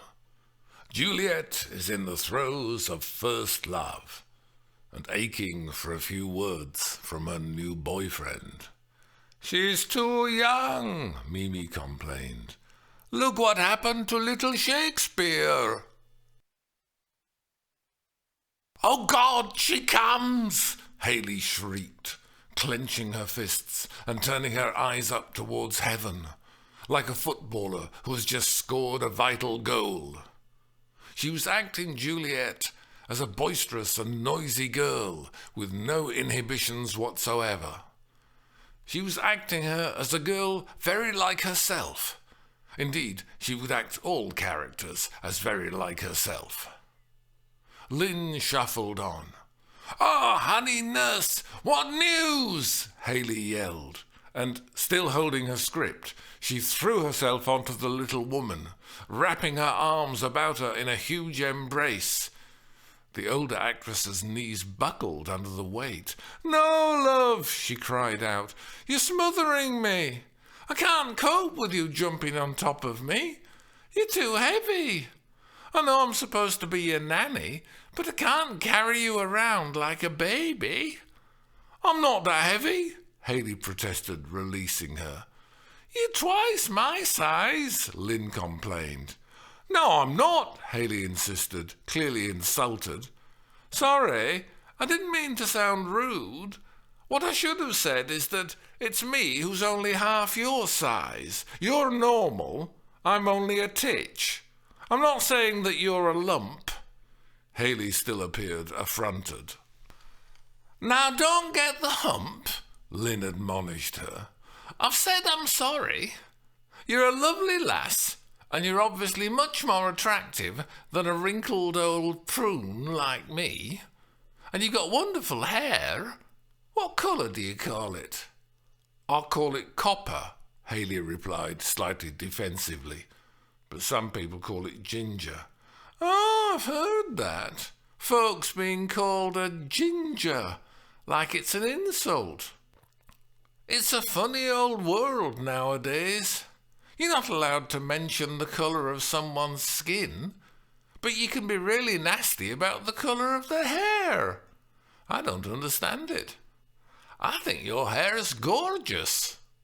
Haley was somewhat mollified and stroked her gorgeous hair self-consciously. "Now, shall we get on?" the little woman asked. "It's your turn." Her copper-haired partner still looked somewhat reluctant, but she began to read aloud, rather expressionlessly. "Hast thou met with him? O Lord, why lookest thou sad?"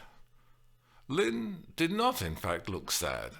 She stood absolutely still, with her arms hanging loosely, and her wrinkled face betrayed not a flicker of emotion. "Though news be sad, yet tell it merrily," Haley requested. "If good, thou shamest the music of sweet news by playing it to me with so sour a face." Lynn's face was neither sweet nor sour.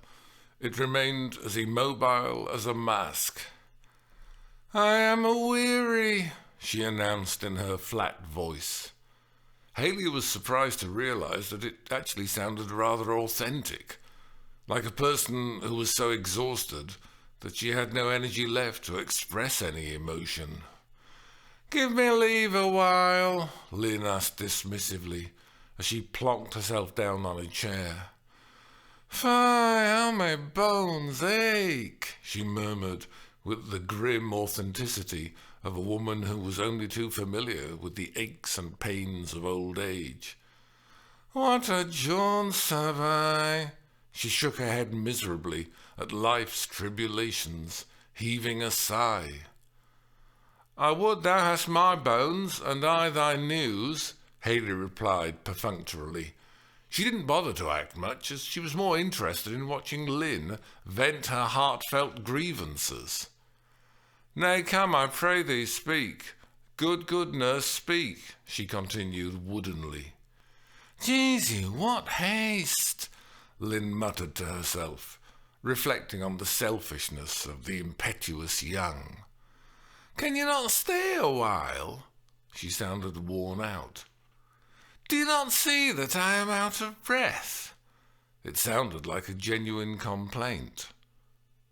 Haley stared at her thoughtfully. "It's not very funny," she observed. "Funny?" the old lady repeated incredulously. "Daniel said something about the nurse being a comic character." "What does he know about aching bones?" Lynn replied witheringly. "What does he know about pains in your back and cataracts in your eyes and embarrassing problems with your waterworks? There's nothing funny about getting old, as you'll find out." "Maybe we should swap parts," Haley suggested. "Maybe I could make the nurse a bit more comical." "And then I've got to play Juliet," Lynn responded. "Not on your Nellie. I couldn't pretend to be her, even if I was 50 years younger." "Why not?" "Why not? Because she's a silly little madam. That's why not. Only interested in what she wants, not in what old folk need. Dancing around like a moonstruck ninny, pestering the poor old nurse like a nuisance child who can't wait to open her Christmas presents. Isn't it supposed to be romantic, Romeo and Juliet?" "So they say," Lynn agreed sourly. "Romantic. Like knights and princesses and dragons. Like fairy tales for little girls. And this daft young baggage wants to marry some boy she doesn't even know.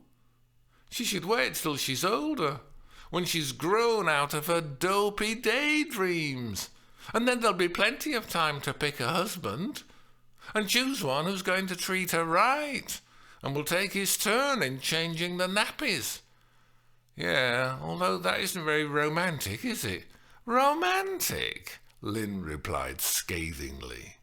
"Marriage isn't romantic. Life isn't romantic." "Well, yes, I know what you mean," Haley agreed resignedly. "But some women love a bit of romance." "Oh, we all do," Lynn declared caustically. "That's the problem." Haley sighed wistfully and then asked, "Have you been married?" "Me? Oh, yes, I'm a widow." "So didn't you fall in love? Didn't you ever feel romantic?" "Well, not like that. I certainly wasn't floating around in a teenage dream world. I didn't think he was a knight on a white charger come to carry me off to royal palace.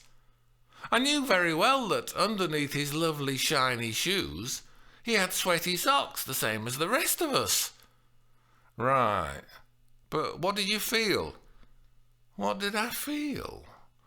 I felt that he was the nicest person I'd ever met.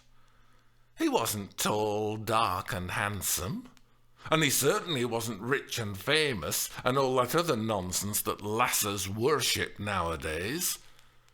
And he didn't have what do they call them, a six-pack. As a matter of fact, as he got older, he developed more of a keg. Her lined face became softened by a nostalgic smile. I suppose you'd say he was just ordinary. An ordinary chap. But let me tell you, he was very special in some ways. Oh yes, very special. He had a heart of gold, and he'd never let you down. Never. He was my rock. She turned towards Haley and looked into her eyes. You asked me what did I feel. Well, I just felt that he was the kindest, most honest soul in Lancashire, and I wanted to stay with him for the rest of my life, till death us do part. And I did. She was silent for a moment. Then she turned away and said lightly, and that's what I call love. Meanwhile, Father Quinn, alone at home, was wrestling with the perennial spiritual question: can a man be precipitated into everlasting damnation by a weakness for fairy cakes? After he had unlocked the church hall door so defiantly for the drama man, he had exerted the fortitude to march determinedly away, restraining the urge to pry and spy on the class's proceedings by peeking through the window or eavesdropping at the door. Instead, he had retreated to the fastness of the vicarage, where he confronted again the besetting question of the possible sinfulness of all that is sweet and sticky. When he was a young curate, he had become infatuated by Bakewell tarts. They reminded him of Christmas, their smooth white icing looking like snow, deep and crisp and even, with the red cherry on top shining like Rudolph the reindeer's nose. They seemed innocent and cheerful, and were absolutely scrumptious. But then, as ever, the serpent appeared in this oral Eden. One day the thought suddenly occurred to him that Bakewell tarts also perhaps looked rather like choir boys, with their pure white surplices topped by the red collar of their cassock, and the revelation shocked him. Although he had been brought up in a world where Christmas cards pictured choir boys as apple-cheeked and angelic, already the ugly shadows were falling. The prurient newspaper headlines accusing clergymen of heaven knows what, with all manner of vile innuendo dredged from the depths of the journalists' dirty, dirty minds. As the times changed, more and more of his parishioners felt no inclination to go to church, and instead spent their Sundays boggling over the scandal sheets. And many of the newspapers' nasty smears against priests mentioned choir boys, and alleged a distinctly unorthodox laying on of hands. Once he started thinking of the subject, it was very difficult to stop. He gazed worriedly at the suspect tarts, and suddenly the possibility occurred to him that the firm white roundels with their central red cherries might also be thought by the impure to resemble female bosoms. He was horrified by the awful possibility that his palate's delight might harbour such a writhing nest of subconscious associations. Better keep such thoughts under wraps. Better keep them straight-jacketed and confined in the darkness beneath his cassock. He never ate another Bakewell tart. Indeed, because of its unfortunate ambiguity, even the very word tart would never foul his mouth again. So he had transferred his affections to fairy cakes, grateful for their cheerful innocence. They seemed to have tumbled out of the oven like children freed from school and dressed for a carnival. In their many bright colours, they certainly didn't look like white surpliced choir boys. Indeed, Father Quinn almost fancied he saw them, in these days of racial integration, as multi-hued emblems of the worldwide variety of all God's children, and all equally delicious. He loved feeling the brief resistance of the icing to the downward pressure of his teeth, and then its soft succumbing. The engulfing sweetness pressing itself to his soft palate and gushing onto his eager tongue. The plump fullness of the cake's body filling his mouth. But even while he was gorging on the gaudy, sugared beauties from the patisserie, he felt a lurking suspicion that he was committing the sin of gluttony, one of the 7 deadly sins. Such iniquity as debased a man to the level of a beast, such transgression as demanded retribution. Unfortunately, scoffing fairy cakes, unlike hitting the drink, didn't create its own inevitable penalty. It wasn't followed by a deathly hangover, which the sinner could welcome as condign punishment, and wrap round himself like a hair shirt, to mortify the body and to purify the soul. Instead, he found that tucking into these triumphs of the baker's art seemed to give him a lift and make him smile and promote beneficence to all mankind. The only physical consequence of cake eating that he could observe was his swelling paunch. He had at first tried to regard this as his punishment for overindulgence, looking down on the wobbly tummy as a burden of sin that he was doomed to carry before him. But he had noticed at diocesan meetings that most of his fellow priests and prelates seemed to have similarly expanding midriffs, and that they showed no shame.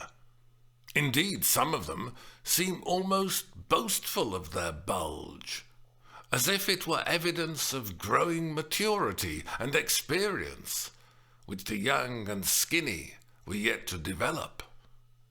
And when they were at these ecclesiastical gatherings, and discussion became uninspired as energy levels flagged in the afternoon, a great boost was provided by the advent of tea and a host of bright cakes. Priestly eyes shone, lips smacked, and tongues danced.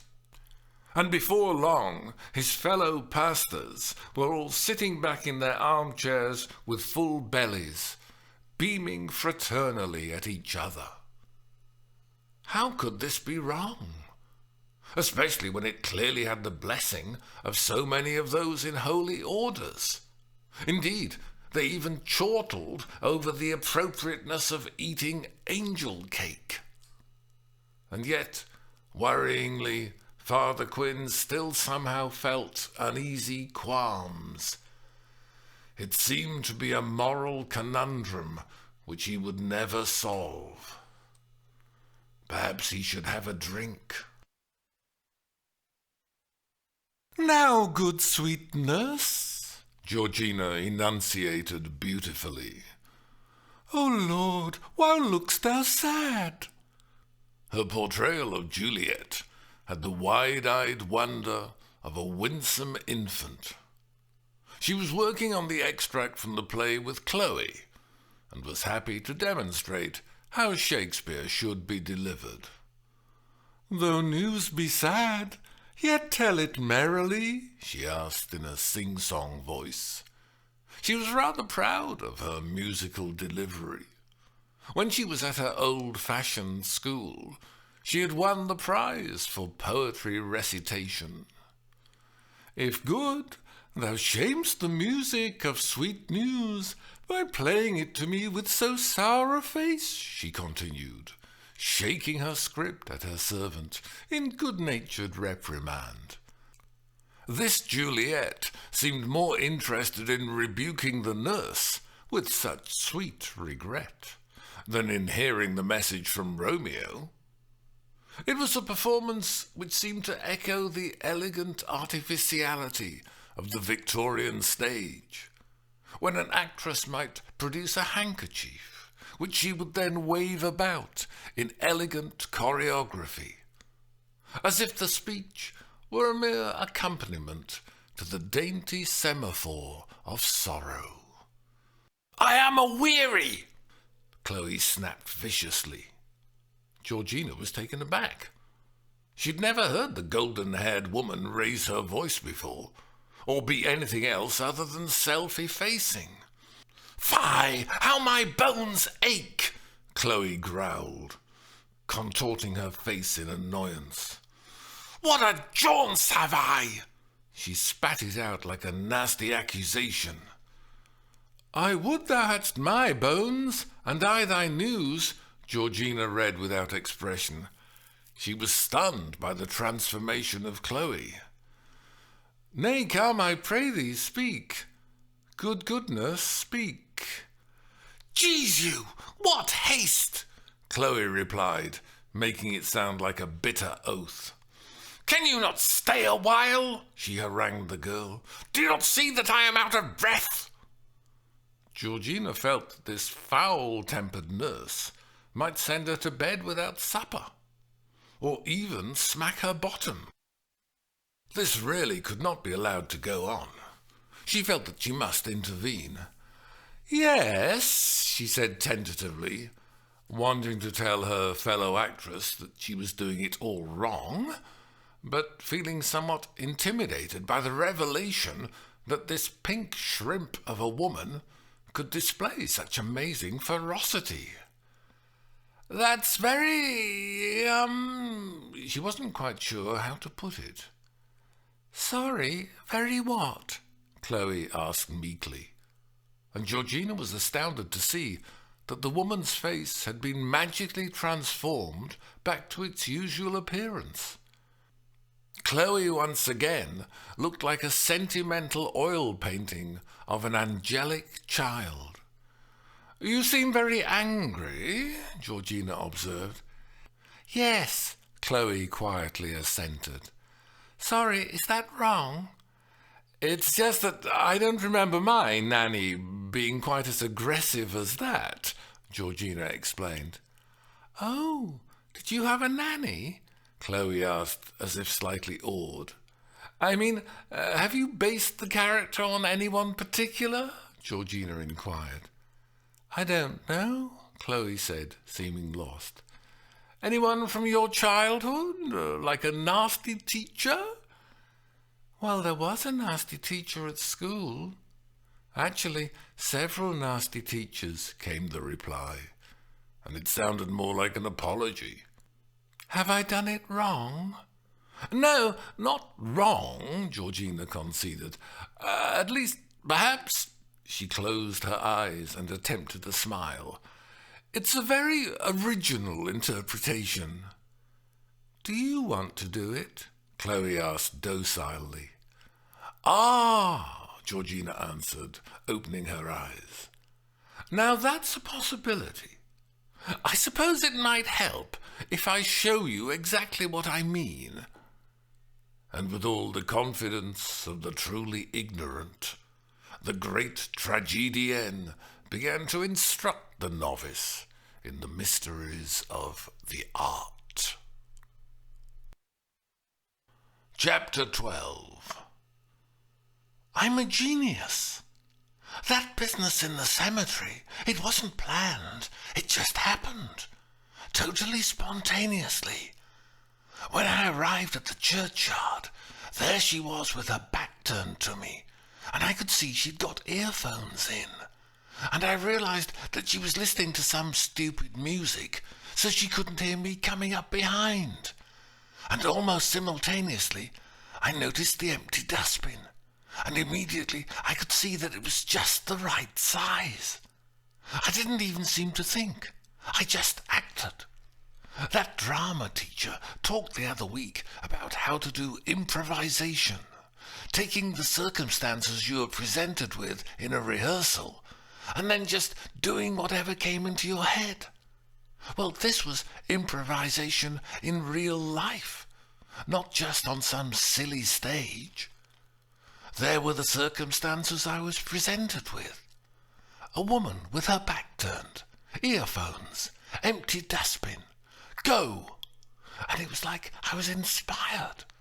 I grabbed the bin, lifted it, turning it upside down, and dropped it over her head.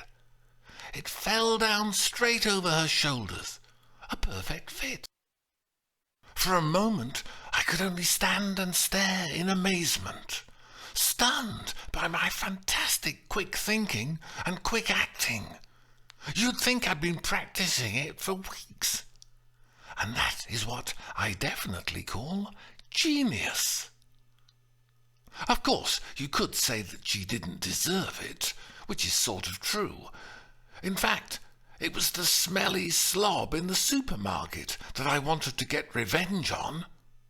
I'd been in the fresh fruit aisle, looking at the tomatoes, when suddenly I was enveloped by an almighty stench, vile and overwhelming. It made me start to retch, and I spun round to see what on earth was causing it. Standing there behind me was an unshaven yob, emitting the worst body odour ever. It was like an open sewer. I was repelled and disgusted, and even more outraged that the supermarket staff didn't throw him out, and then hosed down the aisle where he'd left his trail of reeking slime like a giant slug. I wanted to stab his stinking, flabby body and chop it up and flush the chunks of rotten meat down the toilet. But of course I couldn't do that, not while there were so many people about. So, as it turned out, not only was I nearly sick, but then I had to leave the shop feeling really angry. I was absolutely furious, because I knew that I couldn't get my own back on that foul bag of pus. So when I arrived at the churchyard, I was still seething and snarling, wanting revenge.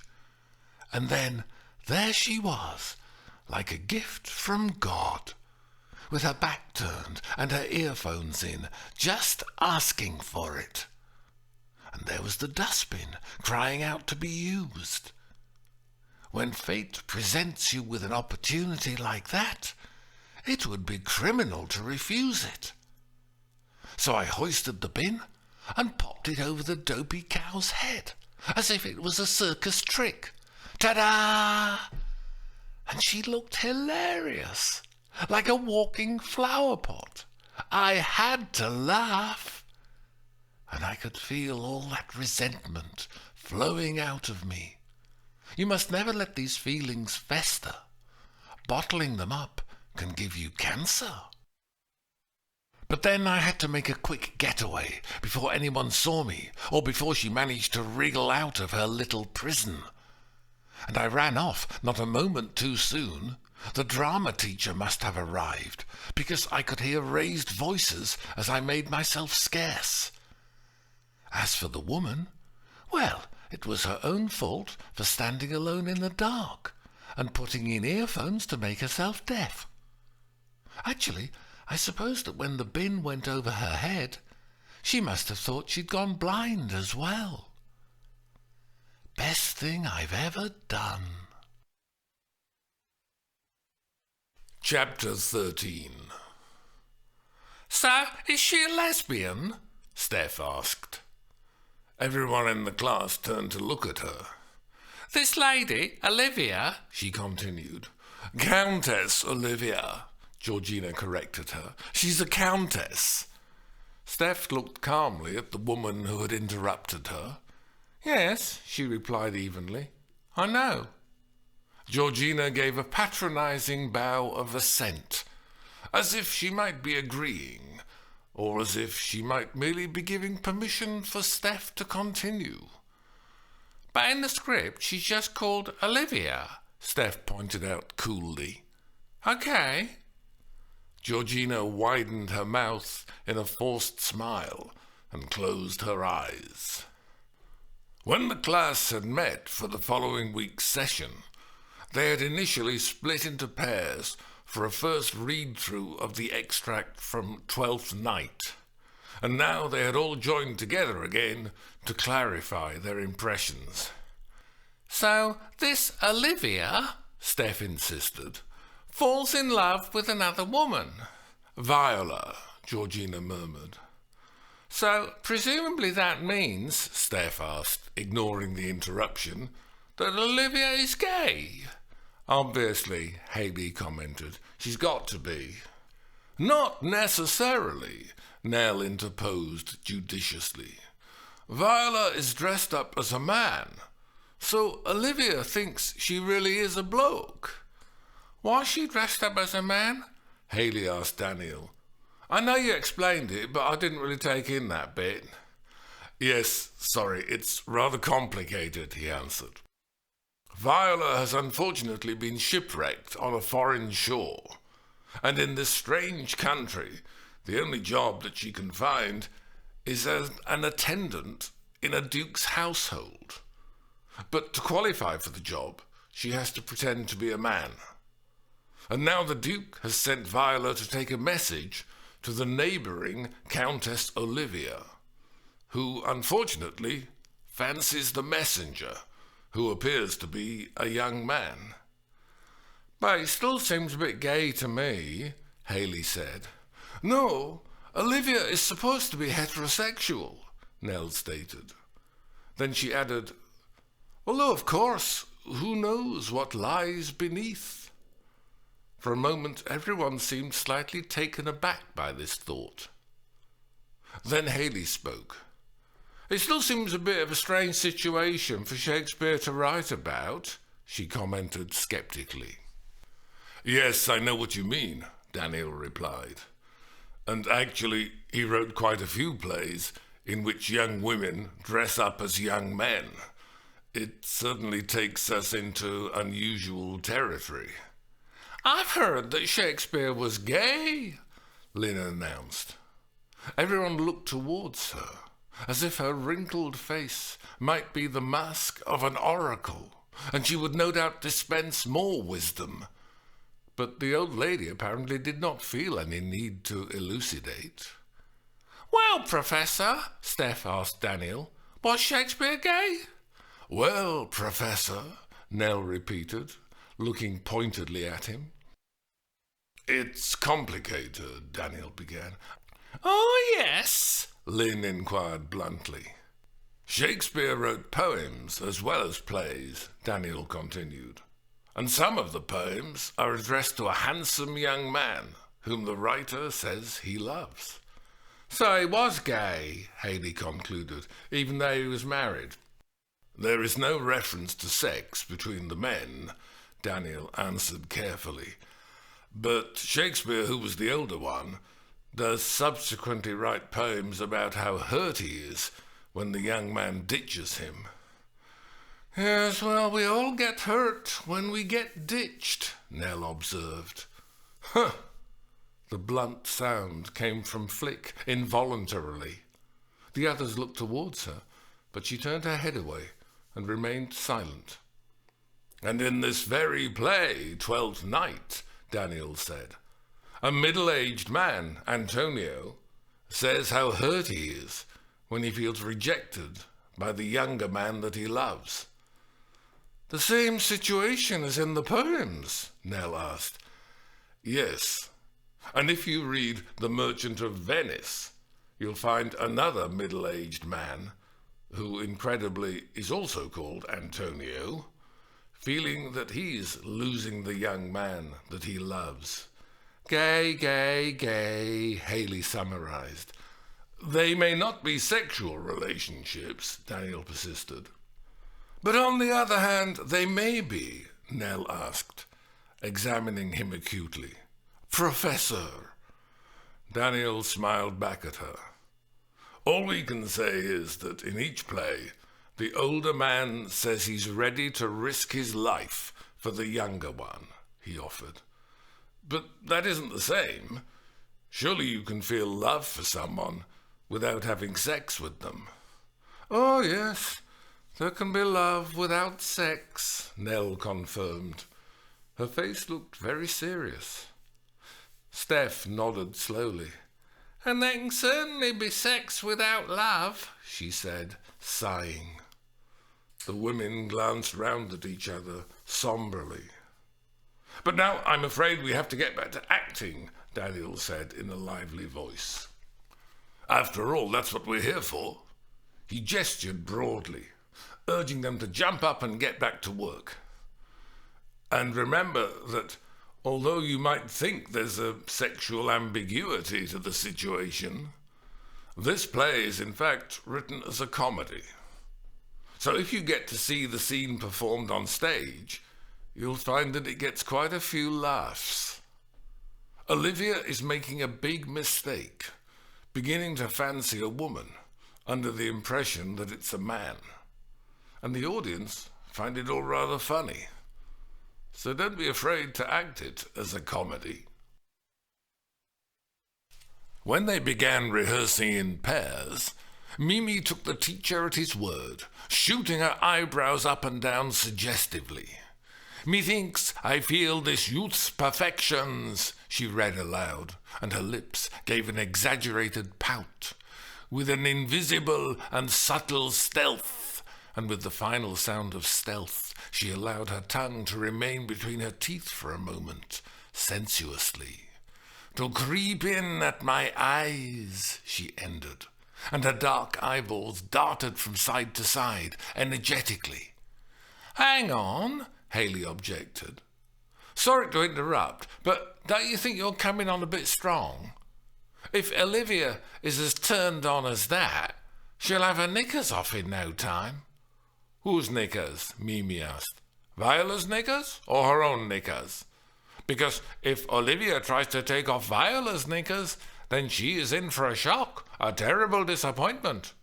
She'll be looking for something that unfortunately isn't there. Something that ought to stick out like a sore thumb, but doesn't. No, I just mean that you're being totally full on, and don't get me wrong, it's all really good. But I'm just not sure that Countess Olivia would be so up for it." "No?" said Mimi, considering the point thoughtfully, without being in the least offended. "Wouldn't she be a bit more straight-laced, more inhibited?" Haley suggested. "I mean, she's not the sort of girl who goes out on a hen night and drinks shots with the best of them, and ends up falling down on the pavement and being sick in the gutter." "Pardon?" enquired Mimi, who clearly wasn't that sort of girl either. "She just said something about subtle. Well, if she's a countess, you should act her as being a bit more subtle when she realises she fancies this geezer. I mean, she doesn't just say, 'Nice arse, I'll have a bit of that.' She sort of talks in a much more complicated way. Or is that how they all talk in Shakespeare?" "Subtle?" asked Mimi, going as ever to the nub of the question. "How do you mean? What should I do? Any suggestions?" "Oh, don't ask me. I've never been subtle in my life. If I see a bloke that I fancy, I go straight up and ask him if he's going to buy me a drink. Then when we sit down, I slip my hand under the table and rest it lightly on his leg. Give it a bit of a stroke, a bit of a rub, scratch my nails up and down, grab his thigh and squeeze it tight. And of course, I'll know straight away if I'm exciting him, because the table will magically start to lift up of its own accord. No hands." Mimi chuckled. "No, no, no. You are a very naughty lady." "Maybe I am. But on the other hand, I bet you have your moments." "Me? How do you mean?" Mimi asked suspiciously. "I don't mean anything," Haley replied, candidly viewing Mimi's generous proportions. "Just that you look healthy, as if you have an active sex life." Mimi's lips rippled in pleasure. "Oh, no, not as active as it used to be," she said. "In fact, not really active at all." Then she added in a low voice, "Nowadays I prefer to just lie back and let the man do all the work."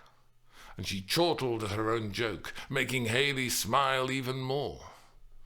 "But to get back to Olivia," the redhead resumed, "I don't think that she's so naughty. She's a proper lady, more dignified. You're making her too sexy. But I don't think she's the type. She's more..." "Subtle," Mimi agreed. "I get it. Okay, I'll try the speech again, and I'll try to be subtle. But it might not be easy." She looked down at her script, preparing herself like an athlete getting ready for an attempt to break a record. Then she looked up and began. This time, both eyebrows didn't shoot up and down. Instead, only one brow lifted faintly. "Methinks I feel this youth's perfections," she whispered, and instead of the full pout, her lips only gave the slightest twitch.